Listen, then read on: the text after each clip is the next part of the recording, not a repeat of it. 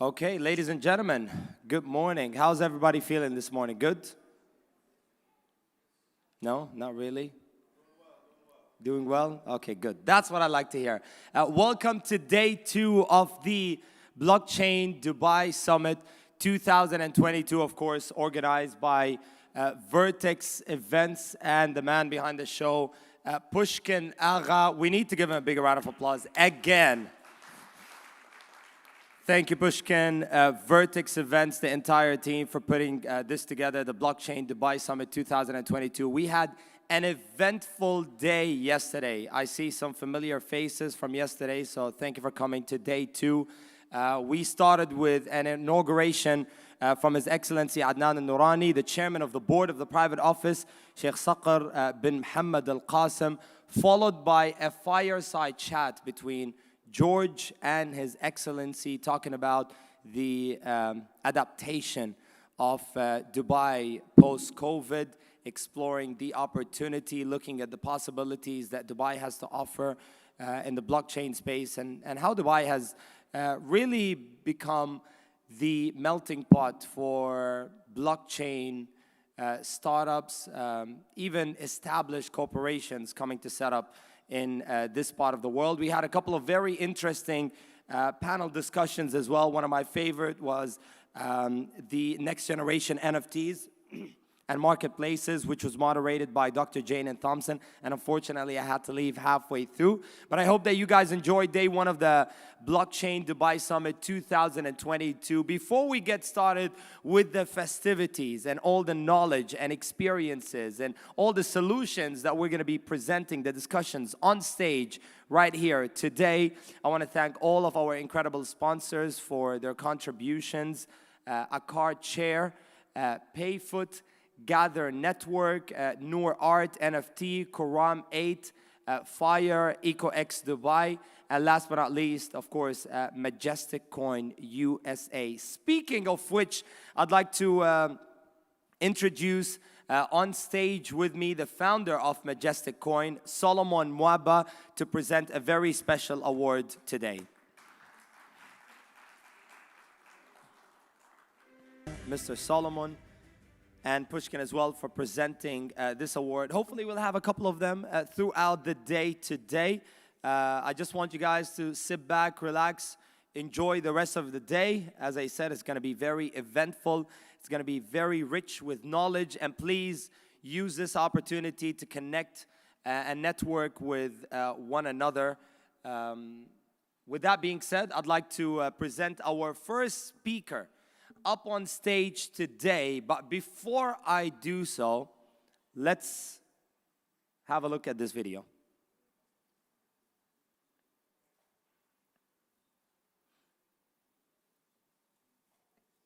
We were once the pinnacle of civilization, kings and queens who conquered nations.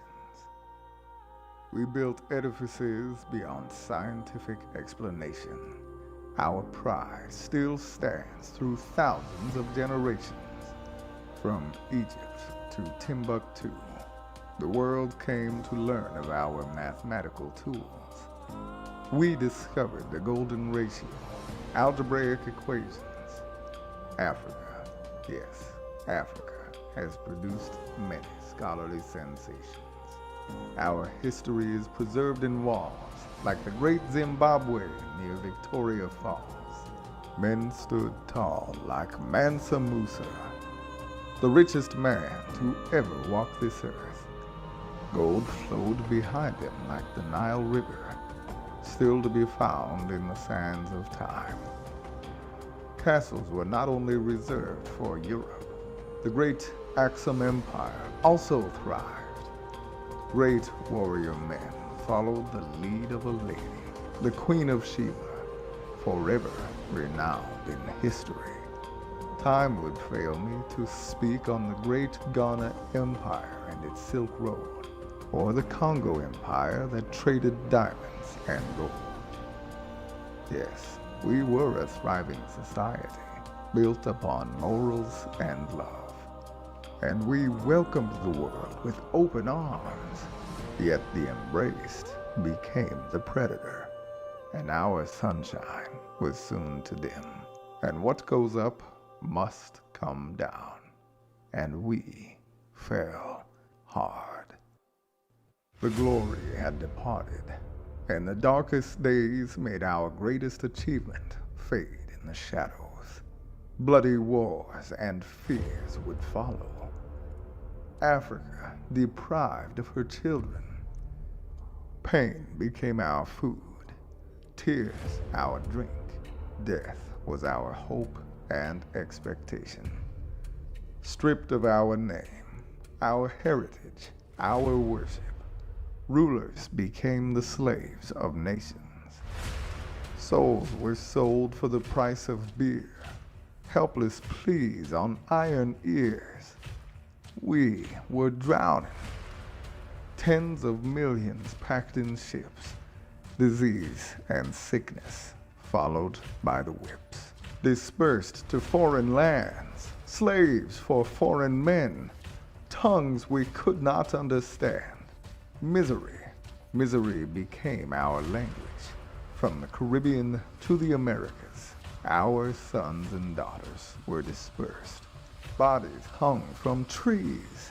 Strange fruit indeed. Killed abroad and killed at home, our strength became divided. 8 nations sat at a table to scramble Africa with violence. Instead of innovation, there was colonization. Families further divided by imaginary lines in the sand. Tribes were split. Factions formed. The imperial queen taking her form. Africa became francophone, anglophone, anything but home. Divided we fall, divided we fall. King Leopold slaughters them all. 20 million killed under the tyranny of one man.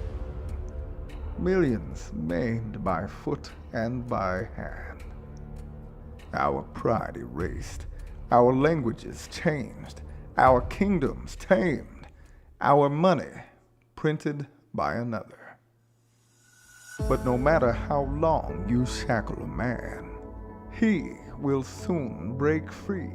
Out of the ashes of tyranny arose a crop of righteous men. The winds of change had come, and Africa was shaking herself free. The colonial iron hand had run its course. From Ghana to the Americas, freedom bells were ringing.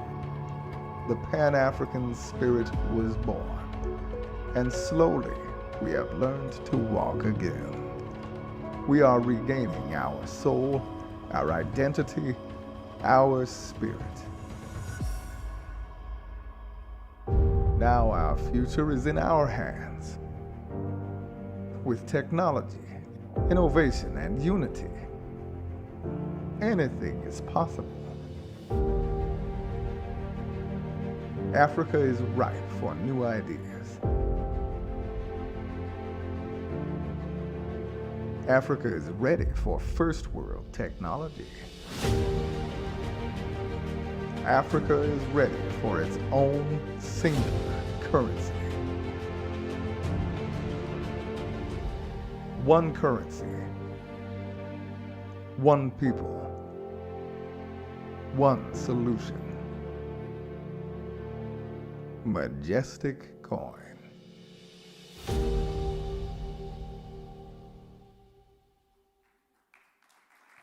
Wow, amazing. Very powerful video.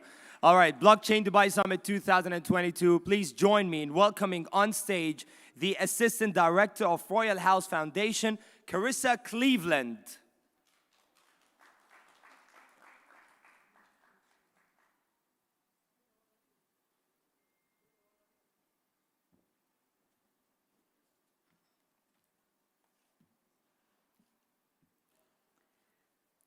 Okay. Hello, everyone. It's such a pleasure to be here with you all. I am truly honored to be a part of all of this event, and it's been amazing for me because the last few days I've gotten to speak with some of you. And I've seen and experienced the goodness of God through you because I've seen your vision and your passion to not only talk about blockchain, but really to make a difference and to impact the nations. So this is what Majestic Coin also is aiming for. And Royal House Foundation is directly linked with Majestic Coin. So we're not only creating a new currency and creating a coin, but it's really to bring advancement, to bring empowerment to Africa and to all the world. So you may ask how this is relevant, what we're doing that's relevant to this conference. So I wanted to first start with announcing a very exciting project that we're working on. It's going to be the first blockchain university in Africa. We're starting that towards the end of this year, the fourth quarter of 2022, and it's called Majestic Starchain University, School for the Extraordinary Gifted. So I'm going to share more about that towards the end, but first I want to kind of walk you through why we do what we do, and really the 5 pillars that make up our foundation. Okay, so you can see our mission and vision statement. It really centers on love and light, because at Royal House we believe that every individual, each one of you, all the world, you're valuable. You're created in the image of God. You have so much worth and so much potential. We all came from God, our Creator, who is love. He is light. And now we have to return full circle back to those origins to be able to grow in life. It's a process, right? And we're inspiring others as we're growing, as we're learning. But we can be so successful. We can have all the wealth in the world, but if we do it without love, does it really amount to anything, right? So every project that we work on is really founded in this love. Because love, it doesn't leave someone where they're at. It really illuminates the path forward. It makes a way for change and transformation, and it doesn't give up. It sees the best in every person. And the crazy thing is, like, for me to be standing here, I'm still in awe, because I wouldn't be here if it weren't for someone seeing my passion and my potential and really giving me a loving push forward to help me see what I could do and who I am even before I could see it myself. So I'm confident that each one of you has a similar story, that there's someone in your life, whether it's a teacher, a parent, a friend, a neighbor, at least one person who saw you and really valued you, saw your worth, saw your potential, encouraged you and inspired you. So this is our goal. This is the core of Royal House Foundation, to be able to inspire everyone in the world, really, but the next generation especially is our future. To be able to inspire them and awaken not only individuals, but communities and nations to see the greatness they've come from and also the greatness that they're destined to. So this leads into pillar number 2, which is parenting the orphans. So in Africa, in sub-Saharan Africa, there's the greatest number of children that are orphans in all the world. And currently, we are caring for over 280 orphans, and there's room to expand in that. But we take care of orphanages in Tanzania and also in Congo. And many of these orphans, they're forgotten, right? They're neglected in some ways. They don't know a hope for the future. So the goal is to, again, just help them see that they have a hope for the future, that they can do great things. And the way that we're doing this is by creating dream centers. It basically provides a safe and nurturing environment where kids can explore and discover and find out the unique gifts and talents inside of them. So they can see who they are as a unique individual.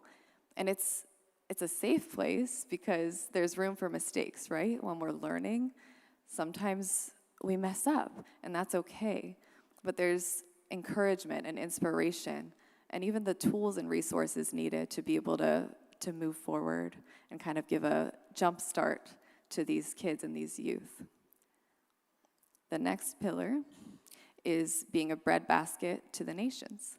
And this is about agriculture, resource development, and food security. But it's more than just providing sustenance and giving handouts to people. It's actually empowering communities, empowering nations to be able to be a breadbasket themselves, to be able to live sustainably, to be able to use the resources around them. So one of our projects in this area is, I'm very excited about, we are planting 1 million moringa trees this year in Africa. And we plan to harvest these trees, which actually grow very quickly, and process them and be able to use it towards solving the problem of malnutrition and starvation, and also advancing health and wellness. If you have not heard about moringa tree, I would encourage you to look it up because it's truly miraculous. There's so many nutrients and vitamins and minerals in this plant, and even more when it's turned into a powder. And the benefits are just endless. It can boost the immune system. It can help with weight loss. It can prevent chronic diseases such as diabetes and heart disease and cancer. And so we are planning to do studies, clinical trials also, to make it a form of alternative medicine and really establish it in that way. So our next pillar goes hand in hand with that, but it's promoting health and wellness. And I'm passionate about this because I'm a nurse, and I have been in the healthcare field for over 10 years. So I became a nurse because I saw, from a young age, I saw the needs all over the place, and I just felt this compassion well up inside of me. I wanted to help meet those needs, and especially internationally around the world. So a lot of my experience has been volunteering in different hospitals, internationally, health clinics, and just serving in that way. And I've learned so much. And really, there's more than just physical needs, right? We are so complicated as humans. And as you can see on the chart, there's many categories of needs, even more than this shows. But the key for growth is to be able to identify those needs and help meet them and really educate and empower people. So one of our projects with this is actually developing health and wellness centers and clinics to be available for communities, and also seminars to be able to educate people. And last but not least, our fifth pillar, which goes back to the beginning, is education and empowerment. And this one in Africa is really dear to my heart because in Africa right now, the population of youth is the largest in the entire world. And it's growing. It's continuing to expand. And these next generations, they need to see the greatness they've come from. Even as this video showed in the beginning, it's so powerful. These kids, these youth, they need to remember. They need to be awakened to see that they've come from royalty. They've come from greatness. And this is also where they need to be headed, greatness. So right now, the youth make up about 60% of the jobless in Africa. And even those that have jobs, a lot of them are not really using the unique gifts and talents that they have inside of them. So one of our projects, which I mentioned in the beginning, is the Blockchain University, Majestic Star Chain University. And we are so excited that the African Union is in full support and partnering with this. They're actually going to be hosting the first session of this school, the fourth quarter of 2022.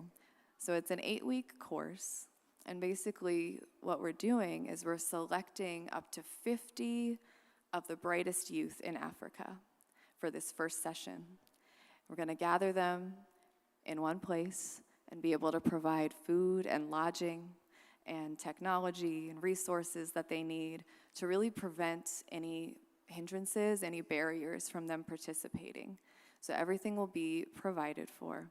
And this 8-week course is gonna go through the language of blockchain, how to code, how to create smart contracts, and also how to develop dApps. Once they complete that course, in order to get their diploma, they'll have to actually develop the dApps and actually put them into use. So then from there, we have internships available with Majestic Coin, and it can lead to them actually benefiting and being paid for the services that they create. So it's more than just one course this year where we have such a vision for the future of Africa and just the way that this is going to impact the generations to come and really bring about advancement and empowerment and just the revolution that we've been talking about. So you may ask how you can be a part of this. And I really believe this is even more than just contributing money, but you can sponsor the youth that are going to be participating. Every person that donates, sponsors one of the youth, will be acknowledged in the African Union Hall of Fame, which is very exciting. And as you give, this goes back to the beginning when I talked about love. As you give, you are also growing in love because love gives, right? You're sharing the resources that you have, and it's making a huge difference, right? Whenever we empower and share what we've been given, it also empowers others. And these youth, they're going to create an amazing future as we do this. So you can look on our website, it's listed up there, also our PayPal, but more than that, I would love to talk with you all. So you can come find me afterwards. I have more information and business cards, and you can ask me any questions. And yeah, I would just love to share my heart more on this. But as you partner with us, we're rising and shining together. And I wanted to end with this little snippet from the African Union anthem. O sons and daughters of Africa, flesh of the sun and flesh of the sky, let us make Africa the tree of life.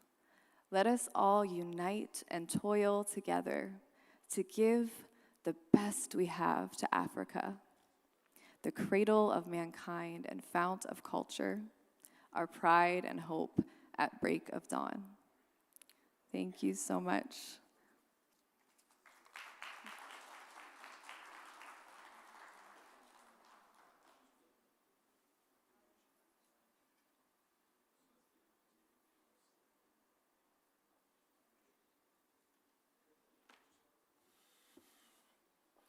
Thank you very much, Carissa Cleveland, for that inspiring presentation. You know, I keep stressing, since we are in Dubai, I keep stressing on the opportunities that this absolutely amazing city has to offer. But then, you know, we forget about, you know, the resources and the opportunities on the other side of the world in Africa. You know, I've personally met some amazing, you know, entrepreneurs and change makers in Africa, and they've enlightened me on the different resources, not just in the blockchain space, but as you touched upon, like in the education sector, and in the medical field, in agriculture, and the list goes on and on. And I think for any investors, anybody who wants to get involved, they're looking at expansion of their business, they're looking at any sort of opportunities, I think Africa would be the best place to look at. And if you want to speak, as Carissa said earlier, if you want to speak to her and share your thoughts and ideas, she's going to be hanging with us here for a little longer at the Blockchain Dubai Summit 2022. I think the room is filling up nicely. For everybody who's outside roaming around, chatting nonsense, let's face it, it happens a lot in these kind of summits and conferences, right? Grab your coffee, grab a bite, and come over here. We have some amazing speakers who are going to hit the stage at the Blockchain Dubai Summit 2022. And don't forget, follow us on social media, right? Vertex-Events-Dubai. We're also streaming live on YouTube. Please allow me right now to introduce our next guest on stage. He is the founder of Blcokchain. Ladies and gentlemen, please give it up to Mr. Waqas.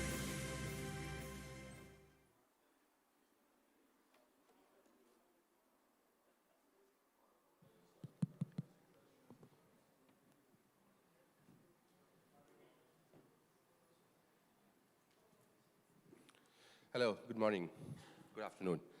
Hi, my name is Waqas. I'm the founder and CEO of Blcokchain. I'm here to present Blcokchain to you. Blcokchain, by the name, you would understand it's real estate in blockchain. So that's why it's Blcokchain. We are the first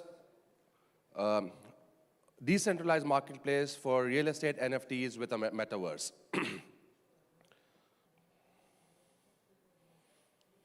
Now, the reason why we actually came into this business, or rather how Blcokchain actually was evolved, is because we faced a lot of problems in the real estate sector.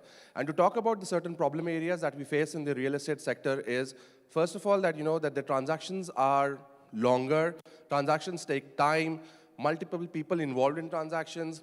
Most of the time, even your decision is influenced by the person who's selling you.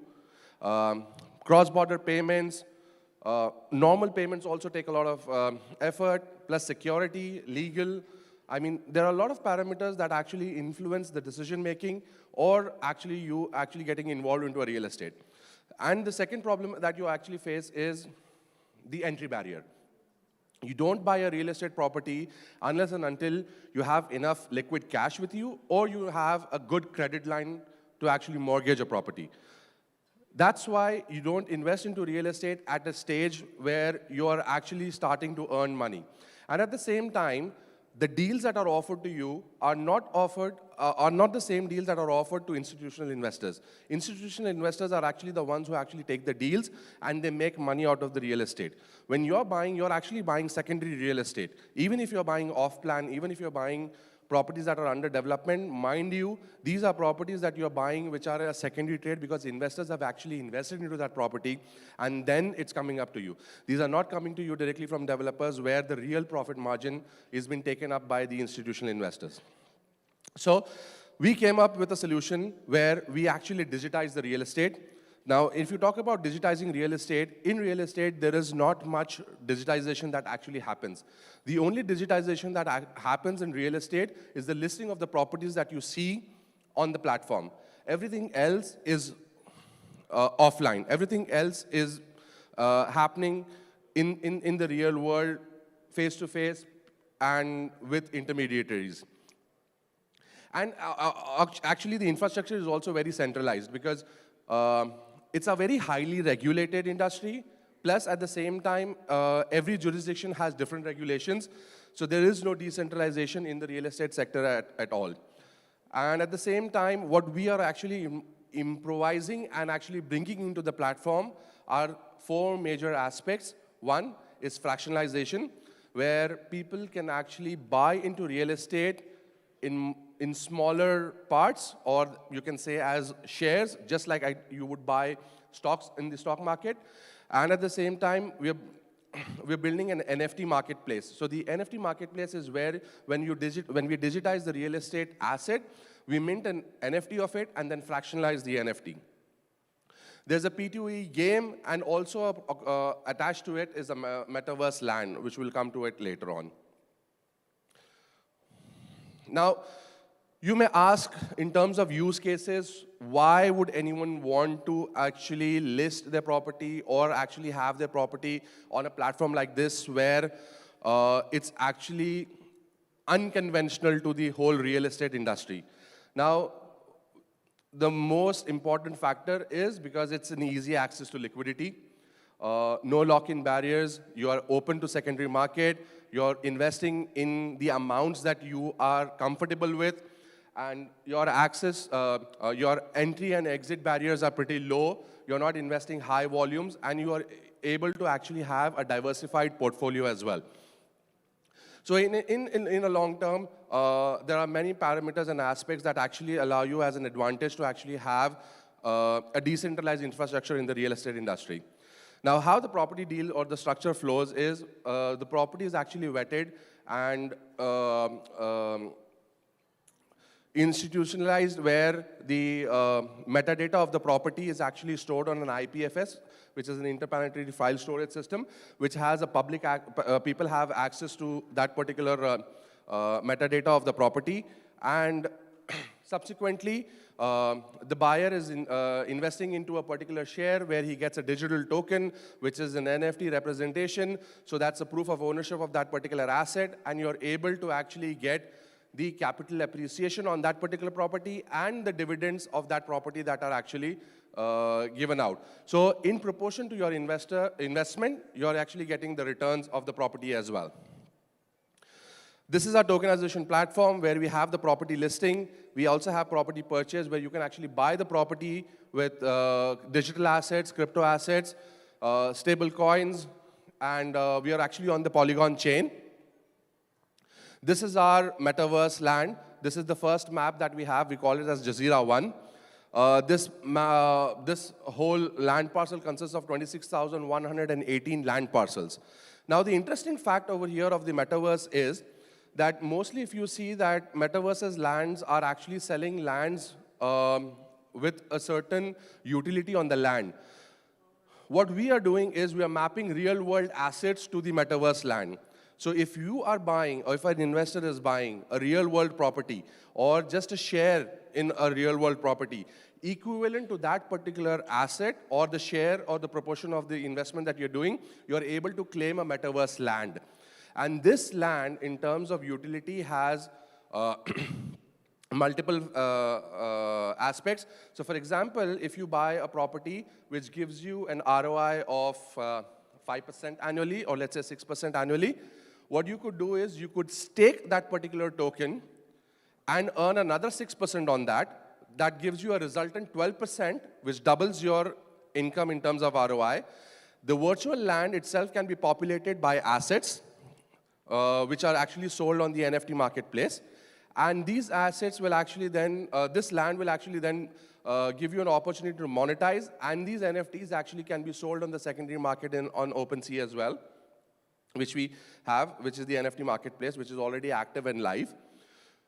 And at the same time, we are partnered with a lot of land exploration games, where this land actually can be utilized and imported into that particular game as well, which is where the P2E comes into play, where these NFT assets, by the way, the llama that you see is the official mascot of the Akar land. It's called Raya. So the roadmap that we have is that, you know, when we, this is 2021, reaching a long way. Last year in October, GITEX at Future Blockchain Summit, we actually launched the platform. We currently are in a stage where our platform is live, the NFT marketplace is live, our token is launched, token is available on decentralized exchange, QuickSwap, and at the same time, we're looking at the centralized exchange listing now. There are partnership announcements coming in terms of land that has been sold and investments that is coming into the properties. We already have about 7 properties listed on the platform. 3 of them have been sold out. 4 properties are still in progress. Almost 40 to 50% of them are actually sold out. 5 new properties getting listed in this quarter. And also exploring opportunities of going global. We are having Middle East properties, Southeast Asian, European properties actually getting listed on the platform as well. Some of our business partners who are already on platform with us, Samana, Ellington, Ohana Hills, and Imkan, they're already registered with us. And yes, thank you. If there is any questions or anyone has any doubts or anything, I'm available here and till the end of the day. Thank you. You can hand it over to the Thank you very much. Waqas Nakhwa, founder of Blcokchain. Very interesting conversation about the integration of real estate into the metaverse. And I think this is one of the most talked about topics between any individual, really. Whenever you go to any blockchain or any summit, I think right now this is going to be the hottest and the trendiest topic that everybody is going to be exploring. Okay, so moving in from real estate and metaverse into art. Let's talk art right now. Let's talk NFTs.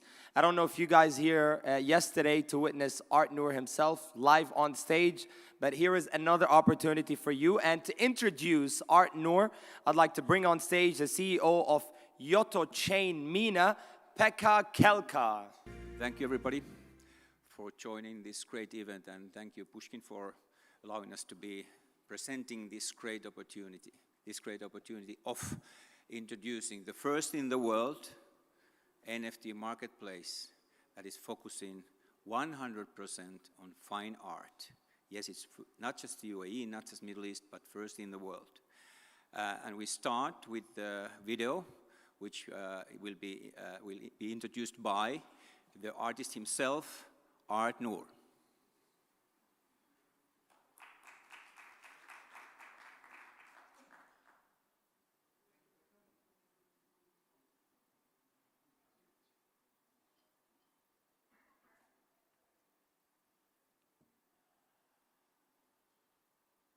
Good morning, gentlemen.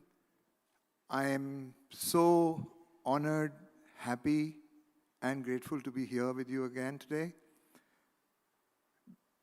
to share a little story as to what has brought me here and why this project is happening now. Everything in life has a beginning, a middle, and an end, at least in human experience. In my case, I'm going to share that beginning, the middle, and the end we are going to create together. Now, there's a small video which as a matter of fact I put together in the morning, for which I had to pull out some stuff from my archives. So I would start with that because I think it will share with you much more than my words will ever.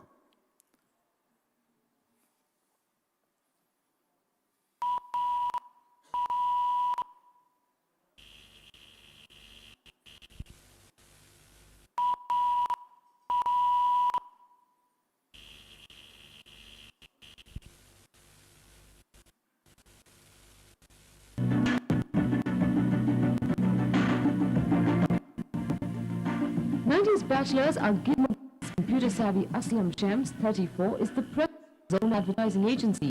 A cyberpunk living alone spends more time with the modem. Both business and pleasure are promoted with equal ease.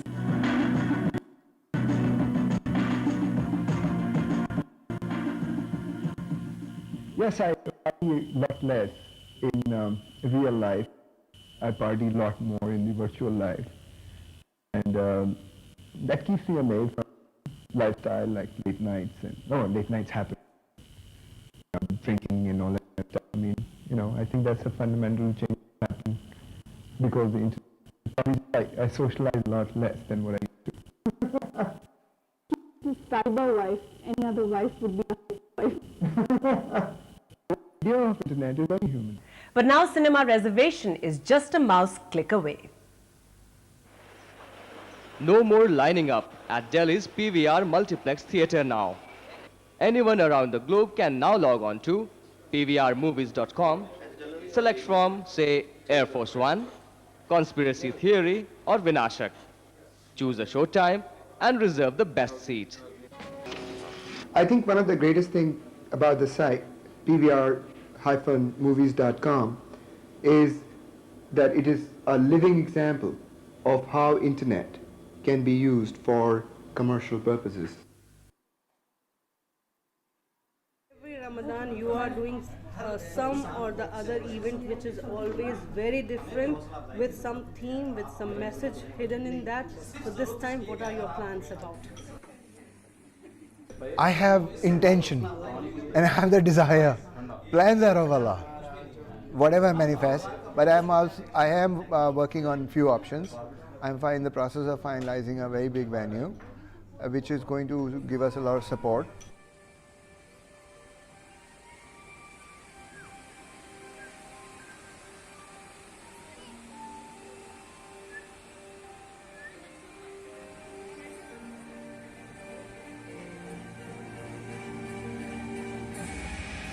I'm studying the evening light as to what's going to happen at this point in time.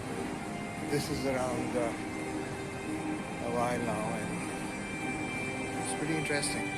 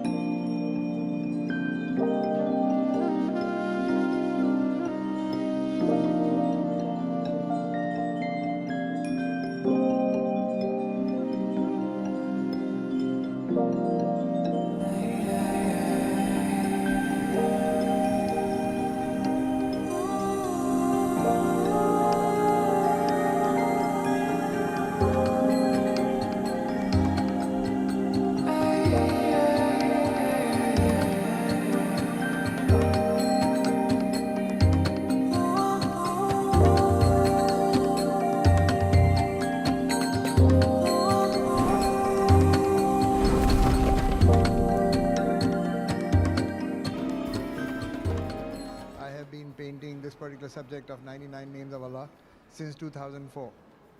It's almost about 16 years that I've been focused on this subject, and every year I have major exhibitions on that of the work which I do. I have been based here in UAE since 2002, and I'm continuing to do so. I feel I have just begun on this subject, because more and more I study, more and more I practice, more and more I go deeper, I find I'm just beginning. So it's just that I've not been able to do all that I want to do, and that is what keeps me on the focus on the subject. I feel in this lifetime, if I can do a little bit, it will be big thing, big blessing of Allah.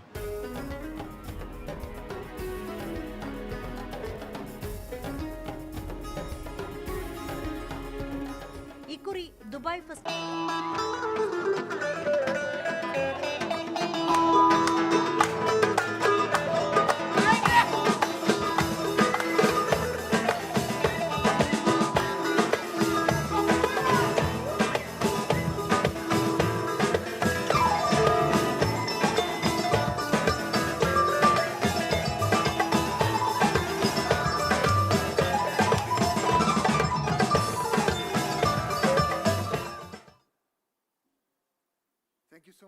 Thank you so much, Rahul.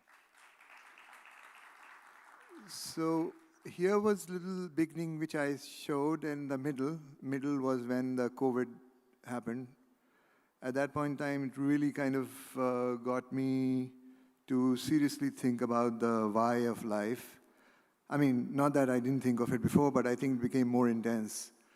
At that point in time, I said, now I need to be doing something which is in the interest of the whole community and the younger generation, and because I've already done 3 innings of careers. My first career was when I was in advertising, which lasted for about 15 years and then evolved into technology. I created this whole network of .com companies, which some excerpt of that you shared with you. I mean, we were responsible for having developed the first online ticketing system.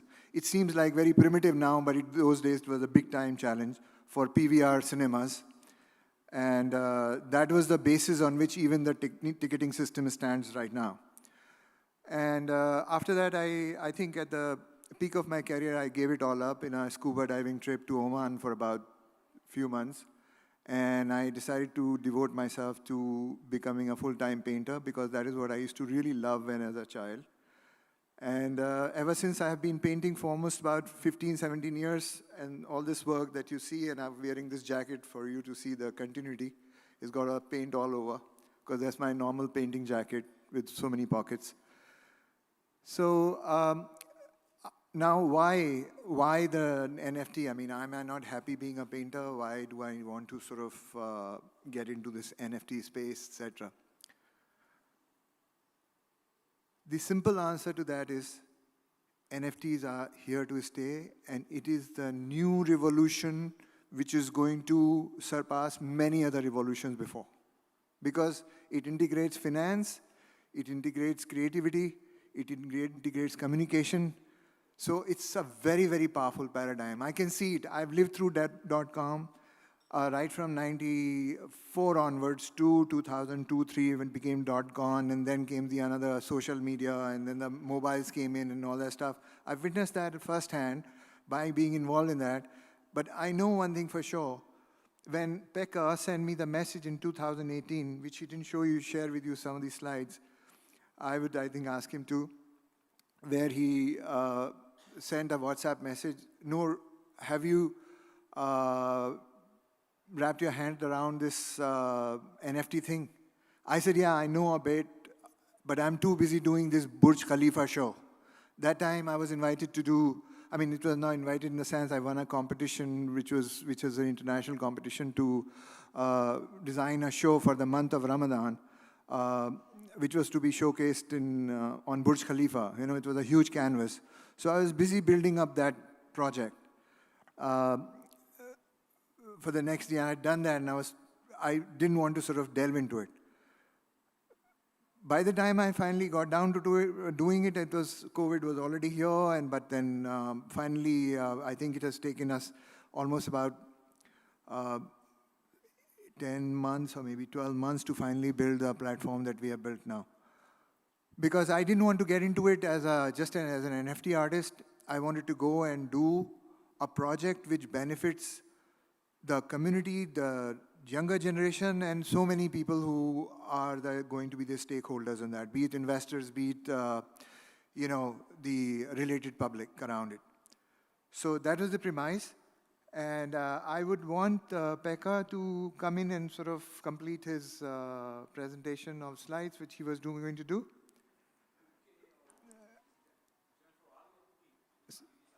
Well, I think you were supposed to do a little presentation before me. I'm sorry, guys. We sort of keeping it a little informal because it's 3 of us are in the team play right now. They are all part of a Noor NFT group. And Pekka is looking after some of the marketing because that's what his expertise is. I am the artist. And Ali, who would be joining us, he's the CEO of Arthur Goldman, one of the leading cybersecurity guys and technology guys. They are doing the marketplace, and we are all in collaboration with one another, and we are a very tight team, by the grace of God, alhamdulillah. So, Pekka, over to you. Thank you, guys. Also, some of you, I've got some of my books with me here, but they are they're not in large number. There are few of them. So whoever comes first and whoever says, I'll give them a signed copy. Thank you so much. Big hand to our Noor, everybody. Yes, I will take you a little bit journey to the history. First, a couple of words about myself. I started my first online company in 1994, the same year than the first commercial browser was launched. Anybody in the audience, do you recognize this logo with N on the same picture that I'm there? Speak up if you know, if you remember. Yes, we have some OGs here in the audience. What is OG? Good, could speak up. Yes, original gangster. Yes, so I've been online since '94 already. So, but what about NFTs? we have heard many great projects related to NFT, and actually NFT projects. We just heard about the real estate, and actually NFT can be any digital asset online. But first we need to understand the difference between fungible and non-fungible. If you think of fungible, you can have $1 bill in your hand and another in your other hand, $2 bills. They are the same. You can have 1,000, 1 million, 1 trillion of them. They are all the same. So they are fungible. But if you think of art and non-fungible, think of Mona Lisa in Louvre Museum in Paris. It's there. It's signed by Leonardo da Vinci. Signature is there, proving that it's the only one, the only unique, original one copy of this. It's not a copy, but the original one of this art piece. That is non-fungible. We know that in the world there are like maybe hundreds of millions of different kind of Mona Lisa copies. But there's only one that exists with the signature in a certain location. When it comes to digital NFTs, digital non-fungible tokens, they are signed digitally on blockchain, which means that this particular process, that this digital asset runs on blockchain with your signature, tells to everybody that you are the single only owner of this digital asset. And this is changing everything we have learned so far when it comes to internet and digital assets. Before NFTs, if you launch anything on internet, you can consider it to be stolen or misused. No ownership rights whatsoever.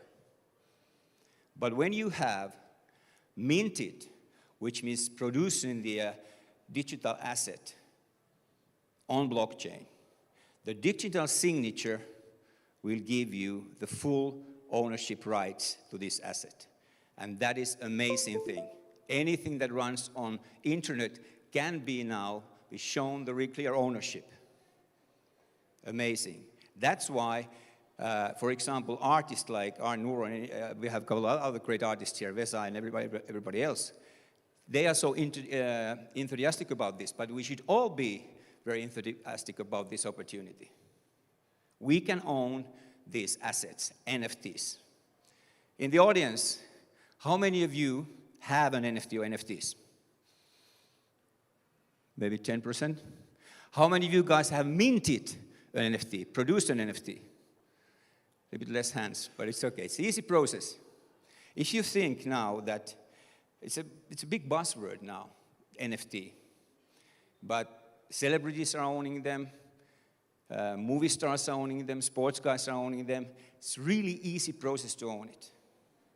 But the problem is also that what is the real value of an NFT? There comes the fine art into the picture. But let me go a little bit further back, discussing about problems with the internet. Internet was supposed to be pretty much the same than blockchain is today. Open, freedom, internet, discussing with people, changing content and information, not owned by anybody other than the content creator, message creator, music creator. Then comes these guys who combine certain technologies. They combined AI, they combined anything related to internet technologies, they combined the big data, Facebooks, Google, Amazon. What these guys are doing? They are stealing our identity. They say that they offer these services for free to us. Yes, they don't make us pay, but they make fortunes by misusing our identity online, who we are. Actually, these guys know more about us than we do. Think of this. For example, if you have a friend who's not on any of these platforms, but you are doing online communication on internet with this person. All of a sudden, this guy will receive ads related to your discussion, your chatting. Even he's not on these platforms. Why? Because these people, these big platforms, are stealing our data, our identity, whatever we do, and beyond. Our friends, our family, everybody. Many layers, everywhere. But now, we have blockchain, and we have application on blockchain, which is called non-fungible token. This will change everything. Fine art and NFTs. So this is really the next big thing when it comes to non-fungible tokens. It's great that we have these properties and everything else there, but if you think from the fine arts perspective, first time, again, in the history, the artist can create a combination of physical art and digital art, and both of them will have a clear ownership. And the biggest opportunity, to me at least, it is with these great artists creating fine art that are combining the physical art and digital art. So if you think it this way, you buy a real great physical piece of art. You position it somewhere, it's there. You decide who can see it and who can experience the beauty of this art. But it's there, it's one location. But if you simultaneously have it on blockchain, you can take it to everywhere. The whole world can see it if you decide this way. This opens a great, great business opportunities, but also experience the fine art. That's a really great opportunity for all of us who love fine art to have this experience. These great artists who have a track record of creating this fine art, beautiful pieces. Now we can enjoy that not just one location, but globally. That's an amazing opportunity.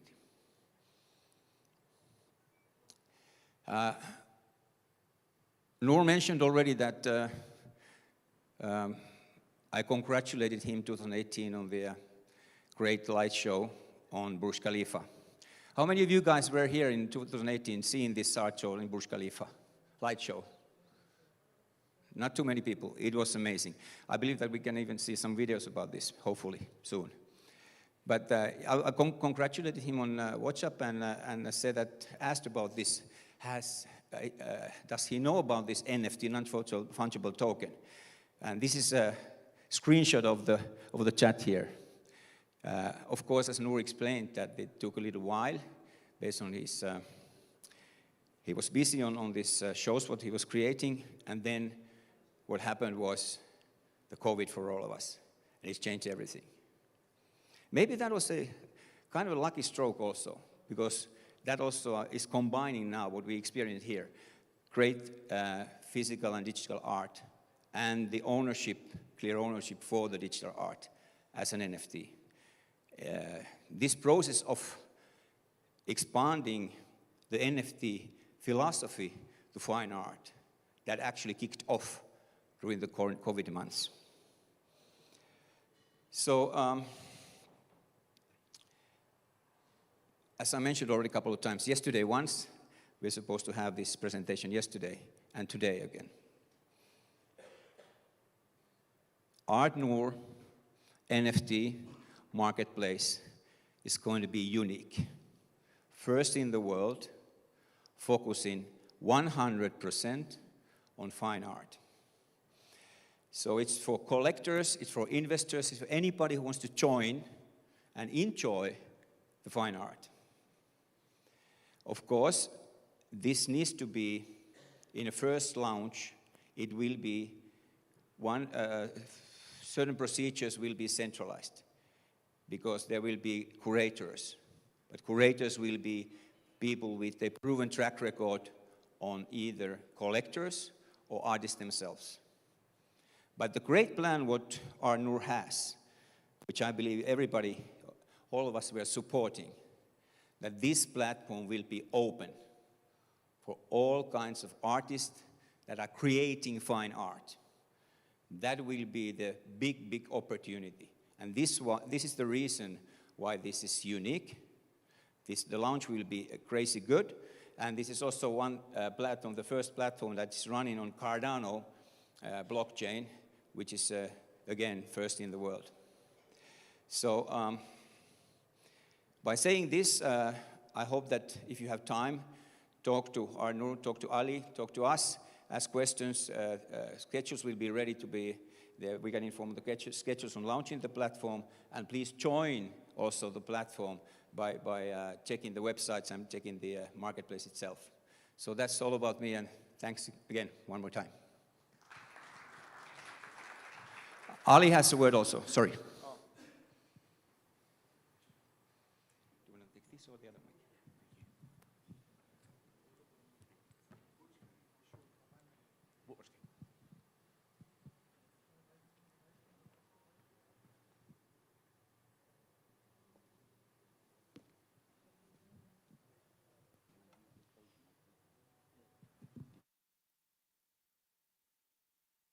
We were once the pinnacle of civilization, kings and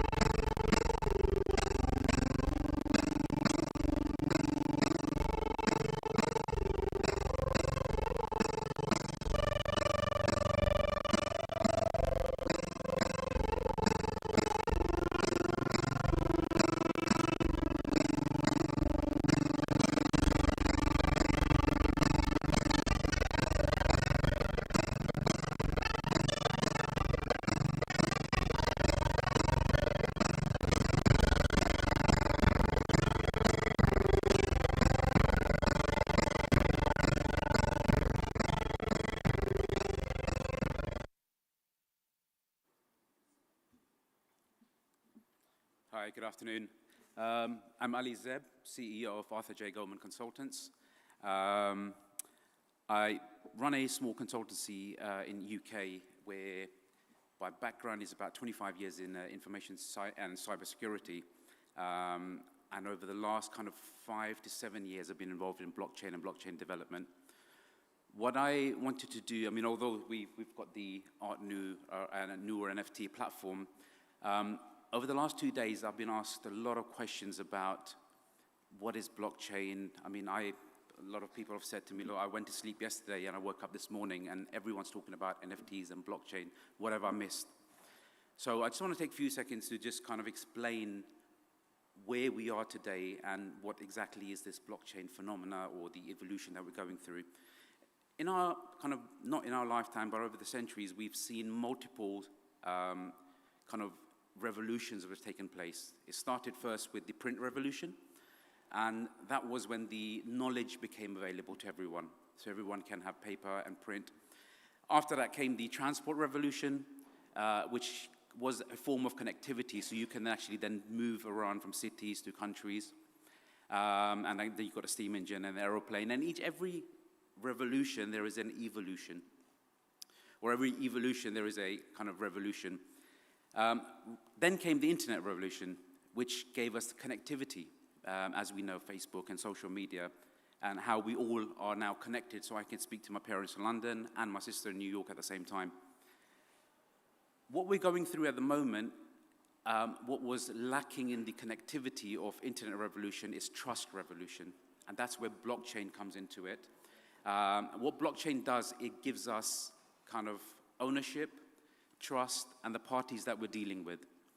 So based on those principles, we are going through this kind of revolution and evolving on a daily basis. First came Bitcoin, which we know only thing it would do is just a smart, or just a contract between two people.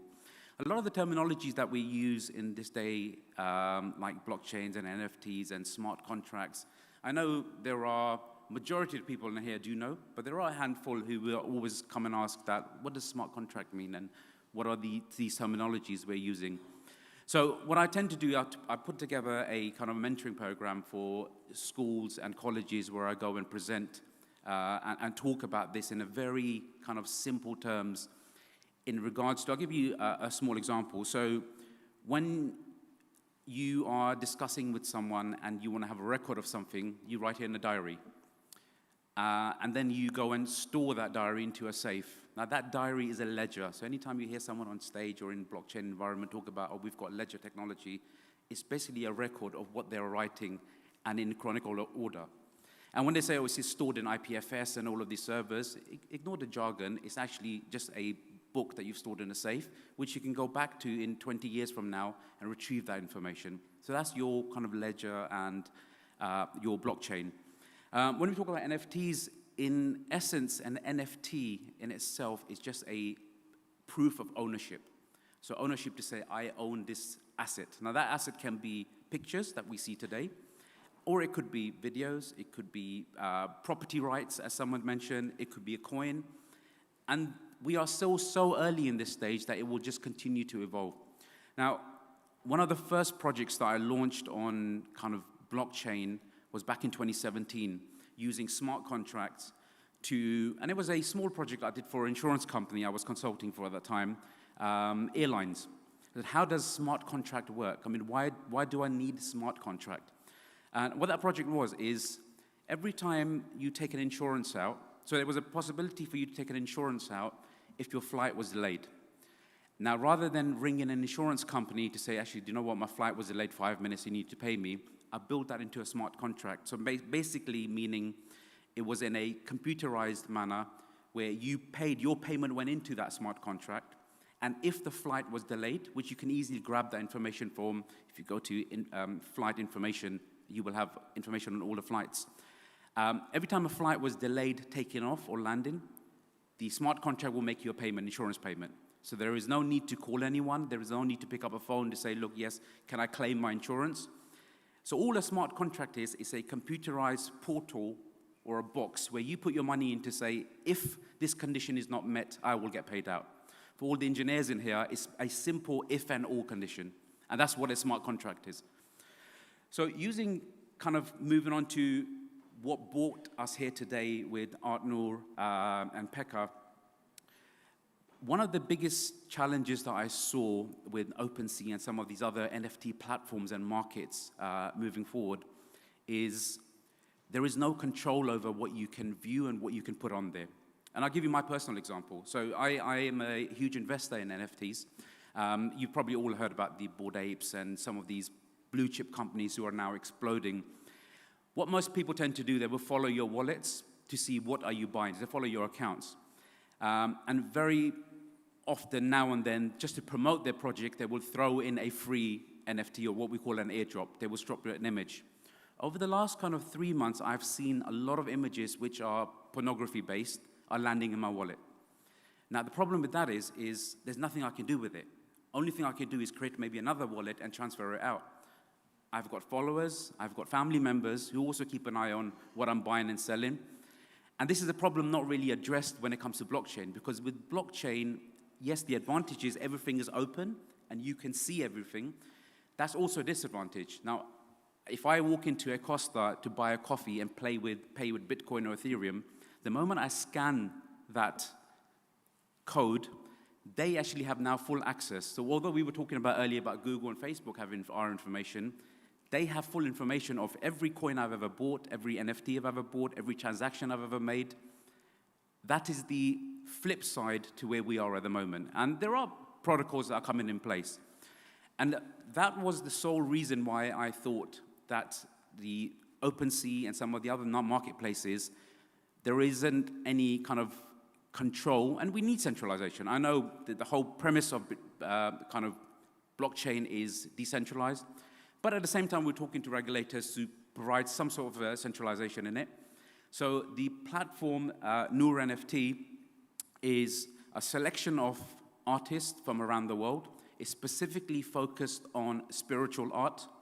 So you know the content that will be uploaded on there are for verified artists, and it will not contain, like any other open source platforms where you cannot control what kind of content is going on there, we will kind of manage, just by verifying the artist, the information that's going on. One of the other things that we're currently developing at the moment is augmented reality, which is stepping into a metaverse, and very lightly. So we're looking at digital galleries. There are a few examples already available. These artists, mostly, you could say in Middle East, Saudi Arabia, Malaysia, Morocco, they don't have the exposure to actually go out and upload their art into place and make people understand what kind of work they're doing. So by providing them a digital gallery, they will be able to upload their art. People can actually openly and freely walk around the gallery and then choose what they want and what they want to buy and sell. And then they can obviously take that NFT and go into a secondary market. So that's the purpose behind the platform. That's the purpose behind Noor NFT. And I hope you guys will take a look at the platform, and especially if the artists in here who want to come on board will come and join us. Thank you very much. Thank you.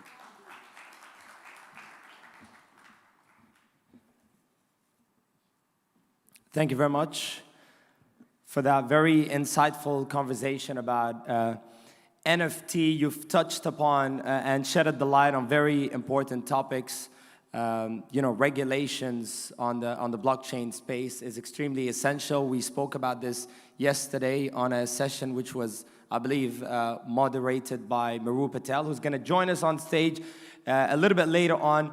Noor NFT, just out of curiosity, which one of these art pieces belong to you? All of them? All of them, even the ones at the back? Oh, wow, very exciting. Okay. I've only seen these ones, but I haven't had the opportunity to look at the back. Guys, feel free during lunch break, which is a book. Oh, thank you. 9 copies. Okay.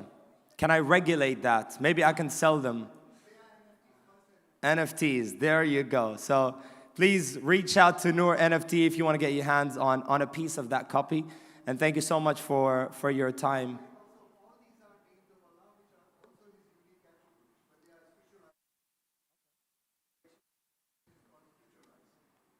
Amazing. Thank you so much for that. All right, guys. So we're just setting up for our first panel discussion for today. In the meantime, I just want to remind you guys to follow us on social media, Vertex-Events-Dubai. Tag us in all your stories. I've seen a lot of you capturing some content, so please do so. We would really appreciate it. We're also streaming live Vertex-Events-Dubai on YouTube. I sent that link to my mom yesterday. She was watching me throughout the whole show. Proud moment. You know, if you want to have that proud moment, I'm sure your mom, your dad, your family members would love to see you on stage. It's never a dull moment, right? To be on any stage all over the world. It's always exciting. All right, with that being said, ladies and gentlemen, please allow me to introduce our guests on the first panel discussion. And the topic of that panel discussion is institutional adoption of Bitcoin. And our guests for today are Dr. Jane Thompson, Greta Sapkate, Neha Soni, Bruce Porter, and of course Solomon Mwamba. And this session is going to be moderated by Mr. Abbas Ali Mirza. Please give all our guests a big round of applause.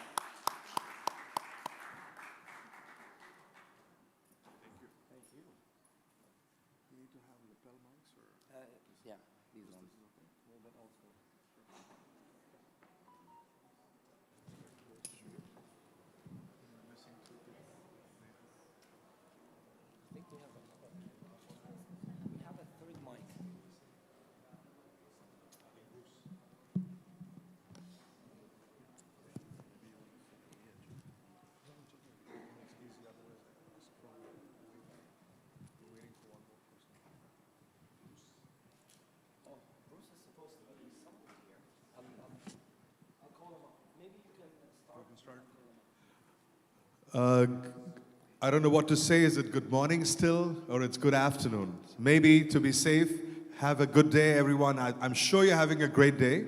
and this session is going to enlighten you further.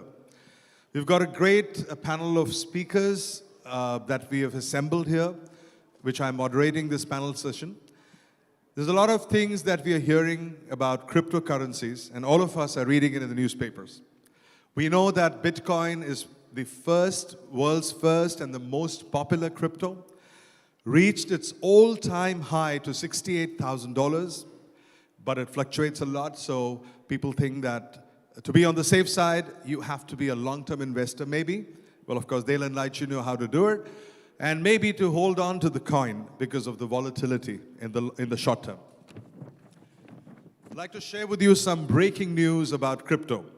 First, February 16th, Fortune magazine says that Warren Buffett, who is also known as the Sage of Omaha, and he's like the Nostradamus, who says, Nostradamus is the one who saw tomorrow, as he's popularly referred to. He knows things before the rest of the world. And February 16th, all along he was been saying that Bitcoins are like rat poison.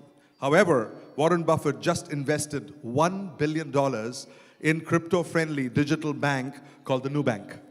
So things are changing. That's the first breaking news. The second breaking news, which I would like to share with you, which you've all read, is about Elon Musk. Elon Musk, on January 14, 2022, said that Tesla will start accepting cryptos, and mostly the Dogecoins, now which started in 2013 as a parody of the cryptocurrency craze and was totally obscure. But its value climbed about 4,000% last year, driven by a promotion by Elon Musk. A few statements that he made suddenly took up the Dogecoins. Third breaking news about the crypto. A country like El Salvador becomes the first country in the world to adopt Bitcoin, and it started rolling out ATMs and e-wallets as their national currency. So Wall Street Journal, 7th of September 2021, said that El Salvador is probably the first country in the world to adopt the cryptocurrency as their national currency. So keeping all this in mind, we've got a huge, I would say, a really great panel here. So I'd like to start and ask them questions on what do they think about the institutionalization of the cryptocurrencies. Bruce, since I will start with no particular order in mind, because you're sitting to my right. First of all, Bruce is the CEO of the Global Boost. He's the founder of the Washington Elite. And so what do you think? I mean, you can introduce yourself and then talk about the adoption of the cryptocurrency. How does it, do you think, will affect the markets in the next 2 to 3 years? Well, thank you, guys. Pleasure to be here again. Lovely Dubai. Your introduction was fine, so it's Bruce Porter Jr. I think, you know, what we've seen, and when I saw the topic of the panel, I thought, all right, this is pretty cool, because what we've seen with the institutional investors and these different groups getting in is just an absolute explosion in the price. I mean, I've been in Bitcoin since it was below $100, and so, you know, when we went to $1,500 or $1,200, I thought, oh wow. And then when we went to, you know, $20,000, I was like, oh my God. And then of course it dumps all the way down. And I'm like, all right, I figured, you know, there you go. Bounced at 3,100 or whatever it was. Pretty much thought that was the bottom. That was right. But I thought the next bounce would go, you know, 30,000 or, you know, 35 or even 40. But I mean, $69,000. Like I just, you know, for someone who, you know, if you've been in as long as I have, there's a lot of, you know, first of all, well, I won't get into that, but there's a lot of Bitcoins that have been used over the years for certain things, and to see the price like that is major. And so when I saw people like Michael Saylor getting involved, and Michael Saylor, I used to do different things. He would throw a lot of parties back in the day, so I do have a little bit of history with him. It's not a close history or anything like that, but I mean, I knew the guy, and when I saw people like him getting in, I thought, wow, you know, this is really going. because he's going to get all his other billionaire buddies in, and then, you know, it's just crazy. And so, and you've seen him buy even really not that many Bitcoins, to be really honest, because the price is so high. But putting together those different types of convertible, I forget what they were called right now on the spot. I should have thought about it before I got up here. But there's different types of funds that he's put together, the 500 million buys and the 500 million buys and whatnot, that to get his buddies in. What is it? Yeah, I know MicroStrategy. Yeah. But there's a name of what the vehicle that he used for the 500. But thank you for the 500 million. But it is, it's amazing. And I think probably we're at the floor again, and it's crazy that the floor is 29 grand or 30 grand. And that's going to continue, guys, because there's only 21 million Bitcoins, and there's way more millionaires than 21 million. Thank you, Bruce. We'll come back to you again with a few more questions. I'd like to introduce you to Neha Soni, who's the CEO of Quorum 8. So Neha, the question to you, you'd like to also introduce yourself briefly before you answer. How do you see that the adoption of the cryptocurrencies by institutions going forward? Thanks for having me here. And I'm a founder of Quorum 8. We are into blockchain development, marketing, and PR services. So the question is the adoption of institutions. So basically, I think that what institutions are facing the problem with the adoption in cryptocurrency space is that suddenly, as Bruce told already, that suddenly the price starts from $10 and then it goes to $69,000, and then the institutions are like, what to do with that? So this is one of the thing is that volatility, but there are another factors which are stopping institutions in adopting the cryptocurrencies are the anonymity, and also they don't know what is the source of fund. They want to know the source of fund to actually protect all the customers also.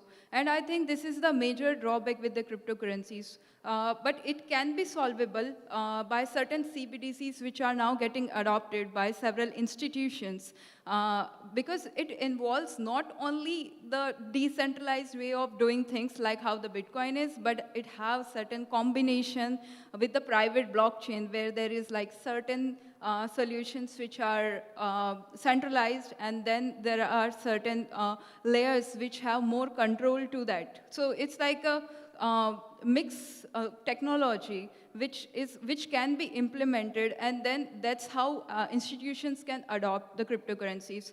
Apart from that, what I believe is the KYC is the another factor. Like you have certain decentralized wallets, you have certain Tezos and all those wallets which are physical.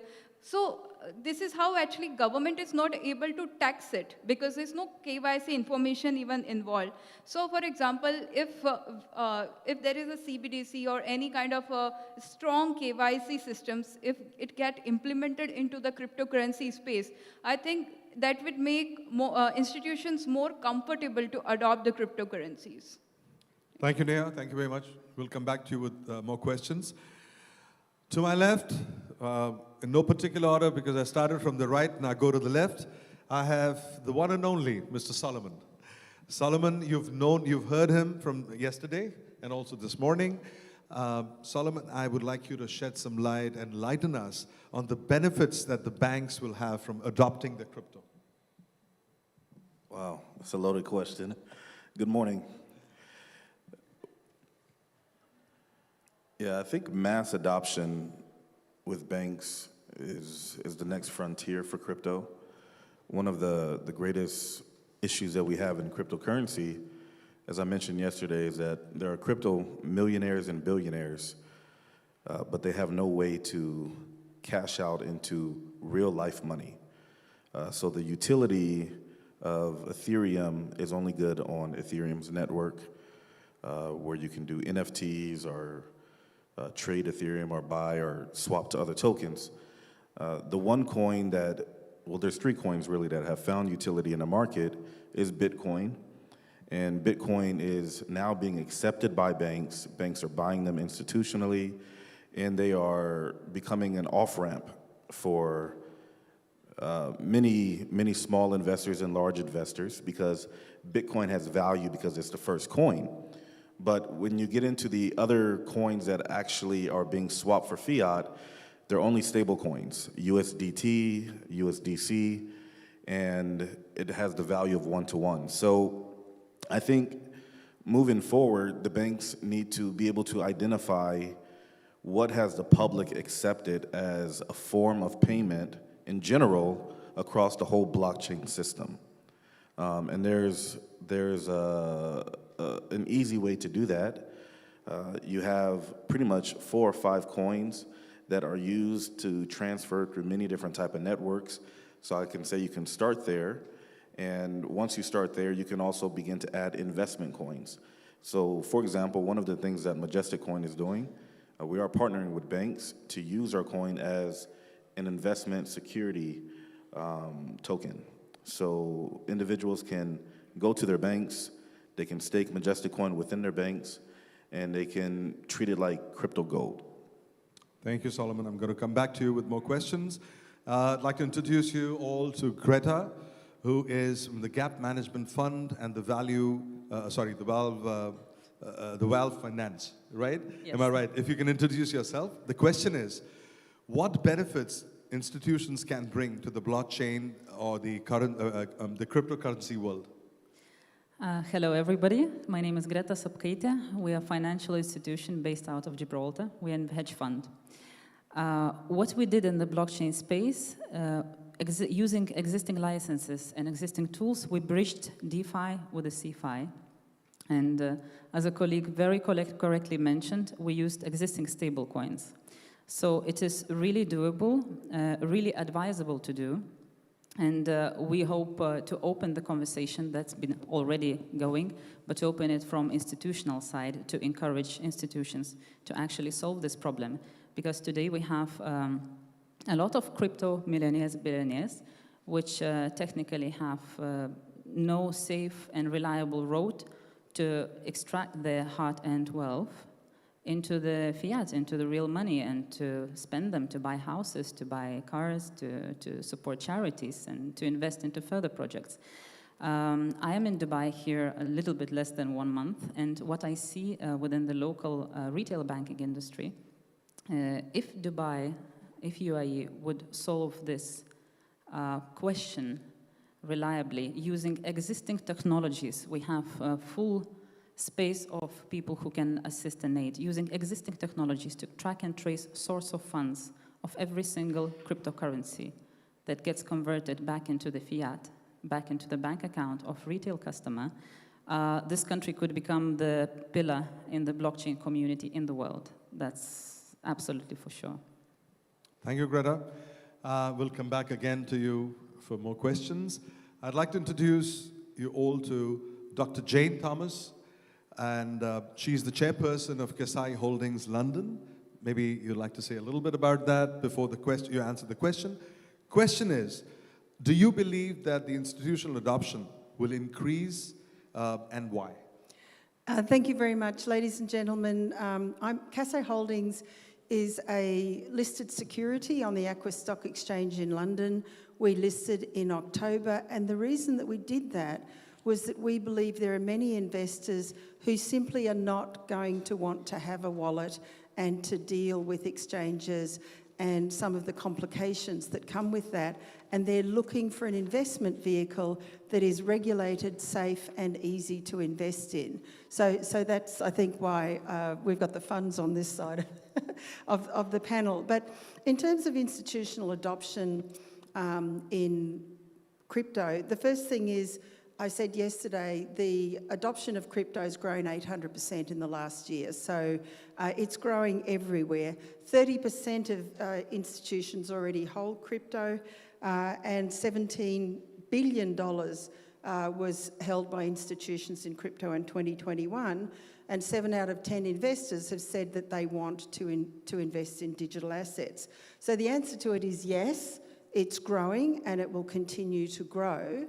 But I think institutional investors are going to look for a range of tools to be able to invest in, like our company, like funds, like ETFs and other listed investments. And I think also, and it's been mentioned, they're much more comfortable with stable coins. They're less comfortable with the more volatile cryptos. So you'll see a lot of investment in Bitcoin and stable coins, and now these instruments that are allowing them to invest in a regulated way. Thank you very much. We'll get back to you with more questions. So get ready for the next few questions coming your way. Meanwhile, we all know that the world needs an alternative. Does it need an alternative? The world economy, US printing a lot of currencies. There's a lot of talk about decentralization of blockchain. You need to hedge a risk. Should you be your own bank? These are all the questions that are in the minds of most of the investors. Keeping all that in mind, I'd like to ask Bruce that with the new technology, like the metaverse and the NFTs, have they affected the institutionalization adoption of the cryptos? Well, great question. You know, I was in New York City a couple months ago for NFT NYC, and they're going to do that again this June. We'll be doing our event as well right around at the Washington Elite Gala. We're actually doing one next month as well, I think on the 24th, so we'll have more information about that coming out. But it was really interesting in New York City at NFT NYC. I got to interview the founder, or the co-founder, Jody Rich. And it was after the event. It was basically, you know, almost like the debriefing, you know, and all the weight was off his shoulders, and he had just thrown this amazing event. And it was like a festival. It was multiple different venues. They said 5,000 to 7,000 people. But you know, some of those events you go to and they say 5,000, 7,000, and you're like, I don't know, maybe it was like 3. I think there was like 10 to 15,000. Like there was people everywhere. And he said, you know, it was different this time. You know, this time we had, you know, Snoop Dogg calling, and he wanted to come. And we had, you know, Quentin Tarantino, who actually did come. And we had, you know, all of a sudden the phone was ringing. And we had the stars coming in, and they wanted to be involved. And he said it was a Woodstock moment, and I'd have to agree. So it was a special moment there in the interview as well, so quite interesting. But from that and the other interviews and everything that I had that day, one thing was very apparent, and that is that the NFTs have convinced the corporations and the normal people that they're able to protect intellectual property rights.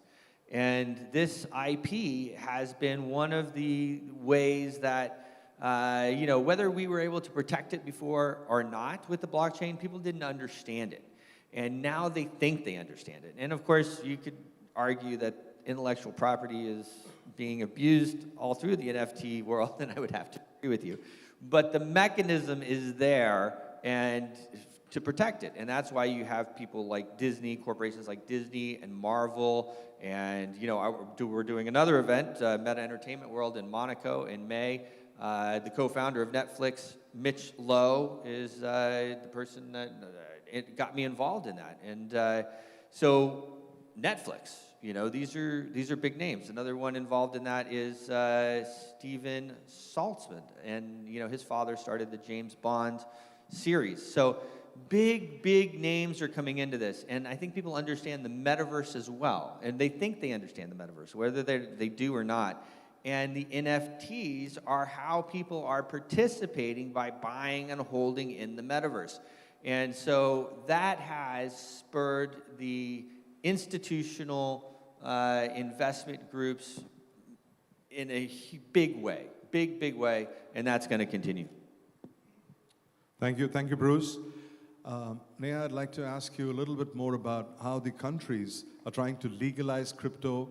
We know that some countries have almost like kind of said no, but recently with the budget that came out in India, they've said that they will be taxing the gains, but the losses, they will not allow you to set off against other profits that you make, you know, regular profits, because it's like a passive income. Keeping that in mind, I'd like you to address the question saying that what are the key factors that you believe that the institution should consider in regularizing the cryptos? So, first of all, crypto is really a global currency, and I believe that there are different rules all the other countries are trying to adopt. So for example, in India, they have taxed the 30% in the capital gains, like which is like buying and selling. It's more on the trade side of it, and they want to tax 30% on the profits. Moving forward, if I talk about the El Salvador, they have actually legalized the bitcoins, and they have introduced the government wallet also, which is Chivo's wallet, and most of the population of the El Salvador, like 50% of the El Salvador population is now using the Bitcoin and doing the transactions. They have even the ATMs also using that cryptocurrencies in doing buying and selling on the daily basis. Even in the restaurant, you can buy the coffees and all. So it's like the first country who have adopted Bitcoins as a legal tender. And there are another countries like Chinese yuan, which is about to come in the CBDC. How come this will happen is that they are actually introducing the issuance layer, which is like they are kind of using the combination of the private blockchain as well as want to take the benefits of what the cryptocurrencies technology has to offer. So it's like they are using certain smart contracts on the issuance layer, and also will be exploring the blockchain implementation on the trade financing side. Apart from that, the key points I want to highlight here is that if we try to focus on more on the source of funds, that is we integrate the token of decentralized verification, that is a KYC information. If we add that token on the top of the transaction, the source of the fund can be traceable. Then it will be much more easier for the institutions to adopt the cryptocurrencies. Apart from that, India is also now working on launching its own digital INR. Again, they are working on the DLT. DLT as in like they are again trying to give certain information, certain permissions to the major government authorities to control the transactions in the flow. Now, why we need that? So basically, with the cryptocurrencies and with the current digital currencies which we have, like for example, the digital money, what's the difference between the centralized financing? So basically, there is not a copy of all the transactions. So because of that, there are certain inbound hacks and inbound money laundering is even happening within the bank. To solve that, we have to make the financial transaction copies in different bank ledgers.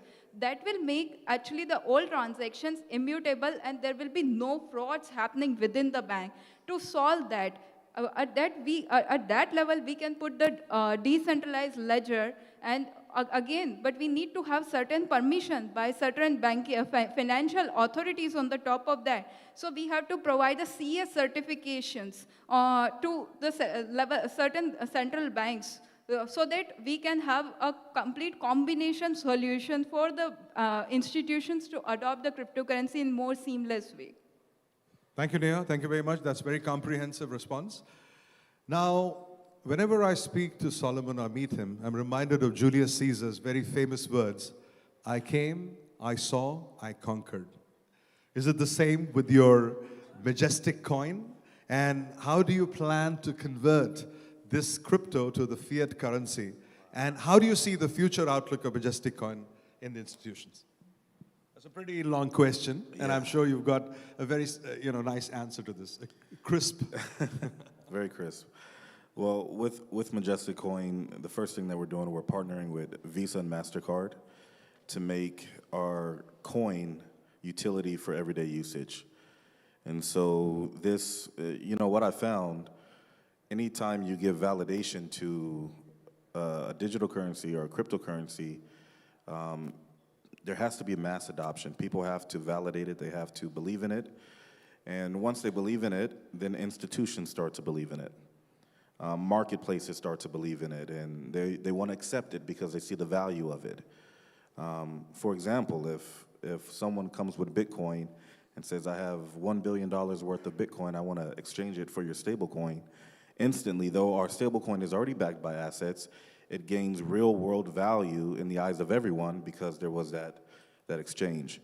So one of the ways that we're creating that on our own is by using the platform of Visa and MasterCard that will be directly connected to the Majestic wallet, where you could swap and exchange and use it as everyday currency. To the second question, which was the future outlook. Okay. Yeah, I foresee in the very near future a lot of partnerships with banks and institutions from a very high level with Majestic Coin. We're going to do something that doesn't really exist in the market yet, which is insuring our investment coin. So, you know, a lot of people, they invest in coins or they invest in things, and, you know, you don't know if it's a good investment or a bad investment. But when you can insure something, especially when it's lodged in a bank, it gives extreme confidence to people that what they're investing in is solid. And so we've been approached with that, and I think in the very near future, we'll be implementing that behind our investment coin and our stable coin so that people can have ultimate confidence moving forward with us. Oh, brilliant. Thank you very much. Greta, you're an entrepreneur driven by fintech. That's what it says. A little bit on that, if you can shed some light, because I'm sure that people are interested to know that. Keeping that in mind, I'd like you to also shed light on the global emergence and the evolution of the cryptocurrencies, and how do you believe that it will have a future or will not have a future with the banks? Sure. Driven by fintech, we started as a fintech company. We did not start it as a fund. We went all the way up to the point where the bank said us, you become a fund or we will close your accounts. We said, okay, we will become a fund. So that's our background. And we deeply believe in technology. We've seen how it was evolving very close-handed all the way from 2003, 2004. I've been touching personally first payment processing license in a country where I was born, in Lithuania. Before even everybody knew it, I was one of the first rare CEOs that actually managed to launch it with the central bank. I've seen the evolvence of the artificial intelligence in the trading environment. We've seen the evolving of trading machines with algorithmic trading. We all witnessed what Apple has become from the first app store and the first apps there, and how it's changed the world. I will never forget, I was in a conference 2016 in Amsterdam, and I went to nearby happening conference, which happened to be a blockchain conference. And I looked up what's happening up there, and there was a bunch of teenagers on stage telling something in the lines that there is one blockchain now, but very soon there's going to be many blockchains talking between each other. I thought, okay, maybe it's Amsterdam, but it sounded completely unrealistically. But a couple of years later, we have it. It's reality. And there's been technology after technology that evolved into reality. And I think the blockchain itself, the DeFi of what it is, let's not think about altcoins, the coins that come up and down and we never hear about them again. Let's not think about volatility of the Bitcoin, of the more risky investors. Let's think about it as a technology that has such an incredible amount of multiple uses. And I truly believe I could make a bet probably with somebody who wants to make a bet that in 10 years time, if retail bank will not be involved with a blockchain, they will stay as an investment grade bank, but not as a retail bank anymore. It's crucial time for economies, especially for flexible economies that can act quickly, to adopt it step by step, first starting with the IML, then starting with the KYC, then taking on the stable coin. Any cryptocurrency can be converted in the stable coin if it's convertible. If it's not convertible, it's air, it's not money. So step by step, carefully start the adoption on a financial institutional level, because financial institutions otherwise will not be there in 10 years' time, I think. That's my personal opinion, but this is what we've seen happening with the BlackBerry. BlackBerry did not have App Store, whereas BlackBerry used to have 2 BlackBerries, and probably everybody of here, and many others, Nokia, Polaroid, many brands that did not jump to that uncertain adoption, that did not go there. They're not there anymore today. So yes, that's my take on this topic. Thank you. Thank you, Greta. Jane, you're the chairperson of Kasai Holdings, which is probably already there in the London Stock Exchange. There are a lot of institutional investors here. His Excellency has come from Saudi. Her Excellency is sitting here.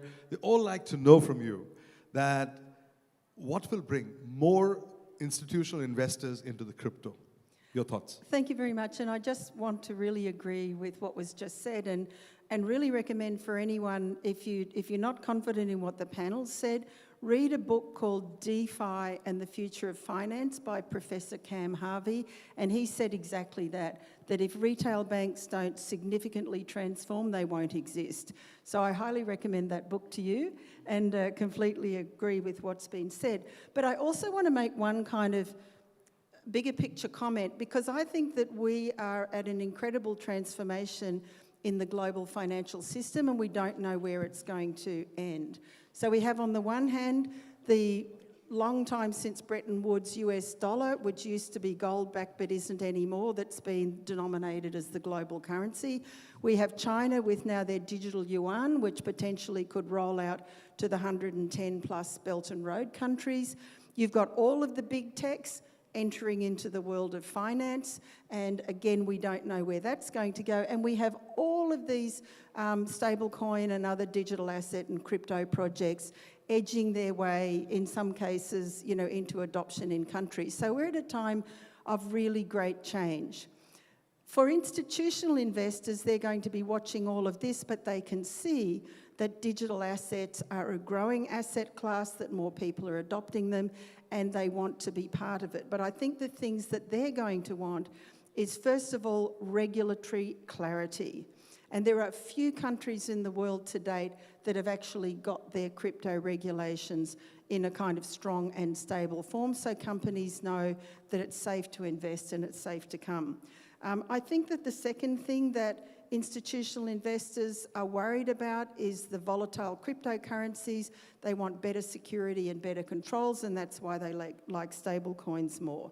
As I said before, they want more investment vehicles. They don't want wallets and private keys and seed phrases and all of the other clunky things that you need to get into crypto.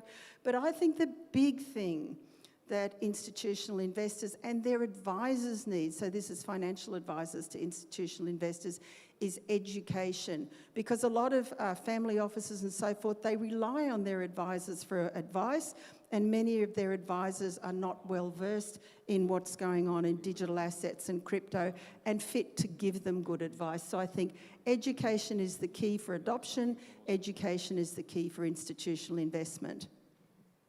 Thank you, Jane. Thank you so much. Mr. Pushkin is there. I can see him. People, I'm sure, must be feeling hungry. There's a lot of food for thought that came out of these great speakers, but we need real food. So is the food ready? Can we now break for lunch? Sorry? Oh, one more speaker, sorry. So I think you'll have to wait a little bit longer. So this is not just food for thought, this was just the appetizer for your lunch. So get ready for food, but I'd like to take this opportunity to thank all the speakers, all the panelists here, and also for you guys to be such patient audience right before lunch. Thank you very much.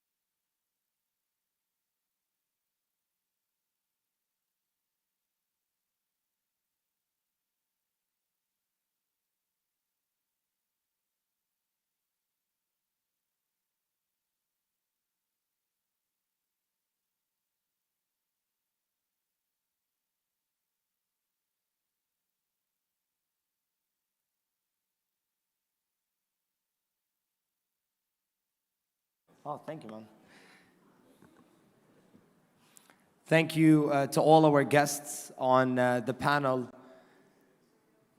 Dr. Jane Thompson, thank you for being here today on day 2 of the Blockchain Summit Dubai 2022. Greta Sapkate, Neha Soni, Bruce Porter, Solomon Mwamba, and our incredible moderator, Mr. Abbas Ali Mirza. So guess what? Mr. Abbas, you thought that we weren't gonna go for lunch, but we were like, we have to make it happen. Your wish is my command. So you guys are free to go. We're gonna serve lunch in the restaurant next door. I think it's called Anwar, if I'm not mistaken. Autar. In the Autar restaurant, some amazing Arabic food grill. I've had it yesterday, I'm telling you. You do not want to miss out. I hope that you have an empty stomach right now to fill it up. So please go enjoy your time, and then we'll be back here in about 30 minutes. Please do not be late. We have some still incredible speakers and panel discussions, fireside chats, you name it. We've got it covered right here at the Blockchain Dubai Summit 2022.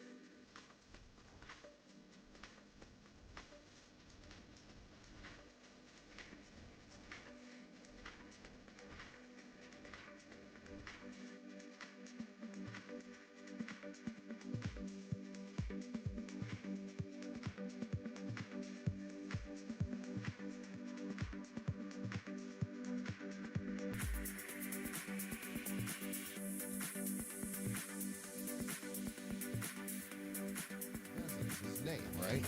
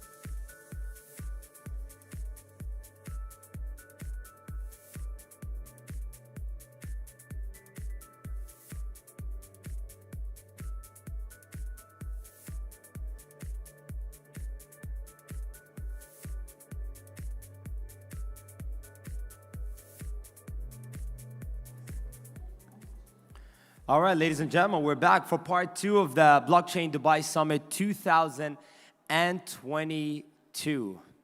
With full stomachs, I can hardly speak. I've had way too much food than I should. But hey, we're back. All right, day 2, Blockchain Dubai Summit 2022, presented by Vertex.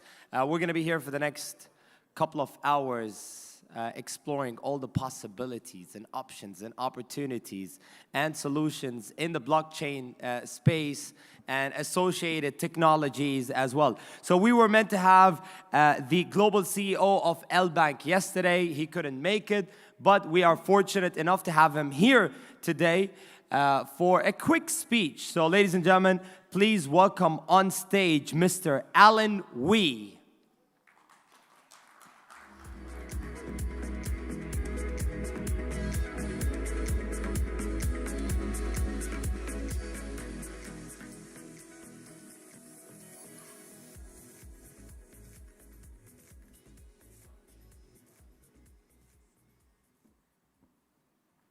Hello, everyone. Sorry, yesterday I didn't make here, but today I want to share everyone about L-Bank exchange. In fact, L-Bank, we are a cryptocurrency exchange and built in 2015. And start from last year, we started the global marketing.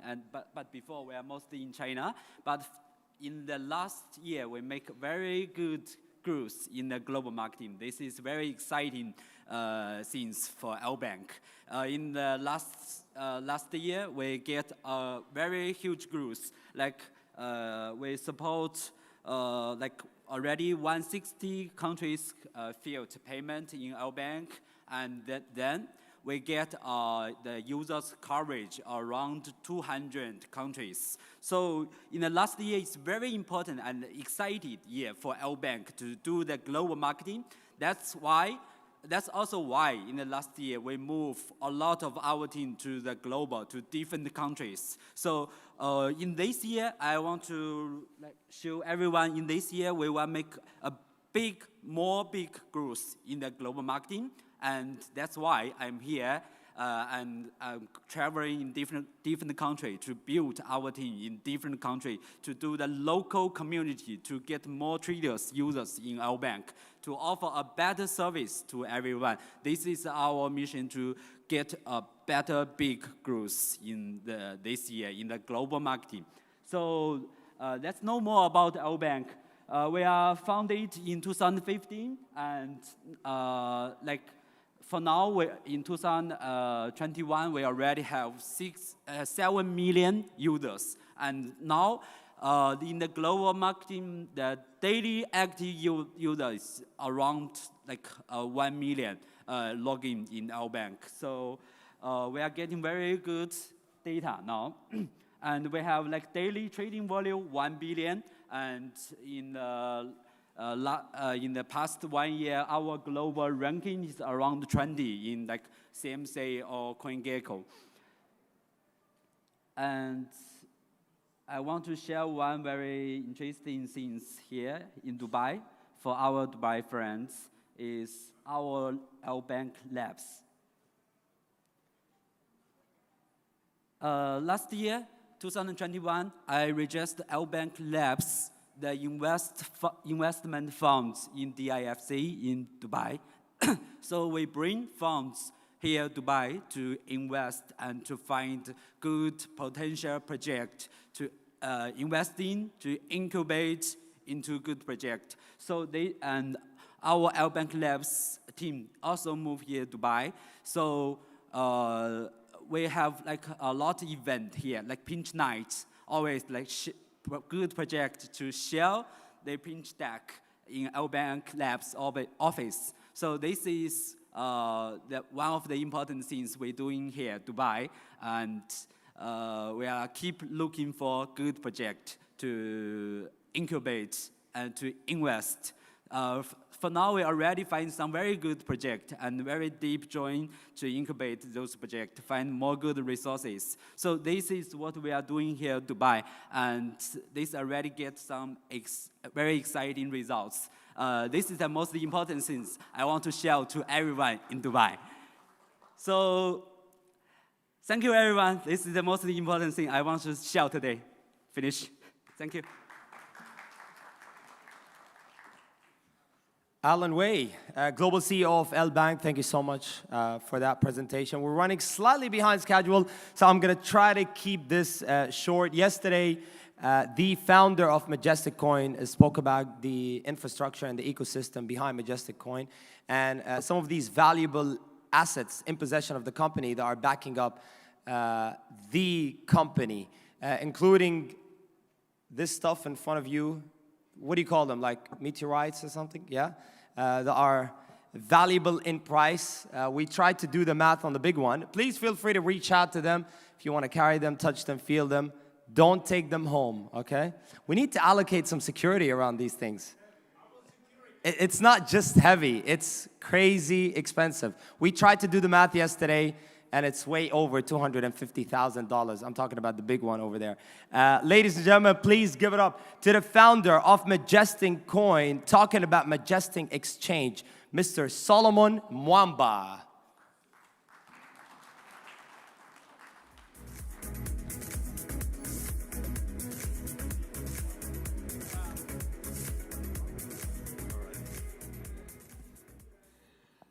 Good afternoon. To all the dignitaries, thank you for coming. Welcome. I don't want to take up too much of your time because we have a lot of meetings afterwards, but I do want to go through some features that support our ecosystem, including our exchange. We have our wallet, which we'll talk about here, which is completely decentralized. It's a cold storage wallet, and let's take a look. All right. So as I mentioned yesterday, the Majestic Star chain, we have 3 layers. Our first layer is essentially transactional, sending money back and forth on the blockchain, whether that's through the stable coin or through our investment coin. You can do either one, and we build upon that. Layer 2 allows for different decentralized applications, such as NFTs, exchanges. You can even build blockchains on top of our blockchain.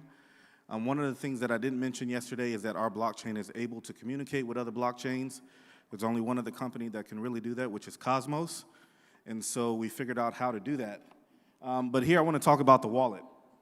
And so the Majestic wallet, as you see here, is created to be your own bank. I'm a firm believer that digital currency is the future of currency, and so we need to keep everything on our phones and in a secure place where you have access to it and you don't have to walk into a bank to get access. So seeing that we're partnering with Visa and MasterCard, we decided why not create a wallet so that you can keep everything in a central location that is actually decentralized. And one of the really cool features about this is that we support hundreds, it says more than 60, but it's really hundreds of cryptocurrencies. And it's a multi-chain wallet. So we have Majestic Wallet, but you can also connect to other wallets, whether it's Bitcoin, Ethereum, Matic, you name it. It's all there. And this is probably the coolest feature, which is it's one address. So how many are familiar with crypto wallets? Raise your hand. Oh, that's like 70%. That's good. Most of these conferences, like 20% of people actually do crypto. So with crypto wallets, as you know, every single cryptocurrency has its own unique address. Here we were able to create an algorithm and to configure one address for all your coins, right? So instead of having to copy and paste 50 different addresses, you can use one address for all of your coins, whether that's the Majestic coin or Bitcoin or you name it, a coin that you make in your name. It can all go to one address. So we removed the complexity of the many layers that surround cryptocurrency and the complications, and we simplified it down to one address, very similar to like your bank address, right? We all have an account number, a routing number. Here you have one crypto address that will allow you to put all your cryptos in one location. Next. Sorry. Right, so it's all in one wallet. And let me just skip that here. We're going to do a live demo for you guys. So part of this, you're able to store not just cryptocurrency, you can store NFTs, collectibles. You can store whatever you can create on the blockchain can be managed in your own wallet. So it's really cool. Are you guys ready? Talking to these guys. I appreciate it, though. Let me know when you're ready, Temujin. Just connect to the wallet. Oh, okay. All right. Can you back out of it and create a new wallet so we can actually show them from the beginning, please? All right. So anyway, let's walk through it. This is a live feed here. The first thing that you would do is back up your wallet. Just press continue. Temujin, please. Chairs. Please, if we can have somebody move the chair so everybody can see. Thank you. Yeah, so we'll start on that page. Just stay there with me for a second.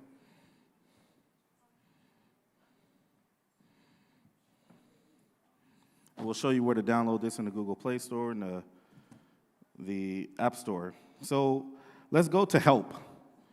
First thing we're going to do is go to Help. Go to the Help button down on the screen. These are different things just to basically give you a tutorial on how to use your wallet. It's very simple, from adding a network to adding a custom token. You can go to the next one. How to find my transaction history. Everything is trackable. How to switch between your accounts, and we're going to actually do this live here in a second. And so I have just a question for the audience. In one of your wallet applications, how many wallets do you have inside of that wallet? Does anyone have more than one? Which wallet are you using? Give me anyone. Binance. Okay, but that's centralized. Give me a decentralized cold storage wallet that you have. Trust Wallet. How many wallets do you have inside of Trust Wallet? 15. Cool. So here you can store more than 1,000 wallets inside your wallet. So we're going to show you how to create a wallet really quick.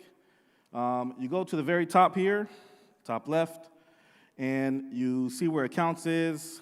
You can create a wallet, you can import a wallet, or you can even watch a wallet, right? So any of those guys out there that like to track certain wallets, you can put that wallet address in there and you can follow it to see what they're buying day by day, which is really cool.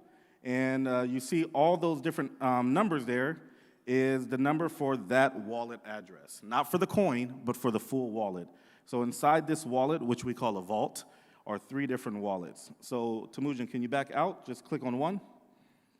Okay, and go to settings, please. Here you're actually able to back up the wallet. We have mnemonic phrases. Basically, same thing. You have to write 12 words down, store it away somewhere. It's your private key. You don't lose it. You can show your seed phrase. Do not show your seed phrase because I'm about to transfer you some money. You can name your wallet. Go ahead and name this wallet. And let's name it I Love You Wallet, okay? Now, while you guys are following this, you can go to the Apple Store. And you can just download Majestic Wallet if you have iPhones. If you have Android on Google Play, Majestic Wallet as well, right? Now the wallet is saved, so click back out, and you can see no matter how many wallets you have, you can name them one by one. If you have a secret lover and you're hiding money for him or her, there's the I Love You wallet, okay? All right. Go to settings again. Okay. So we also have a very secure system. We have one of the first secure enclave security systems. It is unhackable. You cannot hack it whatsoever. And it's really good. So you can obviously use your passcode, your Face ID. You can select active networks, which will give you all the different networks. Go ahead and click on that, Temujin, select active networks. And you can see all the different networks that are there, okay? And you can add them. If you don't see them there, you can add them. We just have a default list that we put there that a lot of people like to trade on. You can put the network name, the URL, the chain ID, the symbol, the block explorer, and you're going to have all of that inside of one wallet. All right, so let's go ahead and show you exactly how easy it is to transfer money. So I have my wallet here.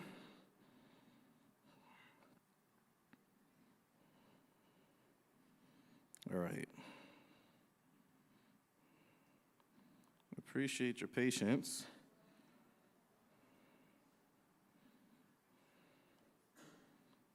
Temujin, send me your wallet address.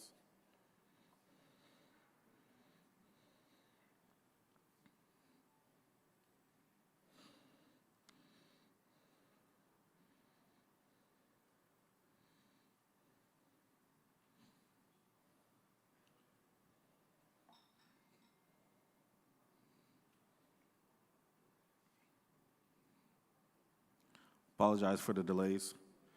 Anyways, as he sends that, one other thing that we have going on, yesterday we did our soft launch for our exchange, as I mentioned to you. Okay, I have it. Copy. All right.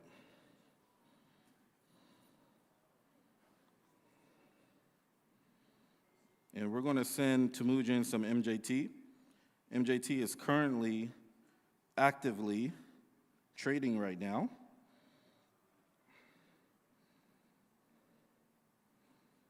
All right.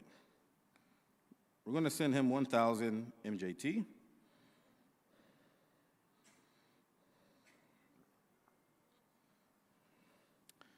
And let's see when he gets it.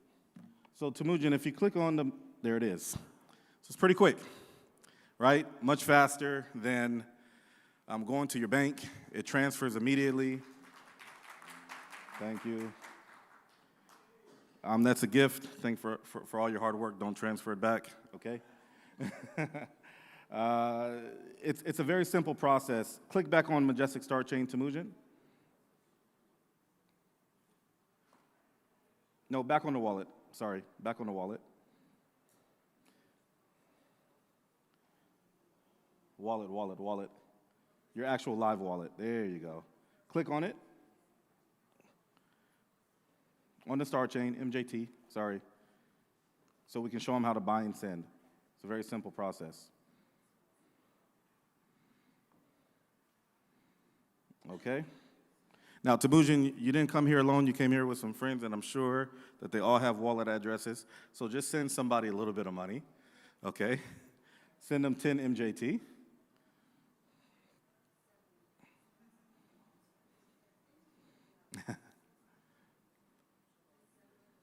All right.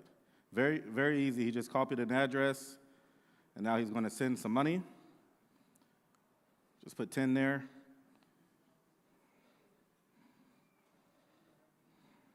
Oh, he's generous. Okay. Boom. And it's sent, just like that. So it's a very simple, easy process. We encourage all of you to download the wallet, start buying MJT, and do yourself a favor and get rich. I didn't say free tokens. We gave free tokens at the last event. Okay, so there you go. You can see he received 1,000 MJT. He gave away 100 MJT. And if he goes even further, if you click on that, you can actually see on our own Majestic scan how much it was, how much it cost, and it's not even a penny to send. And it will never be a penny to send. So, moving on to the next thing, let's talk about the Majestic swap.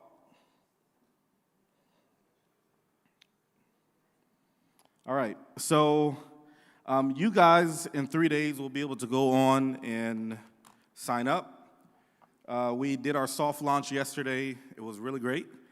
We launched at 10 cents in less than 24 hours. We're already at, can you show where we're at right now? I don't know where we're at. We're at 82 cents. So, yeah, in less than a day, we've already 8x. And I believe we're going to 10x before the day is over. So Majestic Coin is growing. I encourage you, buy early, okay? This is not a pump and dump scheme. One of the beautiful things that actually helps our coin grow, we have some of our early investors have agreed to hold for a certain period of time, which is really good, and it allows the little guys like you and I to go in and buy and sell and get profit and take it out, and the price is still going to rise because we have a very strong team behind us.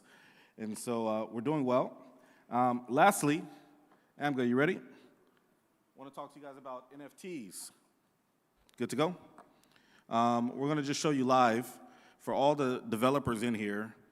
Our goal is to bring many, many, many developers to our platform. Why? We make it extremely easy access for you to develop, and it's cost effective. To mint an NFT is not even going to cost you $1, right? Whereas on the Ethereum network to mint, just this morning was $135, right?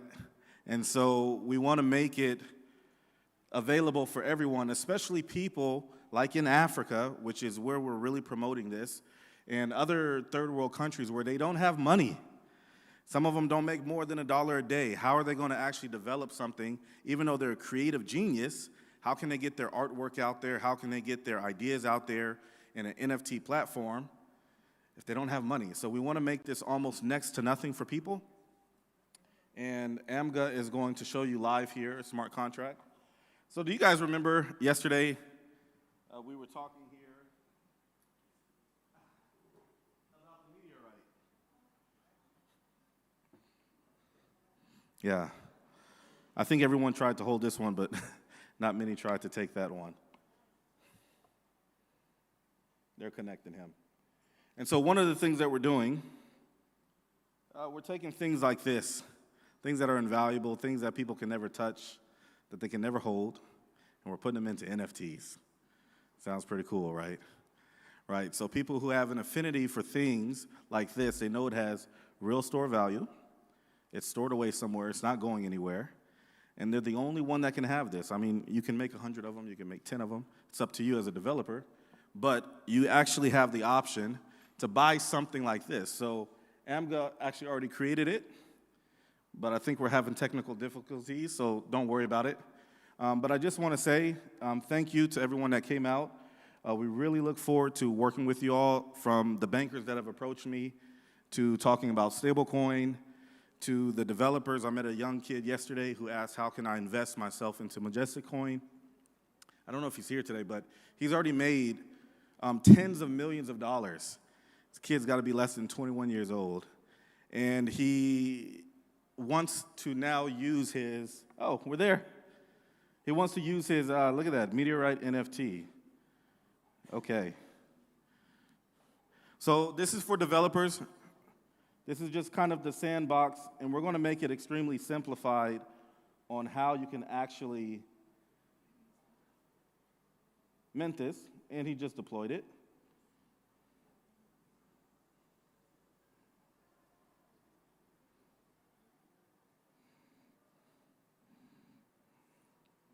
All right.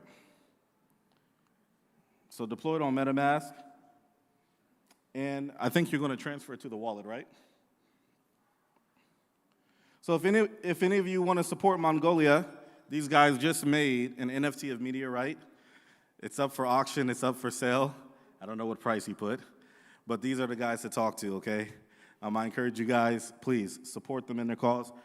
If any of my IT team is in here, can you guys just stand up and just raise your hand? I wanted to just showcase you guys to the world before you guys fly back.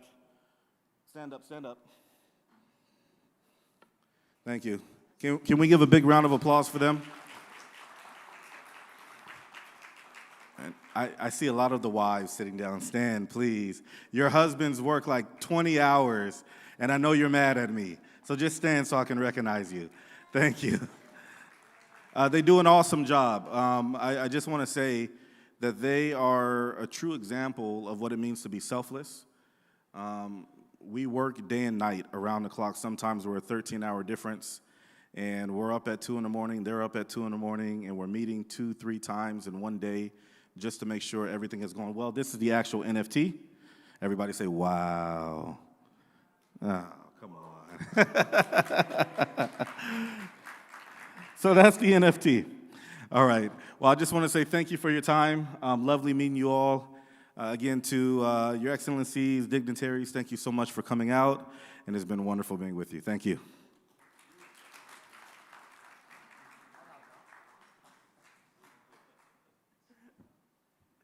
Can I take it home? No. Oh, that's very generous of you.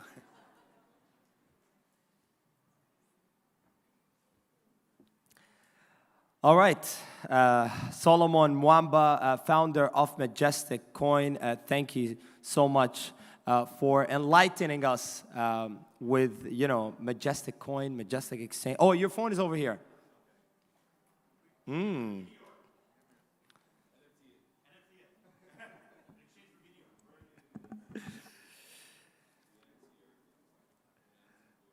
All right, so what do we have next?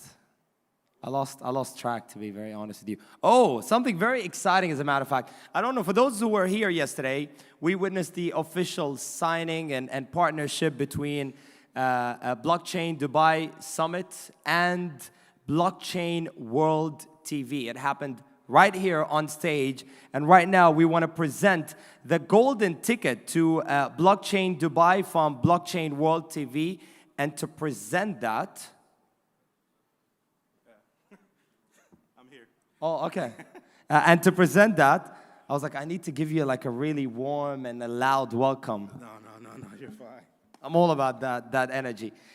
To present this award, I want to invite on stage, first of all, of course, Solomon Mwamba, Pushkin, and Grace Bayan, who is the inventor, investor, but also the creator for the world's first golden standard investment reality TV show in the blockchain space, to present the golden ticket for Blockchain Dubai. Give them a big round of applause. Thank you very much, ladies and gentlemen. We see again today, I guess a lot of people were wondering what is the golden ticket about, right? Can we please have the, thank you very much for the fantastic team. Okay. What we're actually doing, as what I said yesterday, there's a lot of scam, trouble, confusion in the blockchain world. True? Okay. The reason why we're creating this show is we already take position in Sky, one of the biggest television channel in Europe. So we're creating this show. Is it this the bottom I can use? So we're creating this show, it's shaping, you know, the industry, and also present the best in this industry as well. So this is going to become the golden standard, and also the first and the top one for all the investors, institute investors, and audience, and corporates to follow.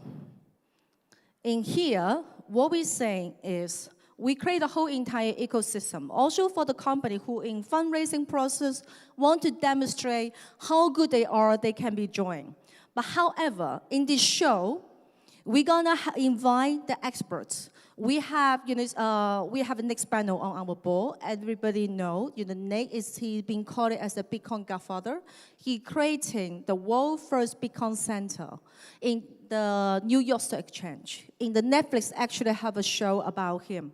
And also, for anybody who joined the show, they have to meet 3 different golden references, and we explain this a little bit later. One, you need to have a referencing from one of the financial institutions. What that mean? Because financial institution from banking, family office, hedge fund, etc. Because like the due diligence were done by those financial institutions. Second, you need to have another golden ticket, referencing back by the crypto royal.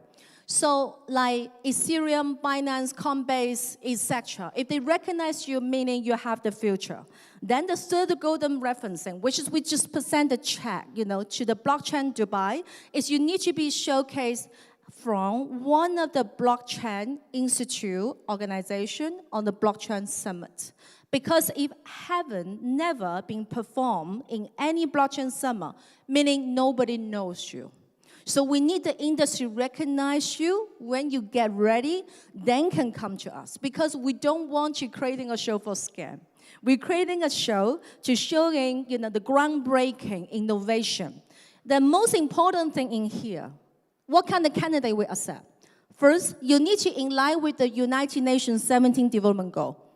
As what I was mentioning yesterday, there's a lot of problem in the world. Blockchain only existing because you're solving a problem and providing a solution. If there's no solution providing, we cannot call it as a groundbreaking. Second, you need to have group ecosystem, and then have a company have a between 6 to 12 months track record. We have the billionaire advisory team from UK to China to India. You recognize some of the faces in here. What we do not accept as a candidate, if you need to mining business like Bitcoin, Ethereum, etc., we ban it because it's not sustainable, it's a waste in energies. Second, if you want to run out with the cash, we ban it too. The most important thing is that we will looking for a team who has a groundbreaking skill. Now I just made a little bit announcement. By the 23rd of March, we were going to have another launch as a House of Commons House of Law in the UK Parliament.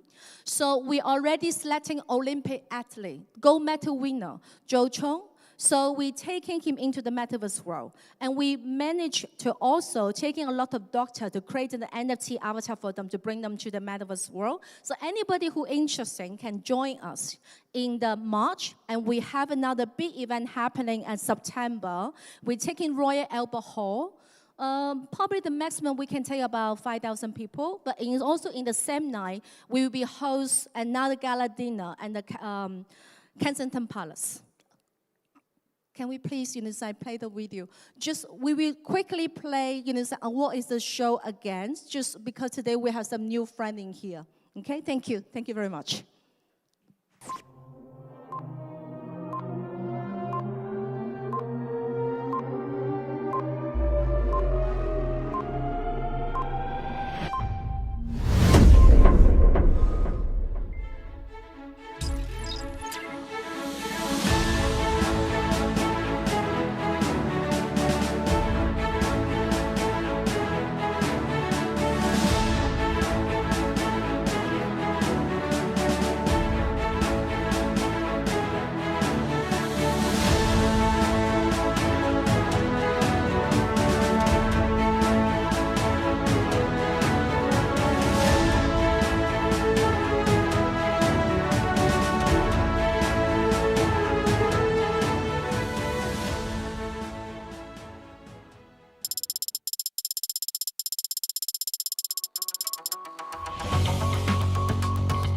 Are you ready?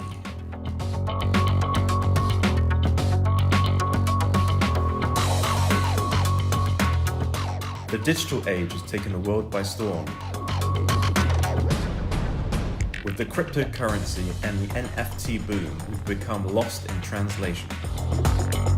Some people want to build a life in the virtual world, while others don't.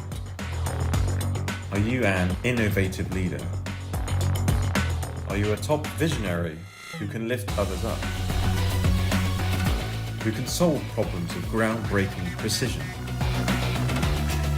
Are you a problem solver who can make the best of every situation? Are you fast enough? Are you brave enough? Can you make it happen? As the world evolves, we must evolve with it, so we can connect the digital life to the real world. The world's first reality blockchain TV show, gathering various billionaires from different countries, 100 financial institutions, including banking, family offices, hedge funds, and high net worth individuals, all make up the top-tier investment pool. Only 6 contestants per episode can enter with a golden ticket, referencing from credible financial institutions, crypto royals, and worldwide blockchain organizations, with groundbreaking business models, sustainable ecosystem in line with the UN's 17 development goals, and having a track record of more than 6 to 12 months will determine the contestant, allowing international broadcasting. Your successful case study will be broadcasting in more than 100 countries with an audience of 1.5 billion. Enter the world of blockchain. Join us.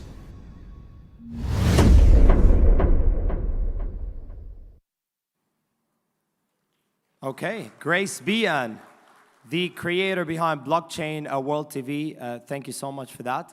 And good luck to your partnership with Blockchain Dubai in the near future. So I owe the team from Majestic Team an apology, I guess, because I made a huge mistake. Huge, like not a small one, like a massive mistake. So earlier I mentioned that the meteorite right here, the big one, is worth $250. I said $250,000, you remember? I was wrong. It turns out to be $250 million, which is way too much money compared to the number that I've mentioned. So literally, if you own like a tiny portion of that, you are a millionaire. So I hope that you can accept my apology. Thank you. All right, ladies and gentlemen, please allow me to introduce on stage our next speaker, the founder of PayFoot, Mr. Thibault Verbist.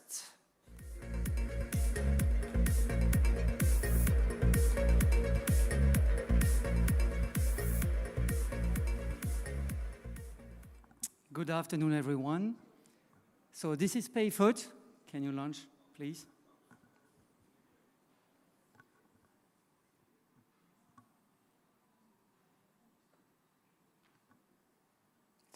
Oh, okay, sorry. Where is it? The green one. Okay, let's go.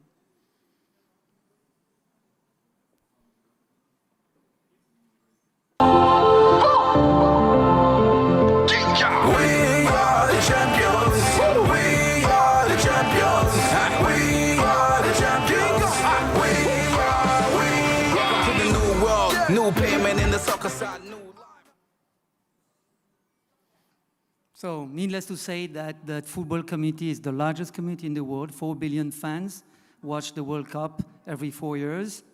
It's an entire economy, and PayFoot is addressing that community with different pillars. The first pillar is what you see here. This is our stable coin. So we designed a stable coin, especially for the football communities and the football fans. And this is the app, which is out probably now in a couple of weeks.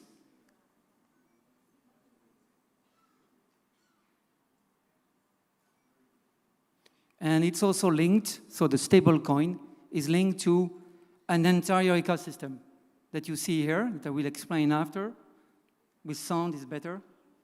That's what we are all about, soccer fans. Let's build our community. Damn!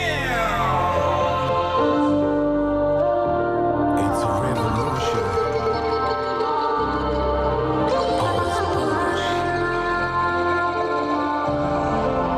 Come and join us. So you see here our ecosystem. You see here the stable coin, which is used like PayPal for paying, merchants, clubs, but also for peer-to-peer payments between fans. And you have our own native crypto of our blockchain. That's the Seafood token of the PayFoot blockchain. That's the blockchain of football, today operated by nodes in Europe and soon by football clubs, leagues, and federations. Seafoot is also used as reward and cashback for the stable coin. And on top of the blockchain of football, we are building now a metaverse. And the metaverse will be the replica of the football economy in the environment of a metaverse under the supervision, and that's very important for us, under the supervision of an independent association, the VIRFA, that's the Virtual Football Association, which is being created this week, officially tomorrow in Switzerland. And the VIRFA is like the FIFA of the metaverse, so it will have different missions. The first mission will be to make sure that there is no misappropriation of identity, fraud in the metaverse, so that clubs, real clubs, or football players don't see their avatars being taken by someone else. But it will be also like the FIFA in the sense that it will set the rules of the different championships, of the leagues taking place in the metaverse. with the involvement of the community of the fans through governance tokens. So very important to be as decentralized as possible in the governance of the metaverse.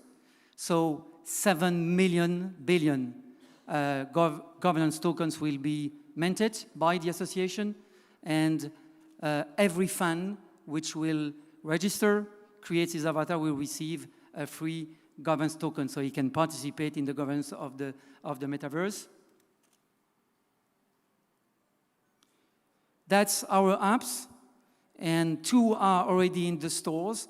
So just for you, if you download the Seafood app that you'll find in the stores, you will receive a free NFT minted on the PayFoot blockchain. And if you are nice with me and you come with me gently, I will airdrop you some Seafood tokens. And do it, no harm, it's just a wallet. It's like the MetaMask of our blockchain. You will see also that Seafood is already on the DeFi. There are liquidity pools created. Some were created by other people than ourselves. It shows that there is already a community involved in that project. And the other app you see here on the right, for fans, it's super cool. I don't know if you are a football fan. And because it's an augmented reality app where you will see avatars, the avatars of the metaverse that I will show in a few seconds.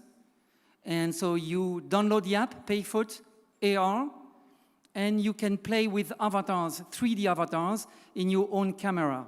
We started with African stars for the African Cup of Nations, and in the coming weeks there will be famous football players, and with NFT campaign, so you can buy the NFTs. It's holographic or 3D NFTs, and then you can use them in the app the way you will try if you download the app. Free. And that's now the first elements of our metaverse. Green button. Come and join us. We are the champions. We are the champions. We are. Que tu sois du Moco ou du Gator, mets-toi sur l'autoroute du Qatar. Welcome to the world of wonders. Pay for the wonder. Everything's cool, everything's faster, easy. Freedom for all, stable currency. Passion, the coins, the game. Yeah. We pay for things, will never ever be the same. We head into the game bien sapé. Comme les gars du Moco, on est hype. Comme un bon Sénégalais qui a mangé ma fait. Everything cool, tout est carré.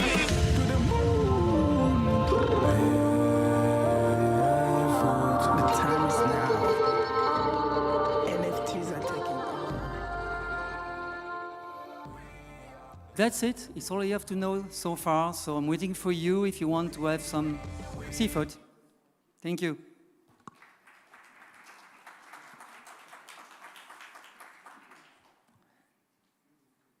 Thibault Verbist, founder of PayFoot, thank you so much. All right, I think we are now ready, we're almost ready for our next panel discussion talking about the impact of gamify in the crypto world, which is a topic that we are yet to shed the light on. Gamify, huge in the blockchain space. And before I introduce our guest, I'd like to bring on stage the amazing moderator, my very good friend Sergey. Ladies and gentlemen, give him a big round of applause. Oops.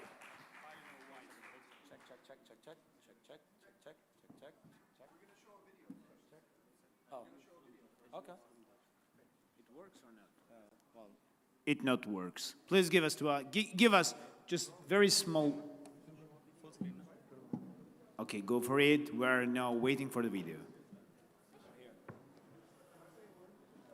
I don't think he likes to even use it because, you know, it's kind of like, you know, Madonna, right? It's just one name, Veza.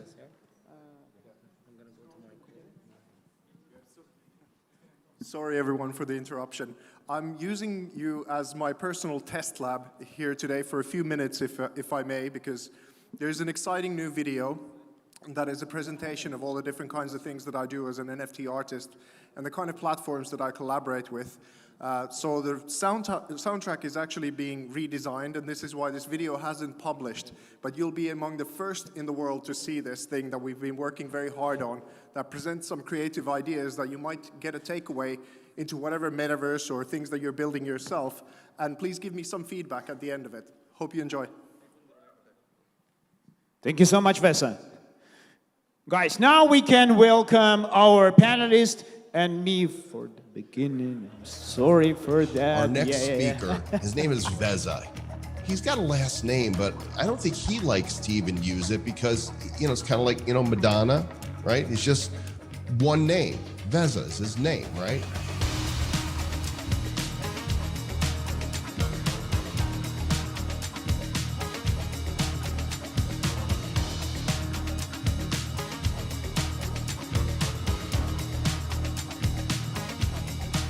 Really cool things here is some artwork, and we have actually crypto art, and we have the artist here, Vesa, good to see you. Pleasure. So tell us about what you do. I'm a digital mixed media artist. I was first professionally from the year 2000. I was a filmmaker, I did a bunch of music and photography. And then around 2008, that evolved into something that I started calling Artevo, which is a mixture of oil portraiture, photography portraiture, through body painting and photography, and Photoshop and nature photography, all of this kind of mixed together as a form of storytelling that is something about going into someone's personal story of who they are, then comparing that to the universal bigger story of humanity and sort of putting it all together inside the frame. I'd made about 350 digital artworks and hodled them ever since 2008, that via NFTs now and the more side of the high effort NFTs, as they're now increasingly becoming a thing after the low effort ones, can become a new kind of realm through virtual reality, augmented reality, taking a still frame even though it's from 2008 and through the layering make it come alive, and then use augmented reality and VR solutions for that, which ultimately is going to evolve into the direction of artificial intelligence being incorporated into the whole experience.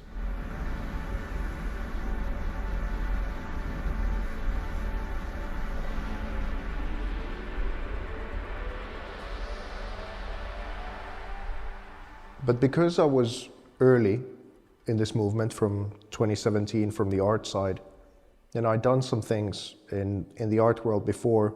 For example, the Veena Malik project that reached a lot of people and had critical acclaim. I was always, and the opportunities that I was given to go to these conferences and meet a bunch of people, like do direct commissions to Charlie Lee and the Litecoin Foundation, or meet Charles Hoskinson and work with him.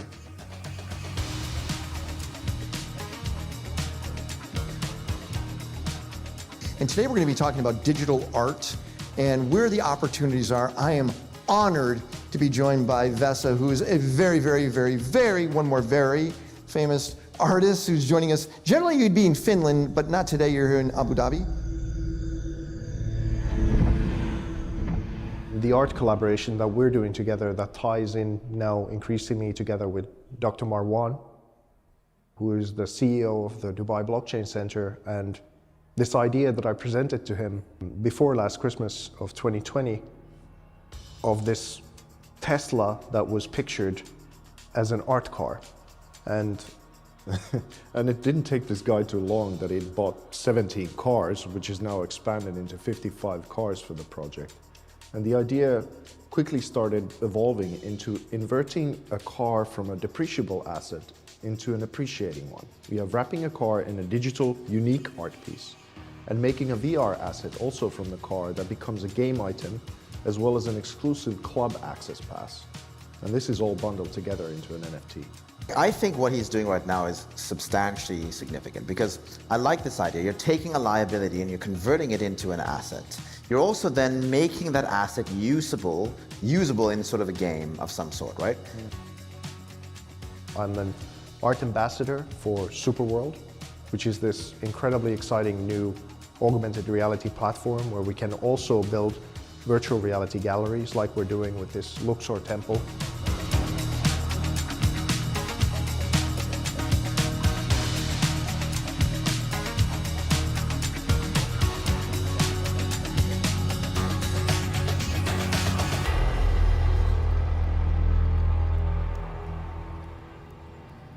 And Shisha Finance with Saeed Al-Darmaki, who is just putting together for the Middle Eastern regions the evolution of decentralized finance and what kind of waves that is going to do only in that region, but let alone when it even expands from there to be a global powerhouse. Last but not least would be Vario VR. And we collaborated first on this VR artwork called The Brain, which is about the origin story of Bitcoin built out of 12 million voxels.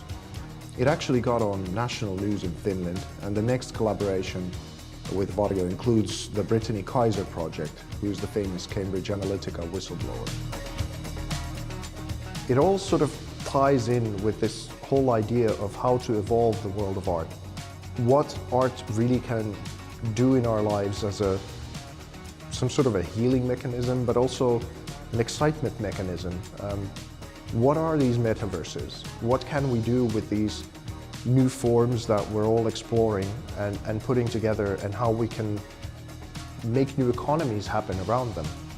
And this is why I've said for a while that NFTs really are a liberation of a whole creative class of people.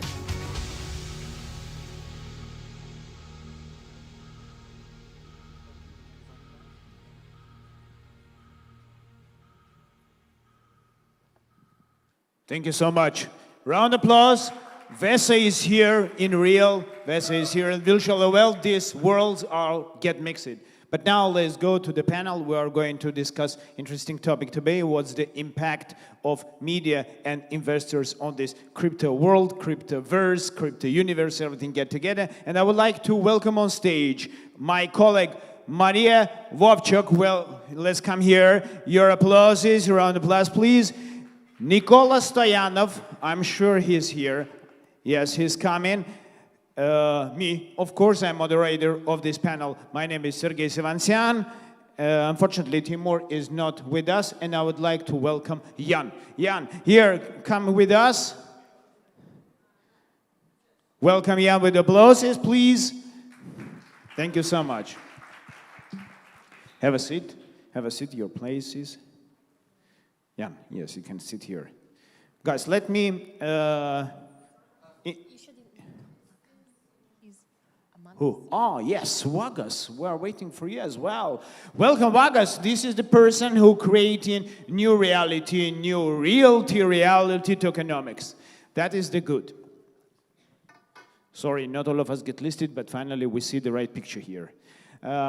Just a couple of words, just a little bit introduction. What are we doing? In this crypto world, in this crypto industry, it's impossible to imagine that without media, without investor, something even could be happened. But before, just maybe so many years ago, no investors, no media, but something is created around us. I would like to, first of all, give you a couple of words to introduce yourself, what are you doing, and then go into discussion and understand what impact of each of us on this industry we can share, we can bring them, and how we can evaluate them. First word to you. Yes, go ahead. Thank you very much, Maria. Do you want to go ladies first, or should I? Don't worry, Okay, good. you can start. So my name is Nikola Stoyanov. I am one of the co-founders of Eternity Blockchain, which was one of the biggest blockchain infrastructures back in the days. Since I have left the company, or then the project about 2 years ago, I have been mostly involved in venture building, venture capital, and ecosystem building pretty much globally. That's cool. That's cool. Maria? Hi, everyone. My name is Maria Vovchuk. I am ambassador of Blockchain Association of Ukraine. I'm a journalist in this space since 2017. For many years as well, I moderate in blockchain conferences all around the world in different countries. And right now as well, I'm helping to organize, and I'm moderating blockchain conferences in Dubai. And also we are planning as well, this is like a slide like teaser to create a new media outlet here in Dubai, but about that in details we'll tell later. Thank you. Thank you so much. Jan? Yes. Good afternoon, everyone. My name is Jan Robert Schut of CryptoAcademy.nl, the Netherlands. I'm currently based in Cyprus most of the time because of the lockdown in the Netherlands, and I'm into the crypto space since 2017. And before that, I was trading options, futures, and stocks. And last year, I decided to write a book in Dutch to start off with, because there was a lack of knowledge in the blockchain, also the crypto trading atmosphere. And I thought, okay, we'll start in Dutch. And I published the book, Crypto Trading for Ambitious Beginners. Sold 4,900 books already. And I'm almost finishing into English translations, coming soon. And if you are also interested, you can catch up with me. And I would like to share some insights with the panel later. Thank you. Thank you so much. Hi, my name is Waqas. I'm the founder and CEO of Blcokchain. We're doing real estate tokenization by digitizing real estate, by minting NFTs and fractionalizing NFTs with a metaverse and a P2E gamified approach as well. Yeah, that's it. Thank you so much. Waqas, let's start discussion with you if you don't mind, yes, because starting from this year, I'm also not trying, I'm also creating the tokenization, one of the developers here in Dubai, and we are trying to bring the value. Of course, I don't know, where is there is no huge interest like in the cryptocurrencies, there is no so much valuation out of it, not so much. What was the point of that? Yes, spread of it. This is the understandable asset. This is the realty. This is, of course, the ownership as NFT. What's your vision? We are starting to talk about in 2017, 16, so many times, finally, when it's going to be tokenized. But we don't see it yet. So many blockchains around, but tokenization not realized yet. Why, and what's your vision? What's maybe next step? So you're right. Actually, we also started back in early 2017-18. That was when we actually implanted the seed of actually doing tokenization. And tokenization actually took place very much at that time. But the whole ideology of tokenization happening at that time, people were actually trying to tokenize whole buildings. You would see that someone is tokenizing a $500 million asset in New York, $400 million resort in $250 million like the stone. Yeah. Exactly. So I mean that's more of a commodity than real estate. But at the same time, when real estate in totality is what everyone was tokenizing was the whole asset in itself. But if you actually see, the real concept of tokenization is to split it into parts so that it becomes smaller, it becomes affordable for investment. And everyone was targeting institutional buyers, and institutional buyers want the whole piece of cake and not a part of the pie. So you have to think a little more down and go towards the retail side, where people are willing to invest about $100, $200, $500 or $1,000 for a stake in a particular investment asset. So that's where the real tokenization actually happens. Because if you are tokenizing something for 500 million and even a share is $1 million, then it's still not beyond reach of an affordable segment. So you tokenize, even if $1 million, it has to be acquired by an institute, not by the retail public. So the real concept of tokenization is to bring it to the masses and bring it to people who can actually afford it. So that's what we are really doing. We're breaking it down into a sense where 1 square foot of that particular apartment is 1 share of that apartment or of that asset. So that's at that level we're actually going and tokenizing. So your investment or in terms of the entry value becomes so less that you could spread the risk. If I have $1,000, I would be able to spread it in 3 or 4 different apartments. At the same time, investing $1,000 every month would not hurt my pocket also, and at the same time, I will be creating a diversified portfolio. Thank you so much. Jan, what I see here is the interesting book. Looks like we are creating the tokens, but you are trading for that tokens. Tell me one thing. What's your vision? What's your value in this industry? What you want to educate people and how it looks like? I think that book also somehow appears in electronically as well, right? we can read it. Yeah, the thing is that I wrote this book with the vision of to give something to a newbie and also to a trader, how to make money in the crypto market. I'm covering some topics like blockchain, although I'm not a tech guy, I'm more a trader guy. I'm also discussing about the CBDCs, what is my point of view. Central bank digital currencies, because Europe, China, they are investigating the possibilities. I'm not fond of CBDCs, but I think it's important. Also, DeFi, I'm explaining about DeFi protocols, how to generate revenue as a passive income. And I think also, not only for investors, but also for institutional investors, and also banks and insurance companies can also benefit from that, because I put some insights how to offer this kind of service, but also how to use it. And in my opinion, I think that the banks are sleeping still because they don't want to jump into the crypto space because of maybe regulatory issues, or they are afraid to do that. I was also talking with ING Bank. There was a kind of guy, he was playing in a sandbox with blockchain technology. I said, okay, interesting, 4 years ago. And I said, okay, very good proposition. Are you going to do something with it? Well, I would like to, but the bank is not going to do that. So I think banks forget it. So fintech companies who are jumping into the DeFi space, there is many opportunities on the horizon. And also, when I take a look at how to construct a portfolio, I have also a section how to analyze coin with on-chain metrics. How you can predict more or less the price, what are the price drivers of a coin, of a project, how can you scan also projects if they are feasible or not, and also with constructing portfolio, how to diversify risk. That is the key, that you don't have to put too much leverage in the portfolio, also not in one coin. For instance, a couple of weeks ago I was in a taxi in Cyprus. I got into the car and he said, yeah, I'm into crypto. I bought for $10,000, I bought Bitcoin. And then it dropped from 40K to 30. So it was a big drop, and he lost later. And I thought, okay, I have not only to get out of the Bitcoin, but also out of the taxi driver's car. So diversify, and also don't put too much leverage. And I've been also taking a dive into the Glassnode metrics.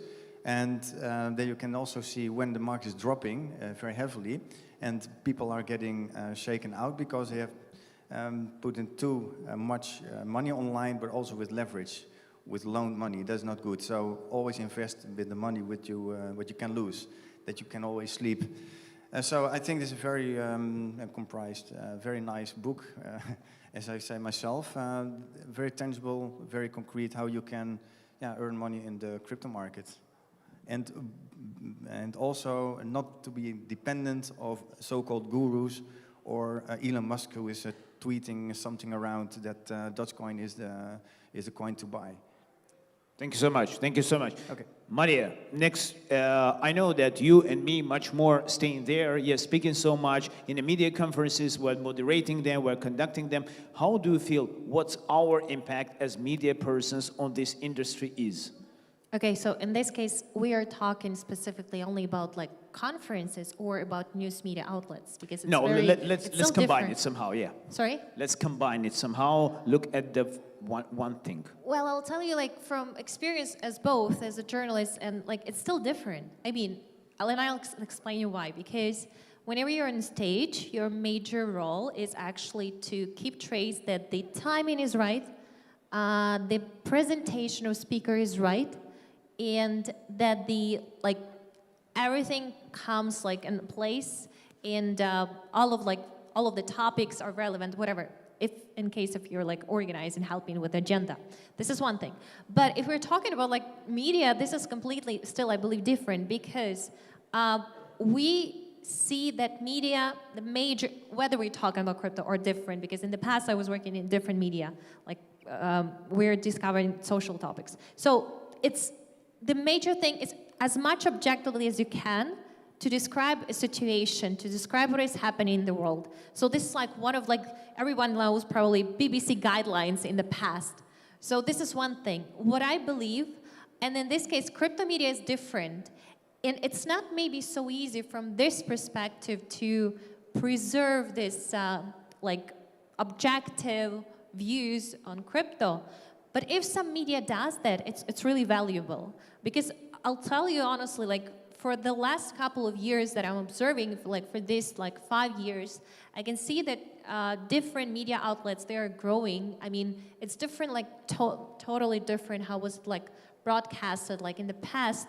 And we can say that the journalists are growing because quite often, like in the past, journalists from financial media outlets, they would actually right now jump into crypto. They would try to explain from the beginning. First, they have to understand themselves.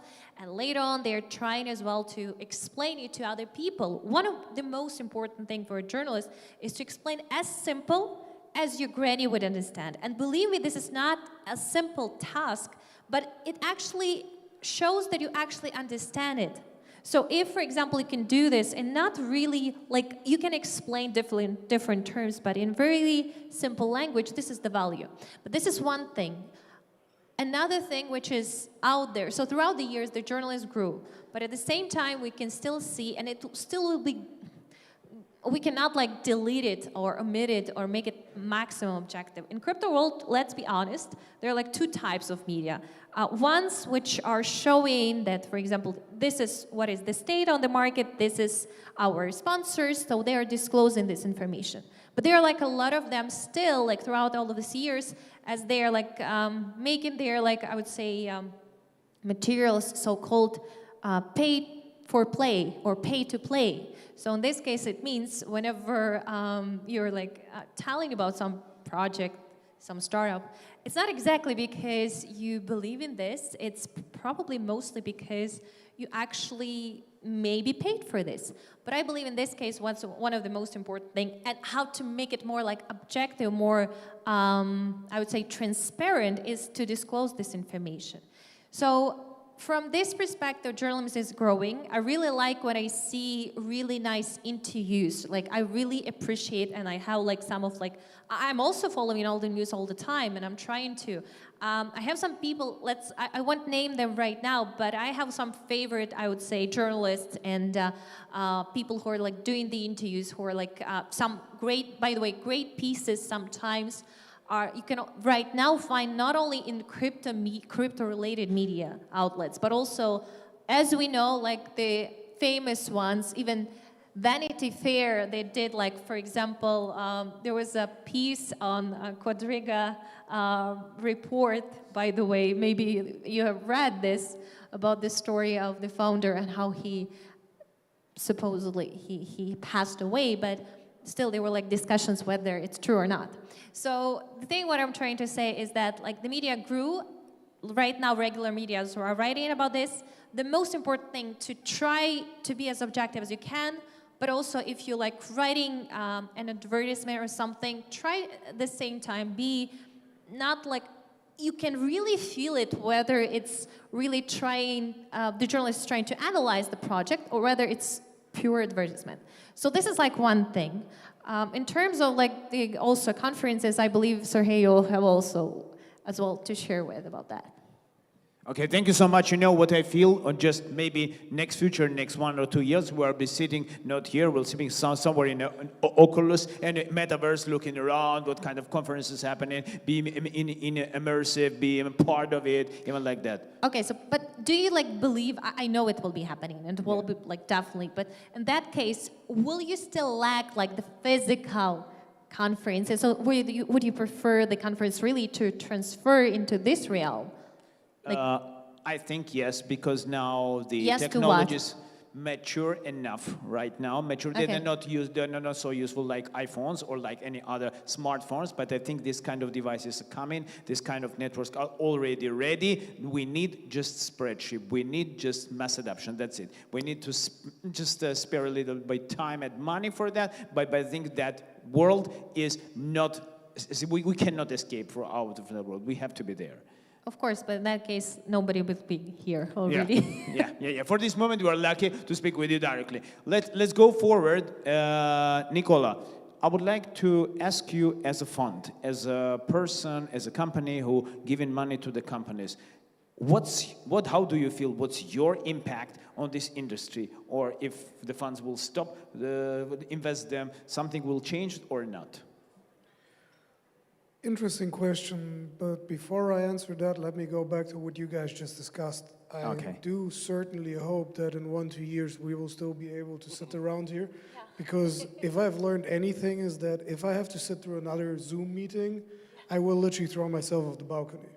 I strongly believe that people have to meet in person because your interaction between each other is on a whole different level if you're speaking to a human being on the other side compared to if you sit in front of a screen. And it doesn't matter how cool your avatar is going to be, it's still going to be far away from an actual real conference where people come around from around the world and exchange. I got your point. I will show that virtual reality will feel. After that, let me come back. Do you want it or not? That's that shows. Answering your actual question. Yeah. Thank you. Answering your actual question, I believe that in our case, as venture capitalists, as investors, as leading persons or personas, as innovators, it is a very, very thin line. You guys were talking about media first, you were talking about projects.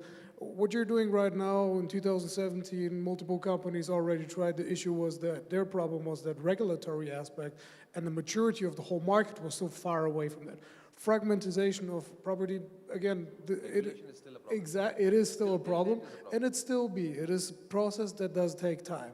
Multiple people have tried, multiple companies have tried, multiple people have invested in such companies. Trading academies in itself, you will always need to grow more of those because trading has become something like a white-collar job. And that's a nice thing, and I believe that it should continue like this. But let's also not kid ourselves. Everybody wants to be a trader, but the majority of people are not. Like me, for example, I'm too emotional to be a trader. I could never day trade. And I know this. This is why I stay away from this. Media, we have seen different cycles. I've been in Web3, back then it was called blockchain, it was called crypto, now we call it Web3, for not a short amount of time. And I've seen when things started on Bitcoin Talk, you know, like even in different forums. Then we had Bitcoin Talk. Afterwards, we had the whole media rush where larger companies like Waxman, like Transform PR and others came around and started multiplying all those projects. And it was giving projects in the Web3 space the opportunity to talk, you know, like give them a voice, present them.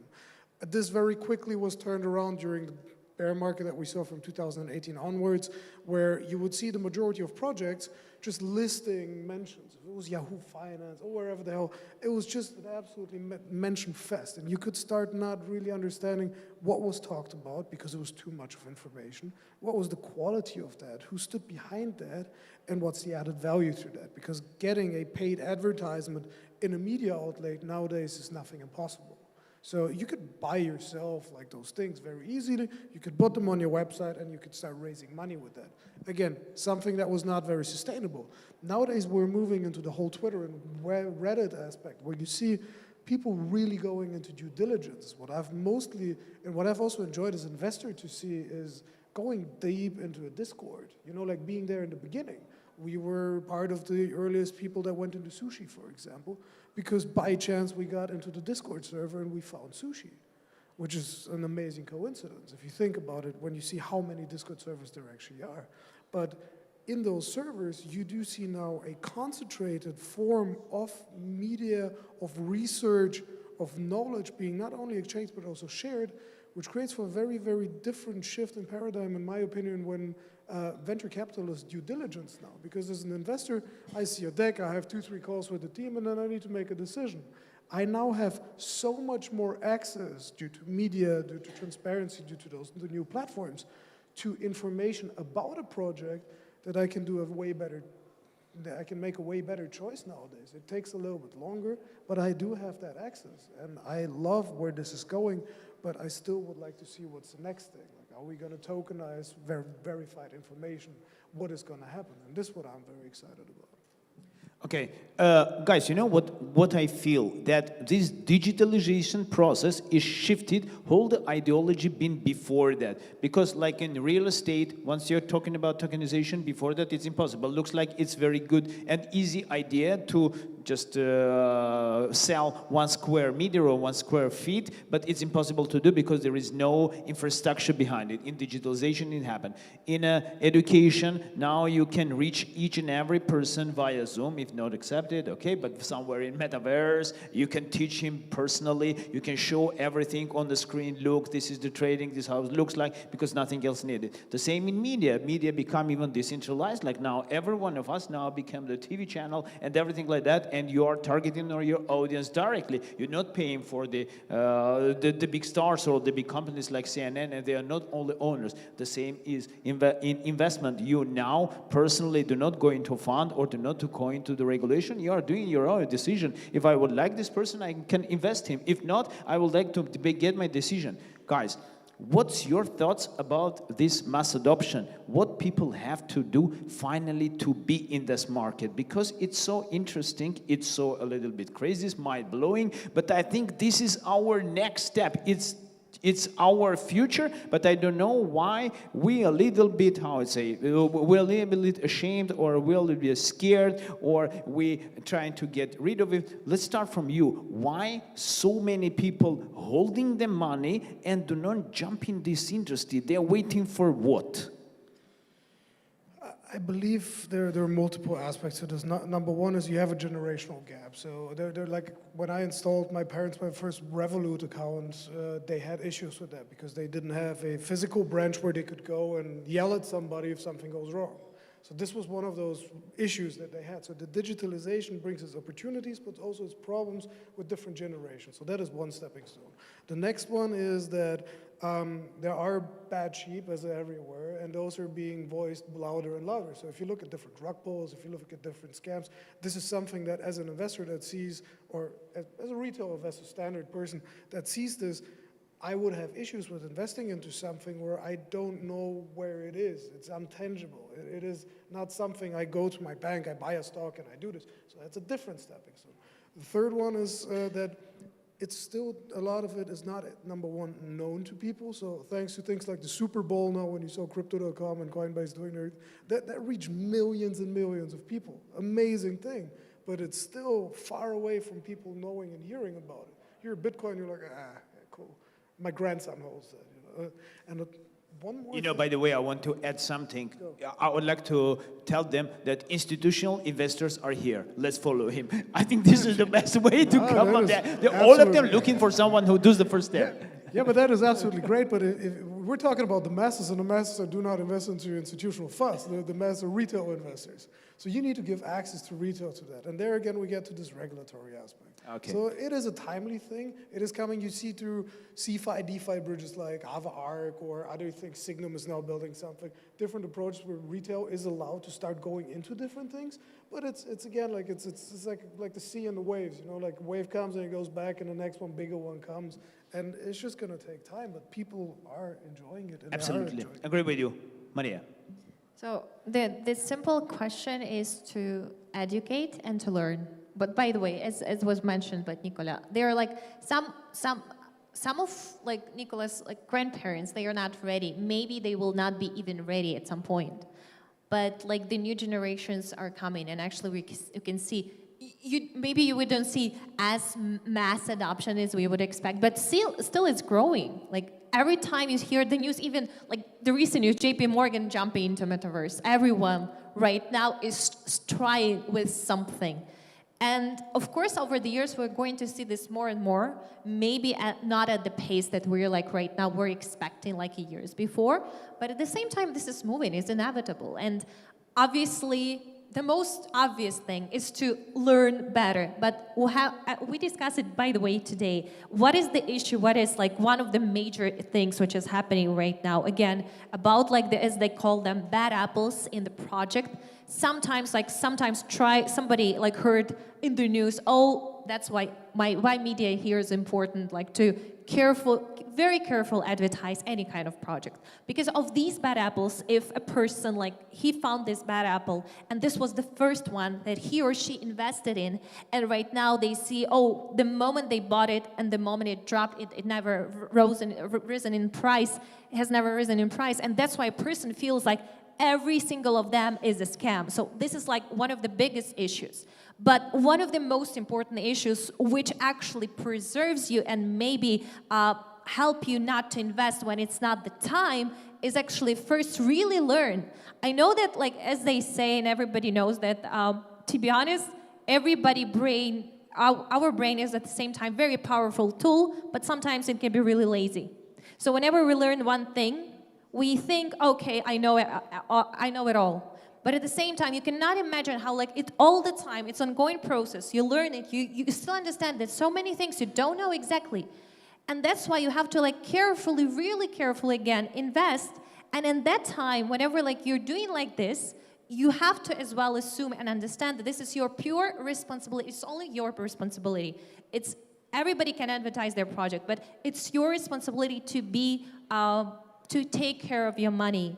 And this is how, for example, we should think and understand and learn first and foremost. Learn people who already know enough. I mean, again, not enough. You cannot say what is enough, but those people who are for many years in this space. I wouldn't call them experts because I like, as my friend says, if somebody tells you that he's an expert in crypto, you see at the door, you run away from him.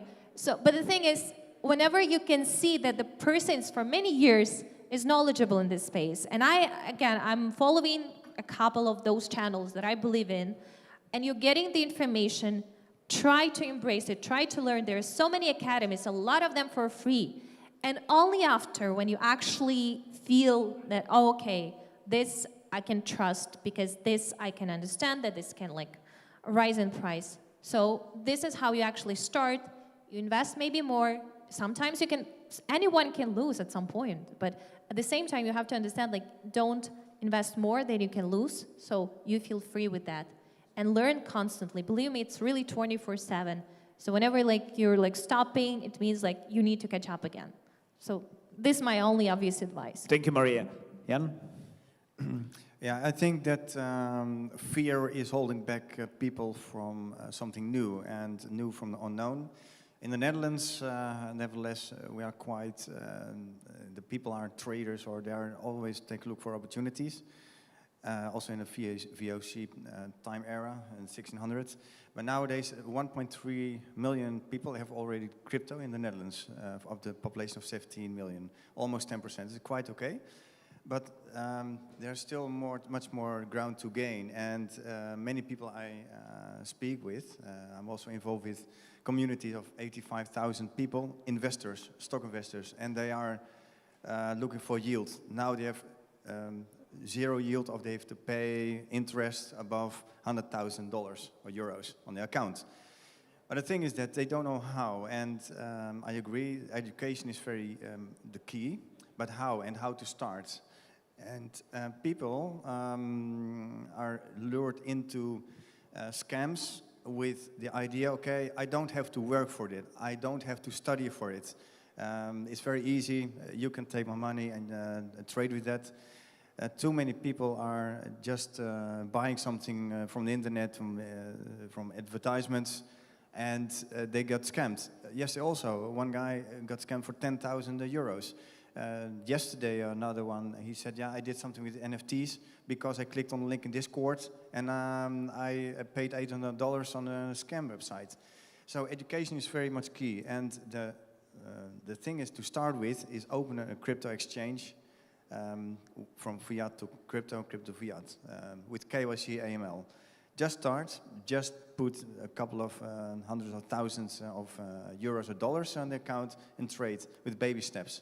I also did it myself, also lost 10,000 euros or dollars on Cryptopia because I had many altcoins stashed there and then they went bankrupt, but okay, that is something you learn. Also, when you have opportunity, always take several exchanges, and to diversify also the risk of exchanges. And but just start, and don't buy into the programs that you can get very rich quick schemes. Don't do that. Well, actually, Bitcoin accounts for more than 40% of the total market cap of the cryptos. Ethereum, I think, 19 or 20%. So these two coins, 60% of the more than 17,000 coins they make 60% of the total market cap. So if you are a lazy investor, just start with Ethereum and Bitcoin, maybe with dollar cost averaging every month, stash some money every month in these two coins. And when you want to play around with some other altcoins, feel free to do that. But then also with money you can lose, you can lose actually, and you don't be afraid to lose some on the altcoins. But also diversify 2 coins, Bitcoin, Ethereum, and also some altcoins, and diversify your holdings. But education is key, and don't follow just Elon Musk or other gurus, and always think for yourself, hey, what's behind it? And it's very important to take a look for media who are objective, as much as objective. And for me, a Crypto Panic is a news aggregator. That's very nice, because then you can know what is going on in the crypto market. It's not that you have to buy a coin when something hits the wire, but the Crypto Panic is taking all the information from the internet, and you can see it in one time. And yeah, that's for now. Thank you so much. Wagas, just sum up, and I don't know how to lose in crypto backed by the real estate. No, it's not a question. Just go to sum up your vision. Yeah. Well, I mean, see, I think most of all of you have discussed a lot, and going to sum it up, I mean, from a project perspective, if I have to say that, you know, how much of marketing you do, or how much of announcement, or how much of eyeballing you do, so there is no measure that you could actually say that, you know, it's enough. There's always this, the saying is DYOR, which is always do your own research and invest into projects. But then again, now with the media, it has become so easy to label a project as a rug pull or a scam just by tweeting, or just by going into the community and saying something, and suddenly a good project becomes a bad, or a meme coin becomes a hit with a tweet, or, you know, something which is a scam becomes a hit. I mean, again, in reality, but this is not only in crypto, it's also in the conventional world. You have Ponzi schemes coming, but this is all also influential through the media. I mean, you know, like you said, media is responsible for most of the things that happen, and even in the good part or the bad part, or either way. So, I mean, the mass adoption is there. It's still there to be adopted. But again, people are investing in their own capacity, but people are more listeners. I mean, you know, the spread, I mean, it spreads more in terms of what you do, so that, you know, if you've done and you're successful, I want to follow you. And that's usually how social media starts pulling people across, and that's how people get into following different projects which are not in reality there. Thank you so much. You know what I think? The main impact of the humanity, of the media, of the investors, main impact is the attention of these people who come in listening for us and giving us round of applause. Thank you so much for your participation. Thank you for your listening. We are going forward. Pushkin, I'm ready to give you and I'm ready to welcome the next speaker.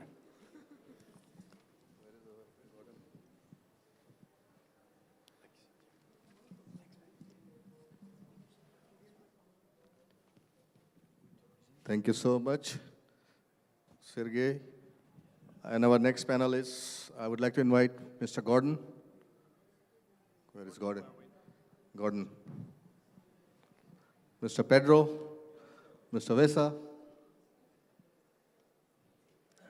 Mr. Muru Patel, Patel Sahab,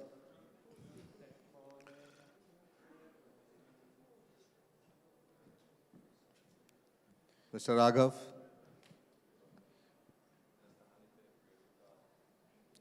moderator is missing, Pedro. Pedro is here. Yeah. Gordon. Gordon. Yes, Gordon. Gordon, come. We're waiting for you. Gordon. Yes.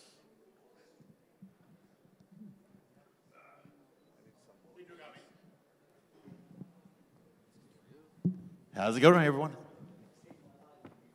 You're new. Gordon. Reggie, pleasure.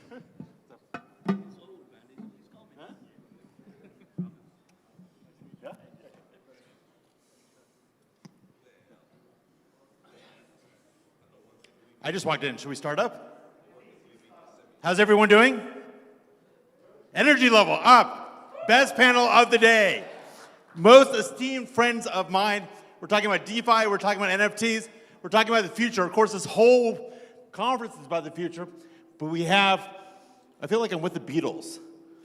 I'm like the Beatles quit early. This is like the rockstar team. Anyways, let's go down the line and introduce our speakers. I'm gonna start with Pedro, my friend. Give us a moment about yourself.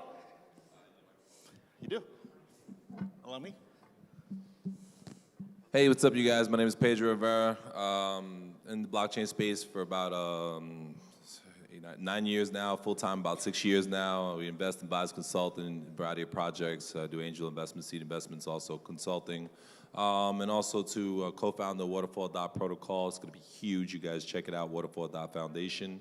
And also I represent Puerto Rico. I carry it on my chest everywhere I go. I'm here to bring Puerto Rico to y'all, give y'all a little bit of flavor. Love it. Maru, my friend. Thank you, Gordon. Yeah, Maru Patel, serial entrepreneur. I've been in the tech business and investment business for 3.5 decades. Without giving my age away, I've done 2 investment funds just now for the last 8 years in blockchain space. We have now under my eWealth Tech fund about 250 mils worth of asset under management, ranging from mines to health tech, edutech, various companies like that.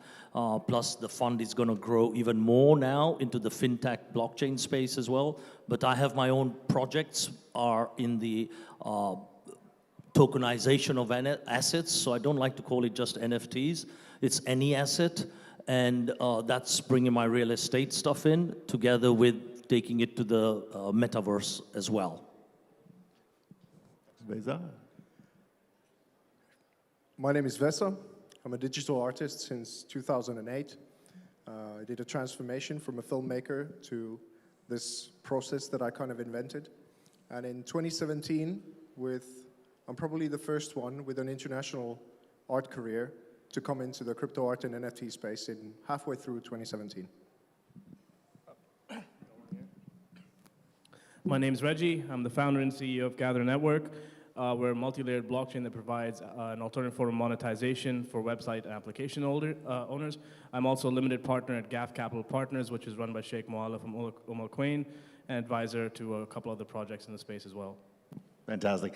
Pedro, I'm going to pass it back to you. Since you're at the nexus of a lot of projects and a lot of communications, the topic, of course, is future opportunities in DeFi and NFTs. Not just what's happening this second, but what's just over the horizon or what's coming to us. Since you're at the nexus of all this traffic, can you give us some insight in what you see, what's arriving now, what's arriving later in the year? What should we be keeping our eyes on? Yeah, so there's 2 parts there, right? Obviously, you got the DeFi side and you have the NFT side. So on the DeFi side, I anticipate that market to grow substantially, to continue to gobble up traditional legacy financial systems. The reason being is because, as you see, number one, first and foremost, is you have a lot more people that don't have legacy financial systems that actually do, and it's a lot easier to get involved, right? Just like in Africa, they leapfrogged landline communications and went directly to cell phones. I anticipate the majority of the world that it's gone from unbanked, it'll go directly into DeFi as opposed to like legacy financial systems. The same could be said for the DeFi products, right? So decentralized finance, right, or DeFi for short, is actually, it's a very broad term. And essentially all it is offering financial products on decentralized platforms. So when you think about that, there's a variety of DeFi products that is still going to be instituted in the market that will attract a lot more users and also become a lot more of service because of the fact that you're able to interact with people in an easier way to obtain capital. So in the DeFi space, I can anticipate, the raising of funds to continue to grow through that method. And you can see that you'll start to see, it's said that necessity is the mother of all innovation, right? So when you look at that and you think about that concept, you'll start to realize that a lot of the people that are in these unbanked situations, they have tons of ideas, they just don't know how to get them out there to the world, right? And they don't know how to attract capital from the world. This is why DeFi will be able to give them that ability to raise capital and to spur their ideas and their innovations into actual companies that will actually be of value to the rest of the world and also their communities. So I could see that happening relatively quickly when you start to see how you may see a kid in Kenya or someone in Ukraine, or I'm not sure where you brothers from, or even someone from Puerto Rico in you know, the hills of Puerto Rico, where they don't have a lot of access to legacy financial systems to raise capital, but they have great ideas, right? Because again, necessity is the mother of all innovation. So when you start to get highlighted with that innovation, with the ability to raise capital, you'll start to see more and more great projects coming from obscure parts of the world. And it's not like these people didn't have intellectual capital before, they just didn't have access to financial capital. And that's what will change with the DeFi space moving forward. I think I'm hearing you say that we're finally going to get a bridge between semi-traditional businesses, not just pure blockchain plays, and decentralized finance as a source of funding for that wider economy. Am I hearing that correctly? 100%. So just because you're using DeFi to raise capital doesn't mean it'll be crypto-based projects, right? So you can have an idea that could be, you know, just say you have an idea for water purification, right, which is an issue in a lot of the world, or sanitation. I met with a sanitation guy yesterday. Sanitation is a huge problem all over the world, especially in third world countries, right? So when you have trash problems, if you have an idea, a solution to create, you know, trash into, you know, some kind of recyclable material or something like that, that could be utilized to produce a product that could then turn around and be sold, you turn waste into something that's productive and valuable, then, you know, those kind of ideas you'll start to see more and more from a variety of different places, and they'll be funded through DeFi products and protocols. So that's what I could see happening. Of course, you'll also see crypto products and projects financed through these methods from these places as well, but it's not strictly related to crypto. It's just a fundraising mechanism that I think that will come through the DeFi protocols. Interesting. Maru, let's talk to you for a minute here. You have years of entrepreneurial experience. You've been involved in a very diverse set of startups, well beyond crypto, well beyond blockchain, sort of what we were alluding to before. You know, I kind of don't like to say it, but it's like real world economy in the sense of not purely blockchain or not purely virtual. Do you want to expand upon or comment on or critique, however you want to do it, the idea that we're finally going to get a bridge between DeFi's methods of finance and traditional economics? Because to me, that's a very exciting prospect. Do you see that as, please comment. So yeah, great question. Thanks, Gordon. So yes, I have come from traditional bricks and mortar types of real estate investments. I've done two, but I've also come from the .com well before Google and Facebook and all these guys were there, actually putting that vision together for them and seeing it. So, and now for the last 8 years in the blockchain space. So where I see this going to really take traction, and I agree with you know, all the things what Pedro's just mentioned. To take it from another angle, it's when the average person, what they've been brought up to do, when that person, he's brought up to go out and buy sugar, rice, whatever it is in Africa to India to wherever in the world, to then say, how do I do my banking? And, you know, underbanked, banked.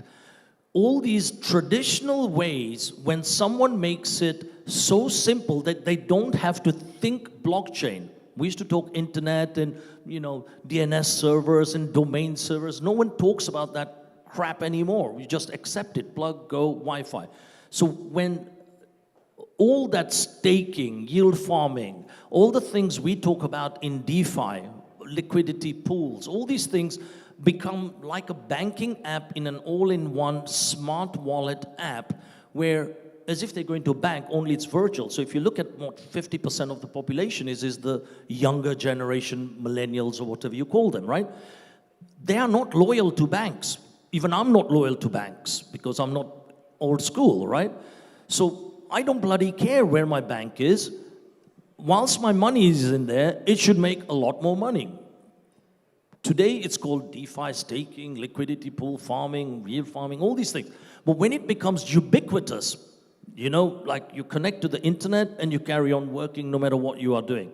So that wallet I see being ubiquitous. If you have a piece of art, be it from Veza to a stone or a meteor in an NFT, you don't care. It's an asset in a digital form in your wallet. You're transacting. Whilst you're not transacting, it's making money for you rather than in a savings account, which is old school. So when that becomes simple, and I see that happening within 5 years, to then take it to the next level in the metaverse, in the real world, with the virtual world, which is what we're building, by the way.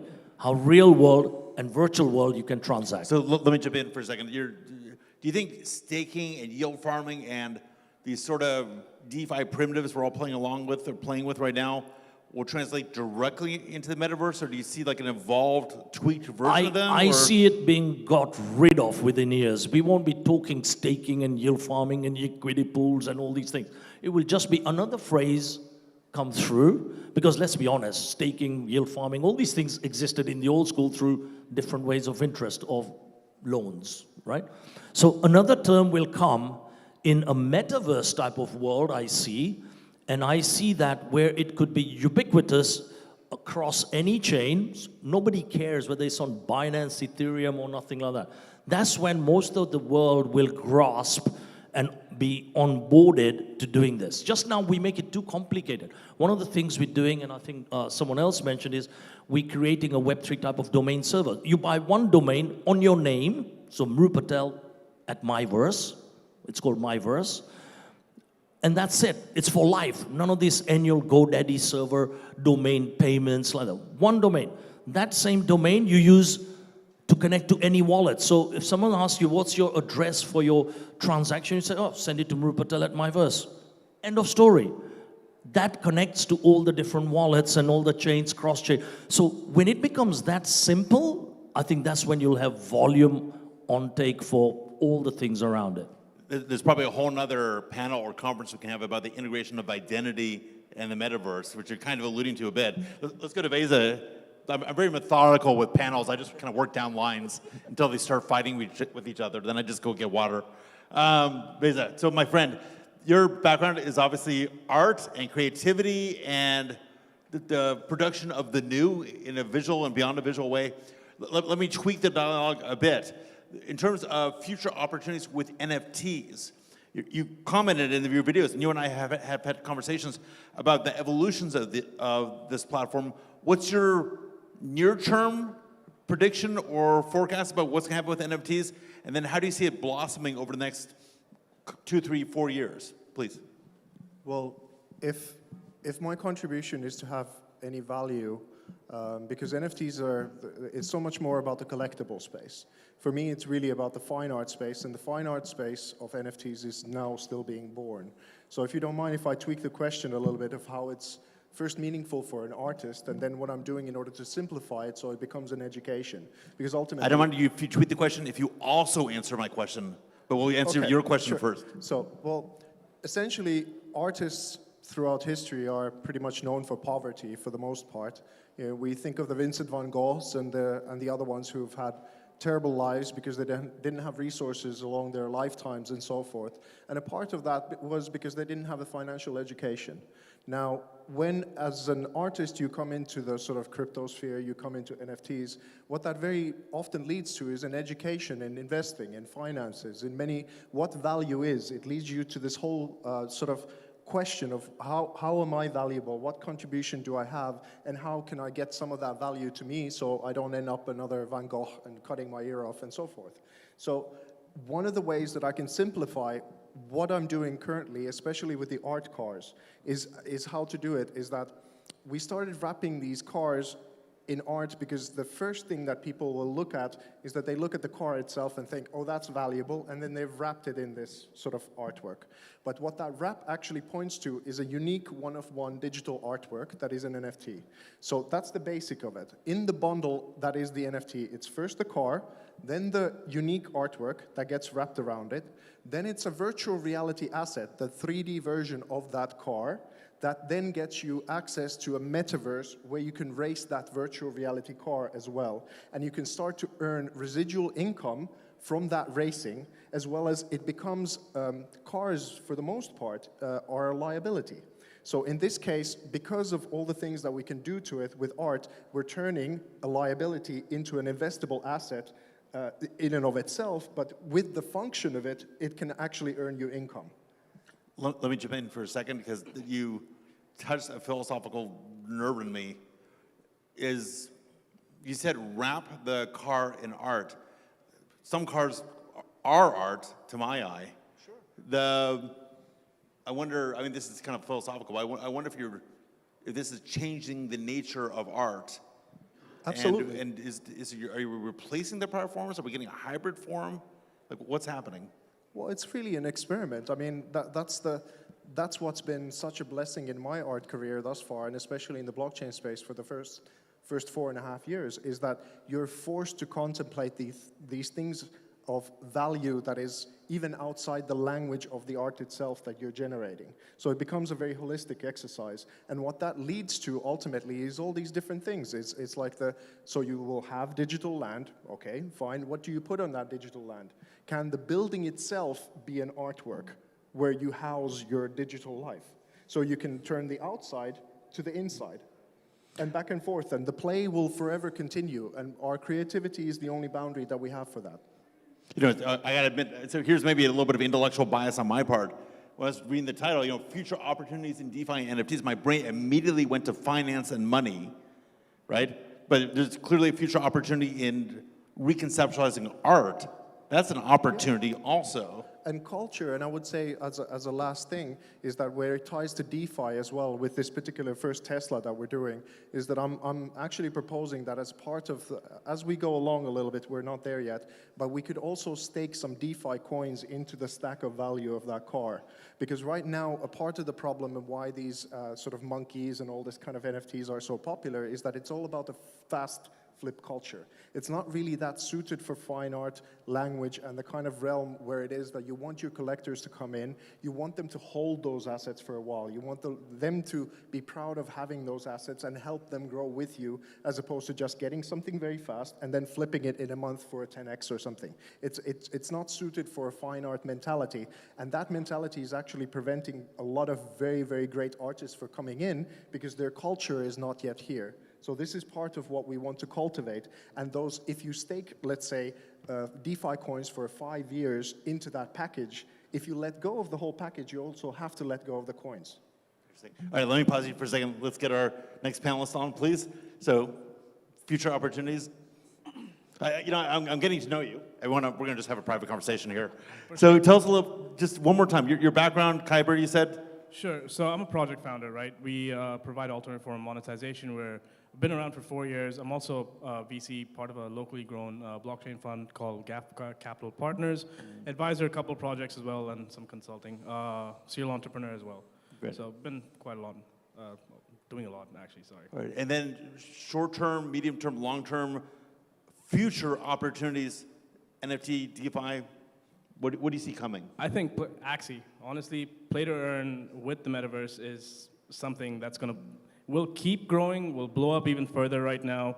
NFTs, there's a lot more to come. You're already seeing what's going on with the art side right now, but as you mentioned right now, it's the fast flip culture. It's not great back or punks, whatever it may be, and then you have everyone trying to sweep floors, etc., and flip it for a couple ETH.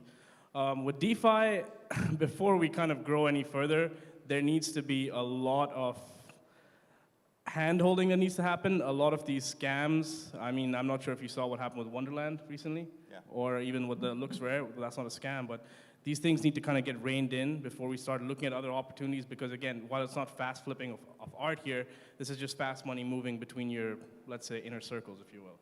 So coming back to the original question, banking the unbanked, definitely a big aspect, but again, with these things that are going on right now, and UX issues where, hey, you described an ENS domain beforehand, right? Using an Ether address and have to connect it to multiple wallets to transact. Once that UX flow becomes more simple, we'll see more opportunities when we have, let's say, large, typical mom and pop retail come in. Let me play with something Pedro mentioned, or just kind of integration here. Banking the unbanked, that's sort of bridging back into the traditional world, to traditional finance.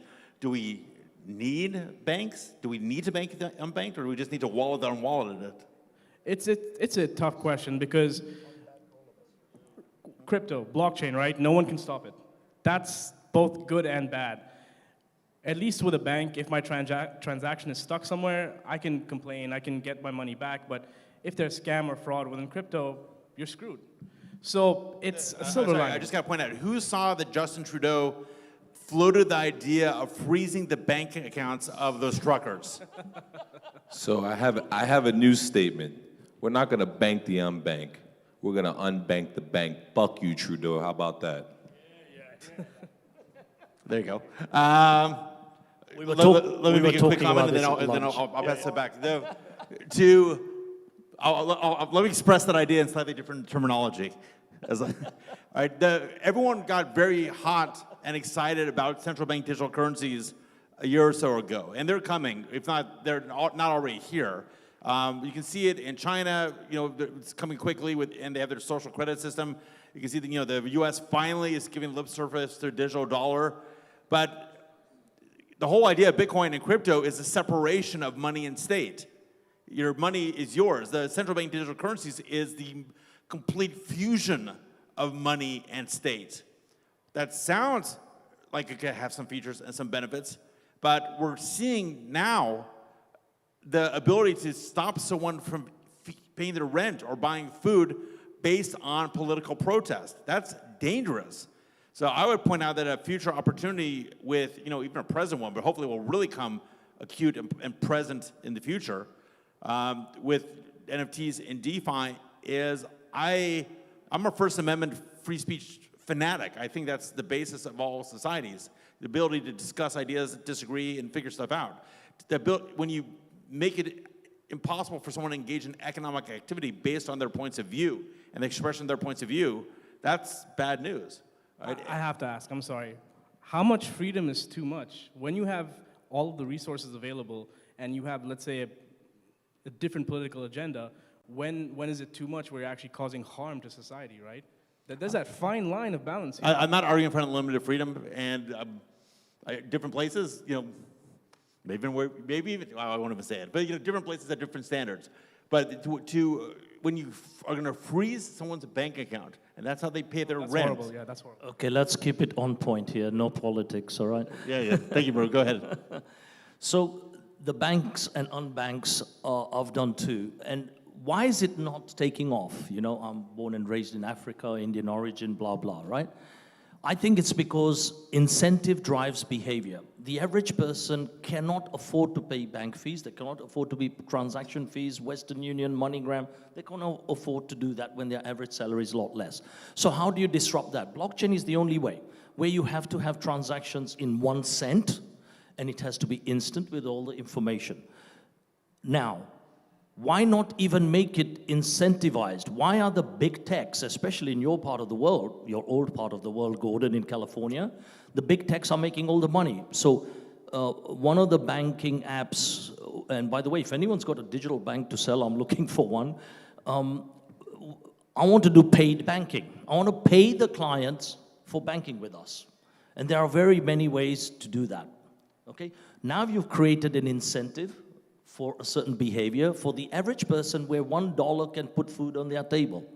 So even if they get that, they will start using the wallet of a digital bank.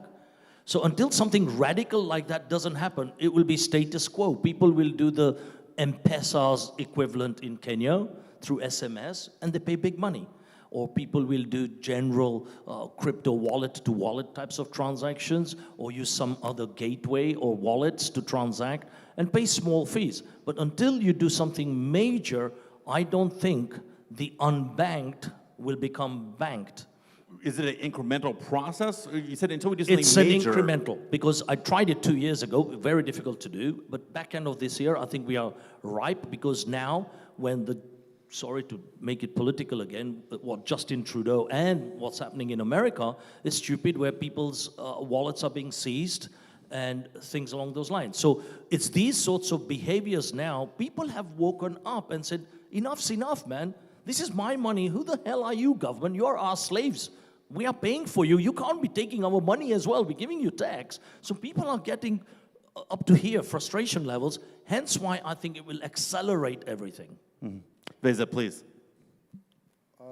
Yeah, I was just thinking about the on-bank thing, because the NFTs really are a liberation of a whole creative class of people, but then it spills into journalism, and it spills into science, like peer-reviewed papers eventually, and much, much beyond. But if you think of the whole thing as like what we have, so 3.5 billion people without a bank account in the world. So now when digital land ownership all of a sudden with NFTs becomes possible, you can have digital buildings, you can have digital artworks, different kinds of digital products that you can exchange between people. Now even in some remote villages in Africa, you might have a laptop. You might have an internet connection. You might have, in remote places, unexpectedly, you have some source where you can generate digital wealth from. And once those people start to change between one another and create new digital economies, that actually will spill back into the so-called real world that we have, the physical world. So I think in terms of the opportunities of NFTs, that might actually solve a lot of real life problems here. And the more people get interested in this, the more they gamify the NFTs, the more it becomes fun for them, the joy will spread and the word will spread by itself. And all you need is a YouTube channel to get educated of how that's done. And that is going to be a massive revolution and evolution in our psychology, but education also, and then that leads to new economies. If I understand you correctly, it's an interesting idea. The activity in the metaverse and related zones, blockchain and DeFi and everything else, will, it's an interesting idea, spill out of this virtual world into the real world and have real world consequences. While they sort of gestate over in the metaverse.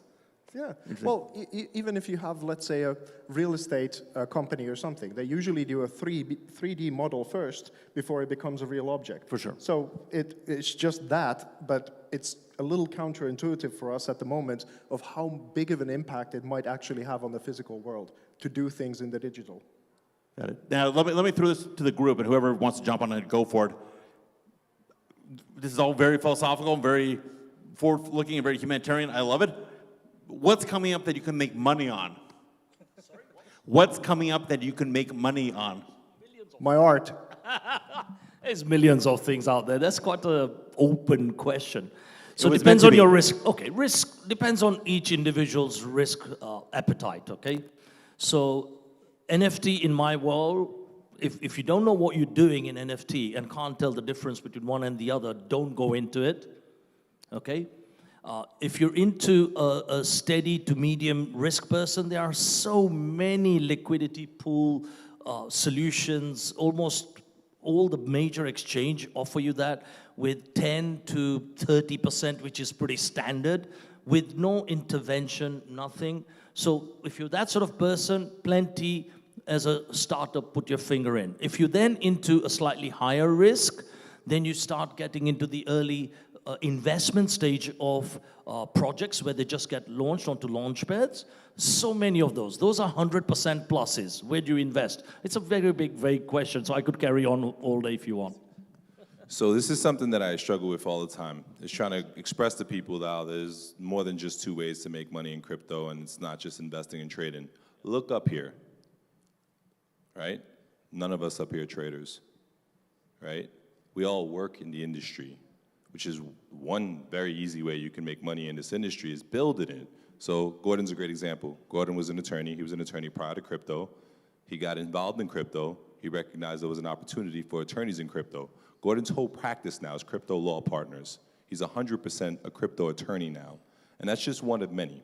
So I don't care what it is you do, there's an opportunity for you to do that inside of blockchain space as a whole, is to build within the industry. And that's what I tell people constantly. So people ask me, how do I make money in crypto? And then, you know, the other side of it is people ask me, how do I make money in crypto with no money, right? So how do you make money in crypto with no money? Well, with the NFT explosion, that's obviously, you know, one metric. But, you know, the truth is, if you don't have a following, you don't have a demand for your product or for your personality or for your work, then it's going to be difficult to make money with NFTs. But you can make money building on NFT platforms with someone else who's in the industry and being involved in events and so on and so forth like this. Because, you know, there's a lot of people here who have startups that receive funding that are looking to build their teams. And if you get on with an early stage with a team, chances are you get paid in tokens. And if the product raised, I know a lot of people became millionaires just by being a part of teams in their early stages when they were growing. So there's a variety of ways that you can make money in this industry outside of investing and trading.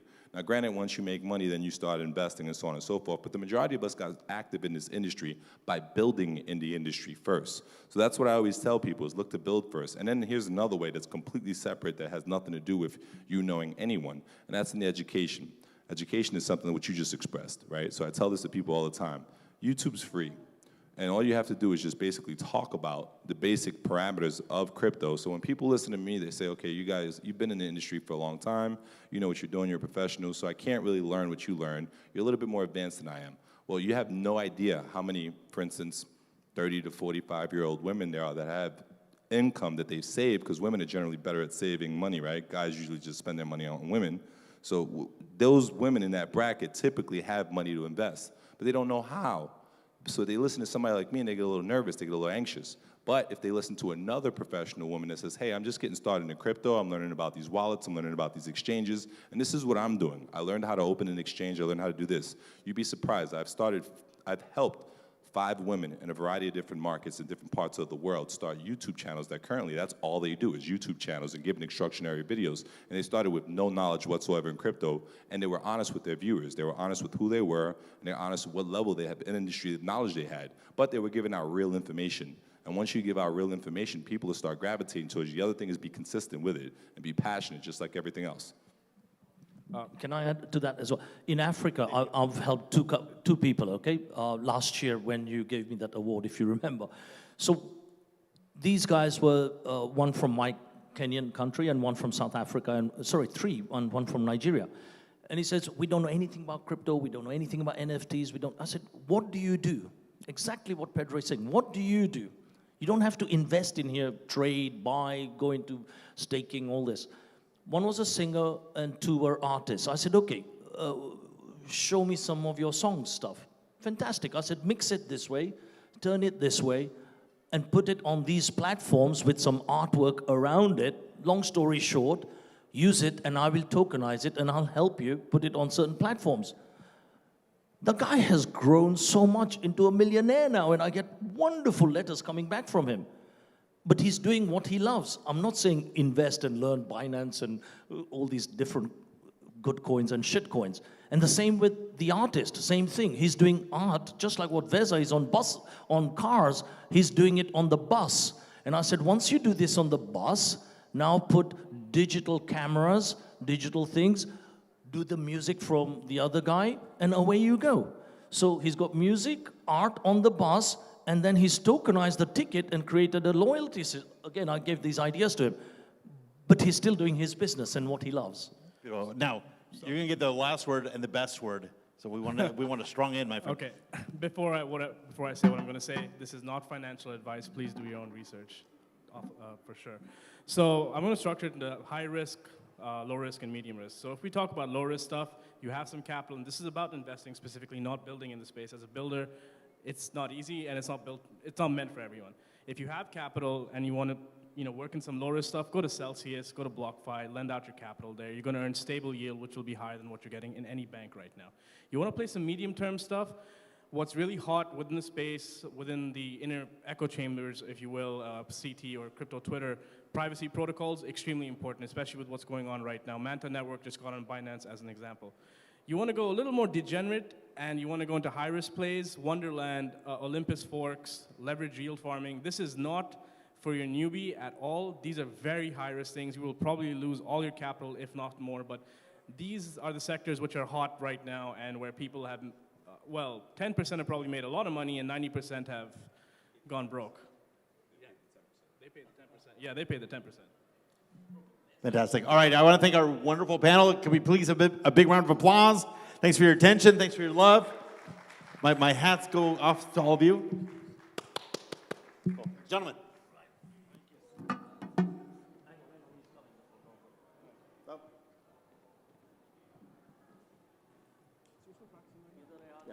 I raise more advising projects legally.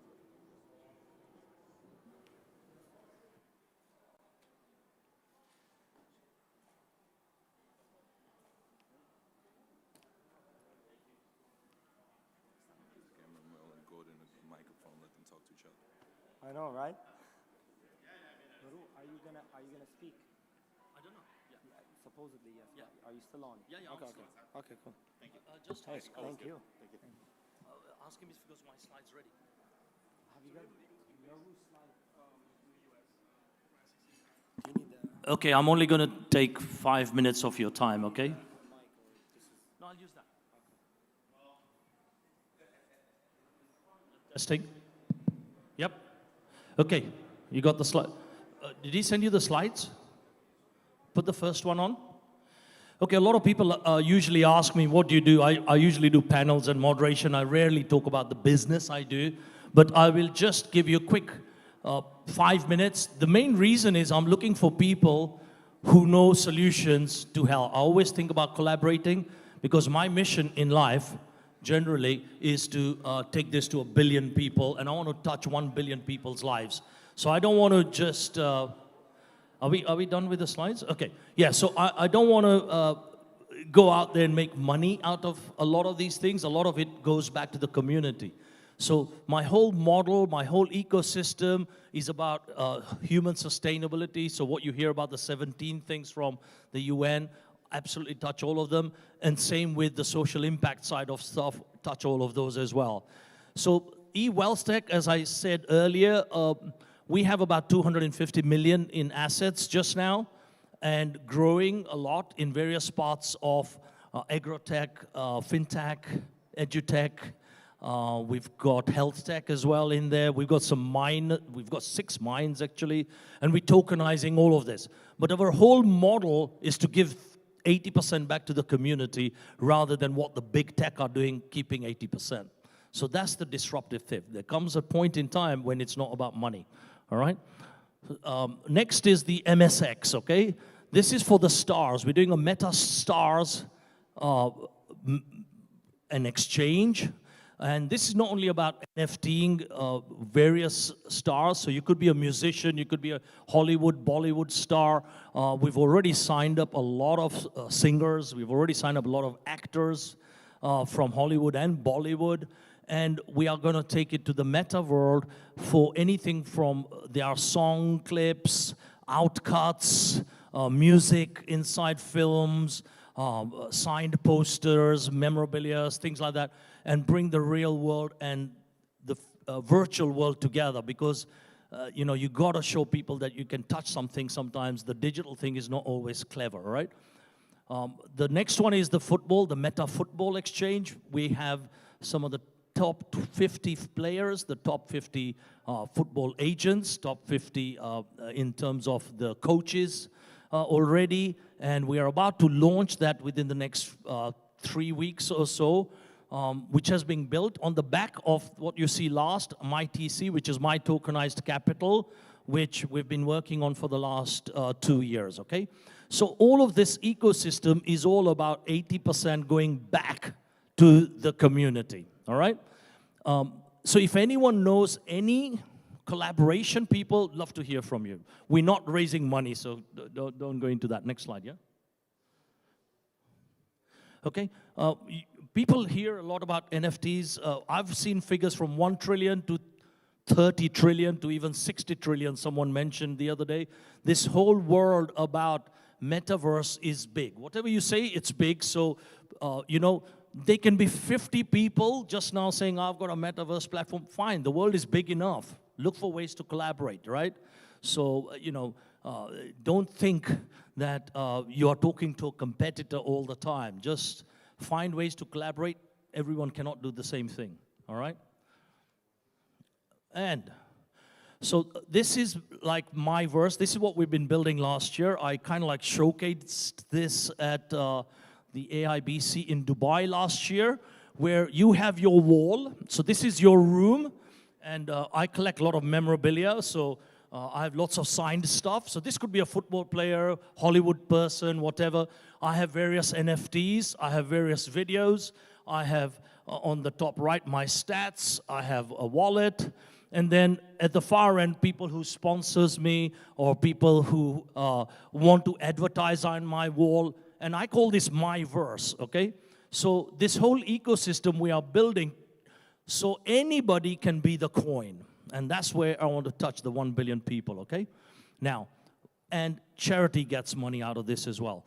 So if anyone out there, how many developers in here? How many developers? 1, 2? If anyone has any solutions, let me know in any part of this. Our fund, as I said, we've got 250 mil already put in, and it's growing. We're going to start an incubator and a hub over here, so it would be lovely to get some startups over here going once we've due diliged everyone, and willing to put lots of money in it, all right? Thank you.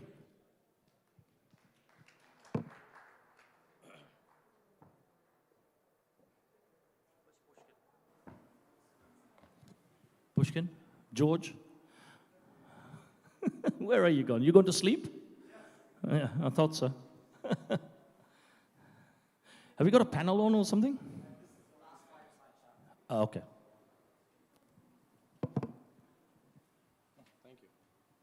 We were gonna give out some awards, but I think we're running extremely late. So we're gonna do that on a personal level. I think it's over there somewhere. Pushkin just went around to give the awards to the people who deserve to win them. All right, I think this is gonna be the last segment at the Blockchain Dubai Summit 2022. It's a fireside chat between George and Andreas, ladies and gentlemen. Give them a round of applause.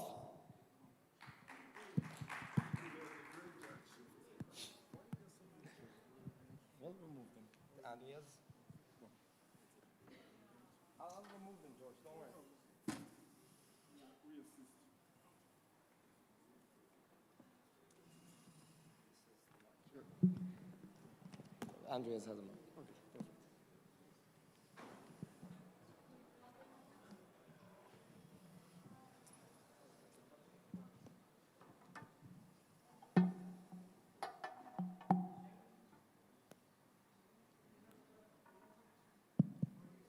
Okay, this is what we usually call in events the graveyard shift. It means the last speech of the day. And the best. I do appreciate those that have the persistence and the stamina to stay with us for this last fireside chat. My name is George Sebastião. I've been here for 25 years, so that's a lot of stamina by itself. And about a little bit over 7 years in the blockchain space. And today I got an amazing colleague because I live between here, Bahrain, and Cyprus. So Andreas Tsindos comes from Cyprus. So Cyprus is also known locally as the term Kuprus, which is a very famous and historical place. So how historical? You can go visit the house of Achilles. Anybody knows what Achilles was from the Greek times? So that's how much history there is there. But today we're not going to be talking about history. We're going to spend a few minutes kind of helping you understand some of the challenges that exist in the blockchain world as it applies to payment systems. So I will give the floor to Andreas, because Andreas comes from this background, a highly regulated background, because anytime you talk payments, integration with traditional banks, becoming the PayPal of the digital world, it's all important keywords. So Andreas, tell us a little bit about. Hi, thanks George. Thanks for that introduction.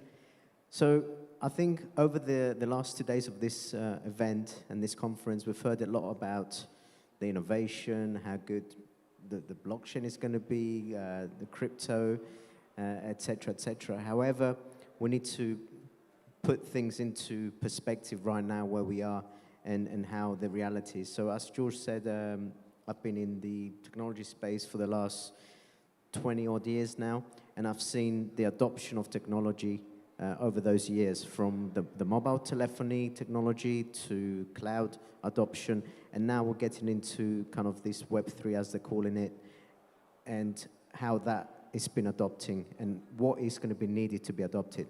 Ultimately, payments are the number one thing. We pay for everything. Unfortunately, nobody likes to pay for anything. So what will make the crypto world and the blockchain world be adopted to allow this to be a payment mechanism? And I think this is where, for me, it's important. So we are FCA regulated by the UK Financial Conduct Authority. So we know the regulated space and what you need to do in that space. And over the last 6 years, we also have been developing, on top of the blockchain, decentralized ledger technologies. So in this space, we are not even allowed to mention this on our website. In fact, one of our bank accounts was shut down because they saw that we were doing something in blockchain, and they immediately thought crypto, and they shut one of our bank accounts down. So this is the situation we're facing right now between this kind of regulated world and the crypto world and blockchain world. So this is something that I think we need to address, and how best to do this. I think it's going to be the key over the next 5 years or so for this adoption to happen. So on one side, we have the pure crypto guys. Where is Pedro Rivera? Oh, where is Pedro? Pedro is we sometimes in our business call the Bitcoin maximalist. And that means the world is going to be run by Bitcoin. And then we have the traditional banking environment and banking world, which has been with us for many years. I do believe, however, that we don't necessarily need to completely destroy the banking world to build this new world. So we need to have a bridge between both. And I think there's a lot of challenges in building this bridge. Example, today, let's assume you have Bitcoin. Okay, good. So try go and buy a coffee with Bitcoin in the coffee next door. They'll look at you and say, oh, no, we don't take Bitcoin. So how do we build this bridge? Of course they can take Bitcoin. The question is, how do you do it? And this is what I think Andres has been trying to address and solve in a practical way. Exactly that enabling technology and that kind of bridge, as you say, between the two worlds. The two worlds are going to be side by side for a long time to come, and at some point will merge. However, for me, that's quite a long time in the future, I would say, before this happens. I mean, we're talking about metaverse, but, you know, okay, how do you pay in the metaverse is one question. But that all stems back to payments. As I said, everybody needs to pay for stuff, unfortunately, because we don't like it, but we still have to do it. So how do you make the user experience seamless as possible? Right now in the crypto world, you have to remember a long key full of words and numbers, and have to make sure that, you know, that's the right wallet address that you need to send to, and the amount of people that are going to get that wrong, and that's how most of the scams happen, because, you know, anybody can flash up this long words and numbers as a wallet address, and you send, you know, you go and buy some tokens with that, and it's been sent to a scam wallet, and then you've got no recourse. You've lost your money in this case. So that user experience is very bad. And I think from the traditional perspective, to get the, you know, people that don't even have a bank account to go into crypto, I think that is, you know, quite a large step. So we need those kind of 3 or 4 intermediary steps to begin with. So the unbanked have gone into digital wallets and mobile wallets right now in the traditional fiat, especially in countries like Africa. In many countries, their mobile wallets is their #1 banking tool. In India, for example, there's over 800 million mobile wallet accounts and about 200 million bank accounts. So there's a massive adoption of that technology. So they've taken that leap from going from banking to directly into a digital wallet world. And they understand that. They know that they can go and buy stuff with that wallet, and they can top it up somehow by either their family sending them money from abroad or whatever.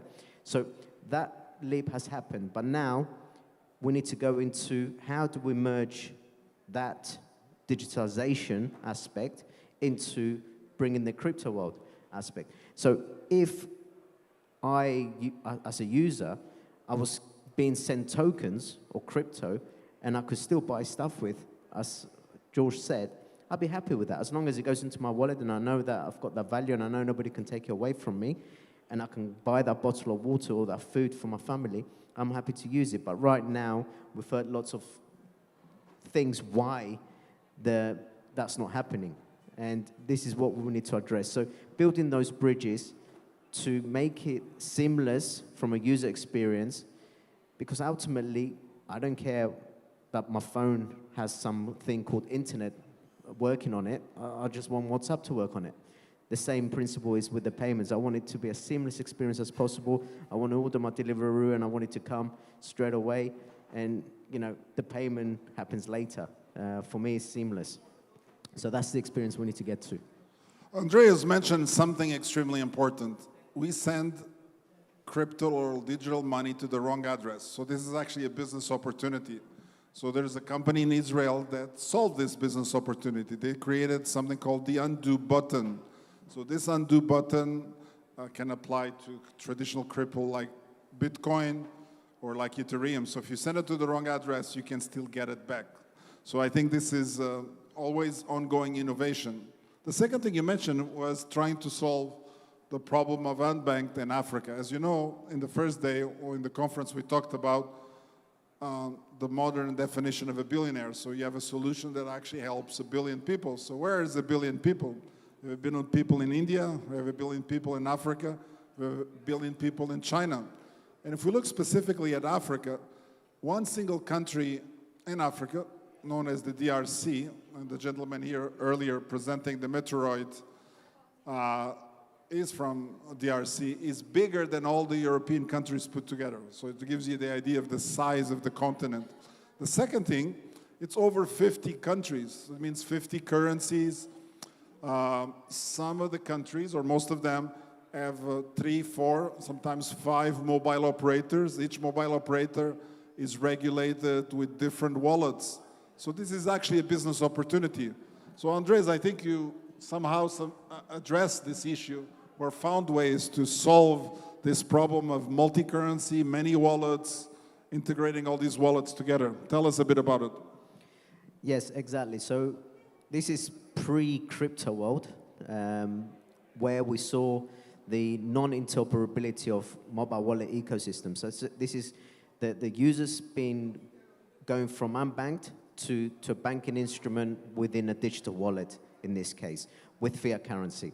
However, still to this day, there's lots of user experience pain points that all these wallet operators do not allow interoperability. You can't send money from one mobile wallet to another right now in lots of these countries.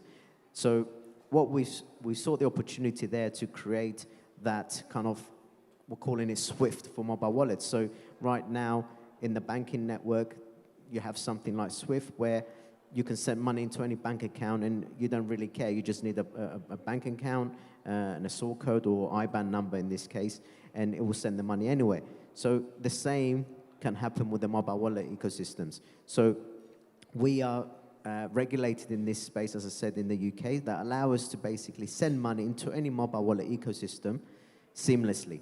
So you don't need to worry about the conversion, and it's instant micro remittances that happen cross-border, sending, say, some GBP pounds from the UK into a mobile wallet in Africa, or into a mobile wallet in India, or into a mobile wallet in Pakistan.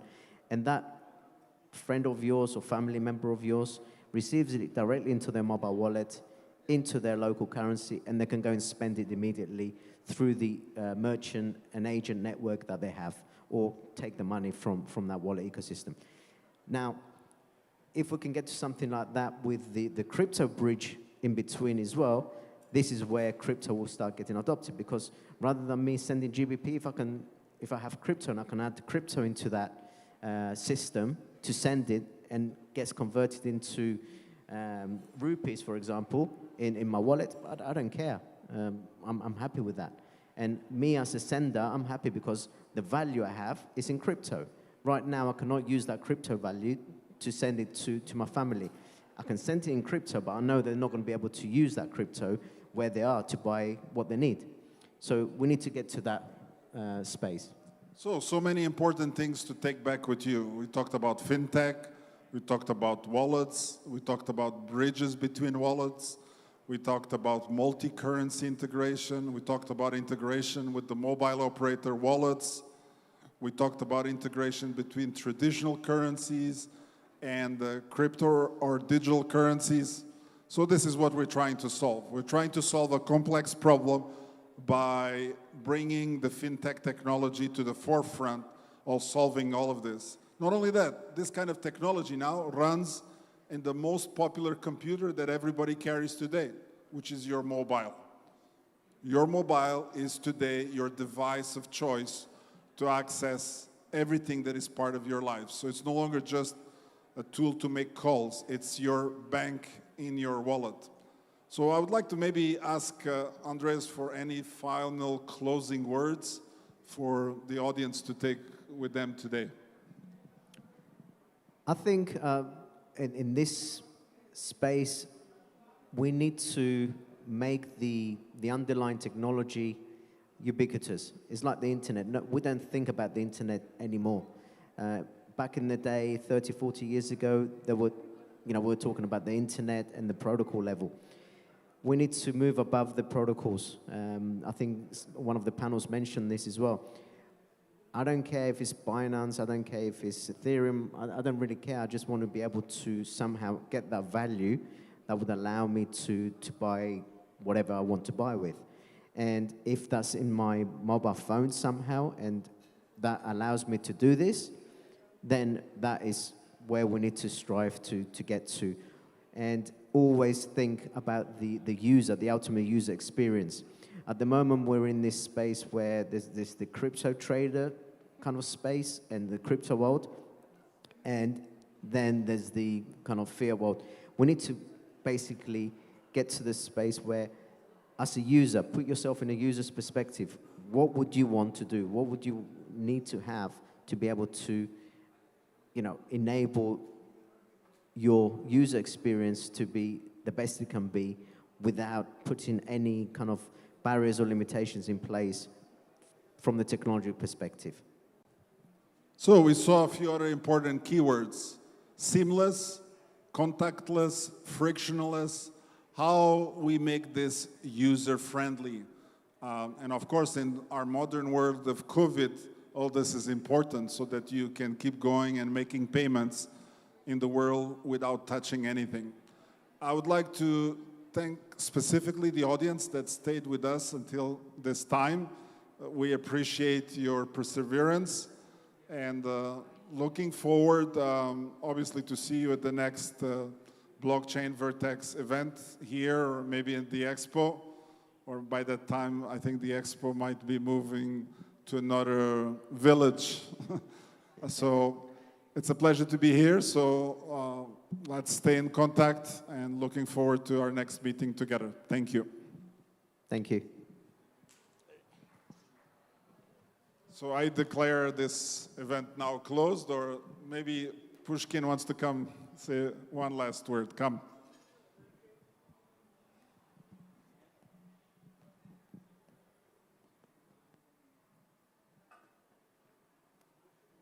It was a pleasure to be part of this event. Thank you so much, George. Thank you, Andreas. I hope everyone enjoyed last 3 days, and you all learned a lot about blockchain, about crypto, NFTs, and a lot. So I wanted to announce that our next event is in India on 7th May, Mumbai blockchain. Thank you so much, everyone. We'll go to Powai. Powai. What is it in Powai?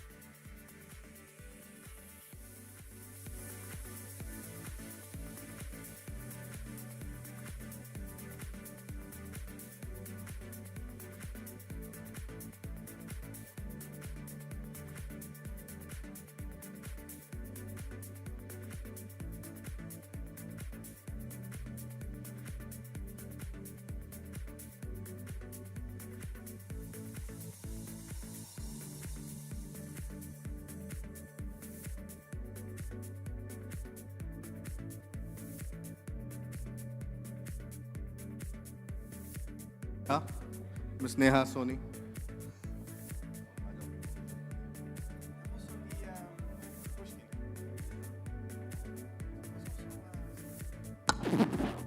Hi everyone. I would like to invite Ms. Neha Soni from Quorum 8. Ms. Neha.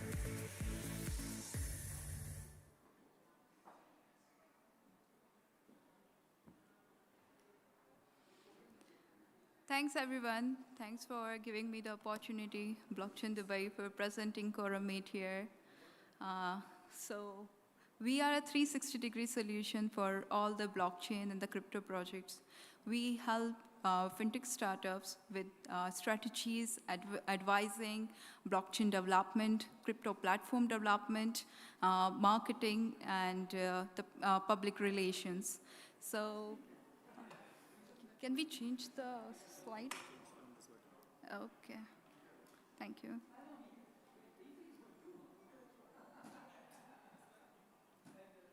I'm not, how green, this one? Okay, sorry. So with we have different services in this space. We work in the blockchain development. We have worked with so many public as well as the private blockchains. And currently, we are very much active with the development in the metaverse space. We have been working in the Gamify projects also. We are very active with the NFT projects also. A few of the projects we work with is the Fanadize in NFT space. And also the healthcare project is the NFT-based healthcare projects. So apart from that, we work with the investor relations for all the projects which we have been working with. Apart from that, we also have our own academy because we are trying to pull all the resources and teach them about the blockchain and cryptocurrency because this is the future. This is going to be future, and we want to create all the resources for this upcoming industry. So we have opened a portal with the name academy.quorum8.com, and we have officially partnered with WazirX, which is also acquired by Binance. We are officially partnered with them. And there are so many solutions, solutions like the white label solutions which are ready with us because we have been working in the industry since long, like it's almost 5 years now that we are in the industry. And there are so many projects which are available with us, and it's not something that we will be doing some R&D and maybe there is a chance of failure of the project, but this is something that we have already worked on. So whenever there are certain clients, we can actually show them the demo that what they are going through and even customize those solutions with the high level of the security. We have over 58 plus members in our team. Most of them are the developers, marketers, and people who are working with the designing part also. We have over 500 plus customers all around the world, spanning in the 5 continents. These are the different technology expertise our team have. Pretty much active with the AWS as a server, then the Tron, Binance Smart Chain, as well as the Neo Protocol, Cosmos, Cardano. Our team has worked also on the Solana projects. We have covered our clients in all those news channels. These are different clients who we have worked with in terms of the development and the marketing work. Also, we help them with the consulting and the strategizing their tokenomics as well as planning their platform with the tokens. Thank you, guys. You can have all the contact information on all the tables.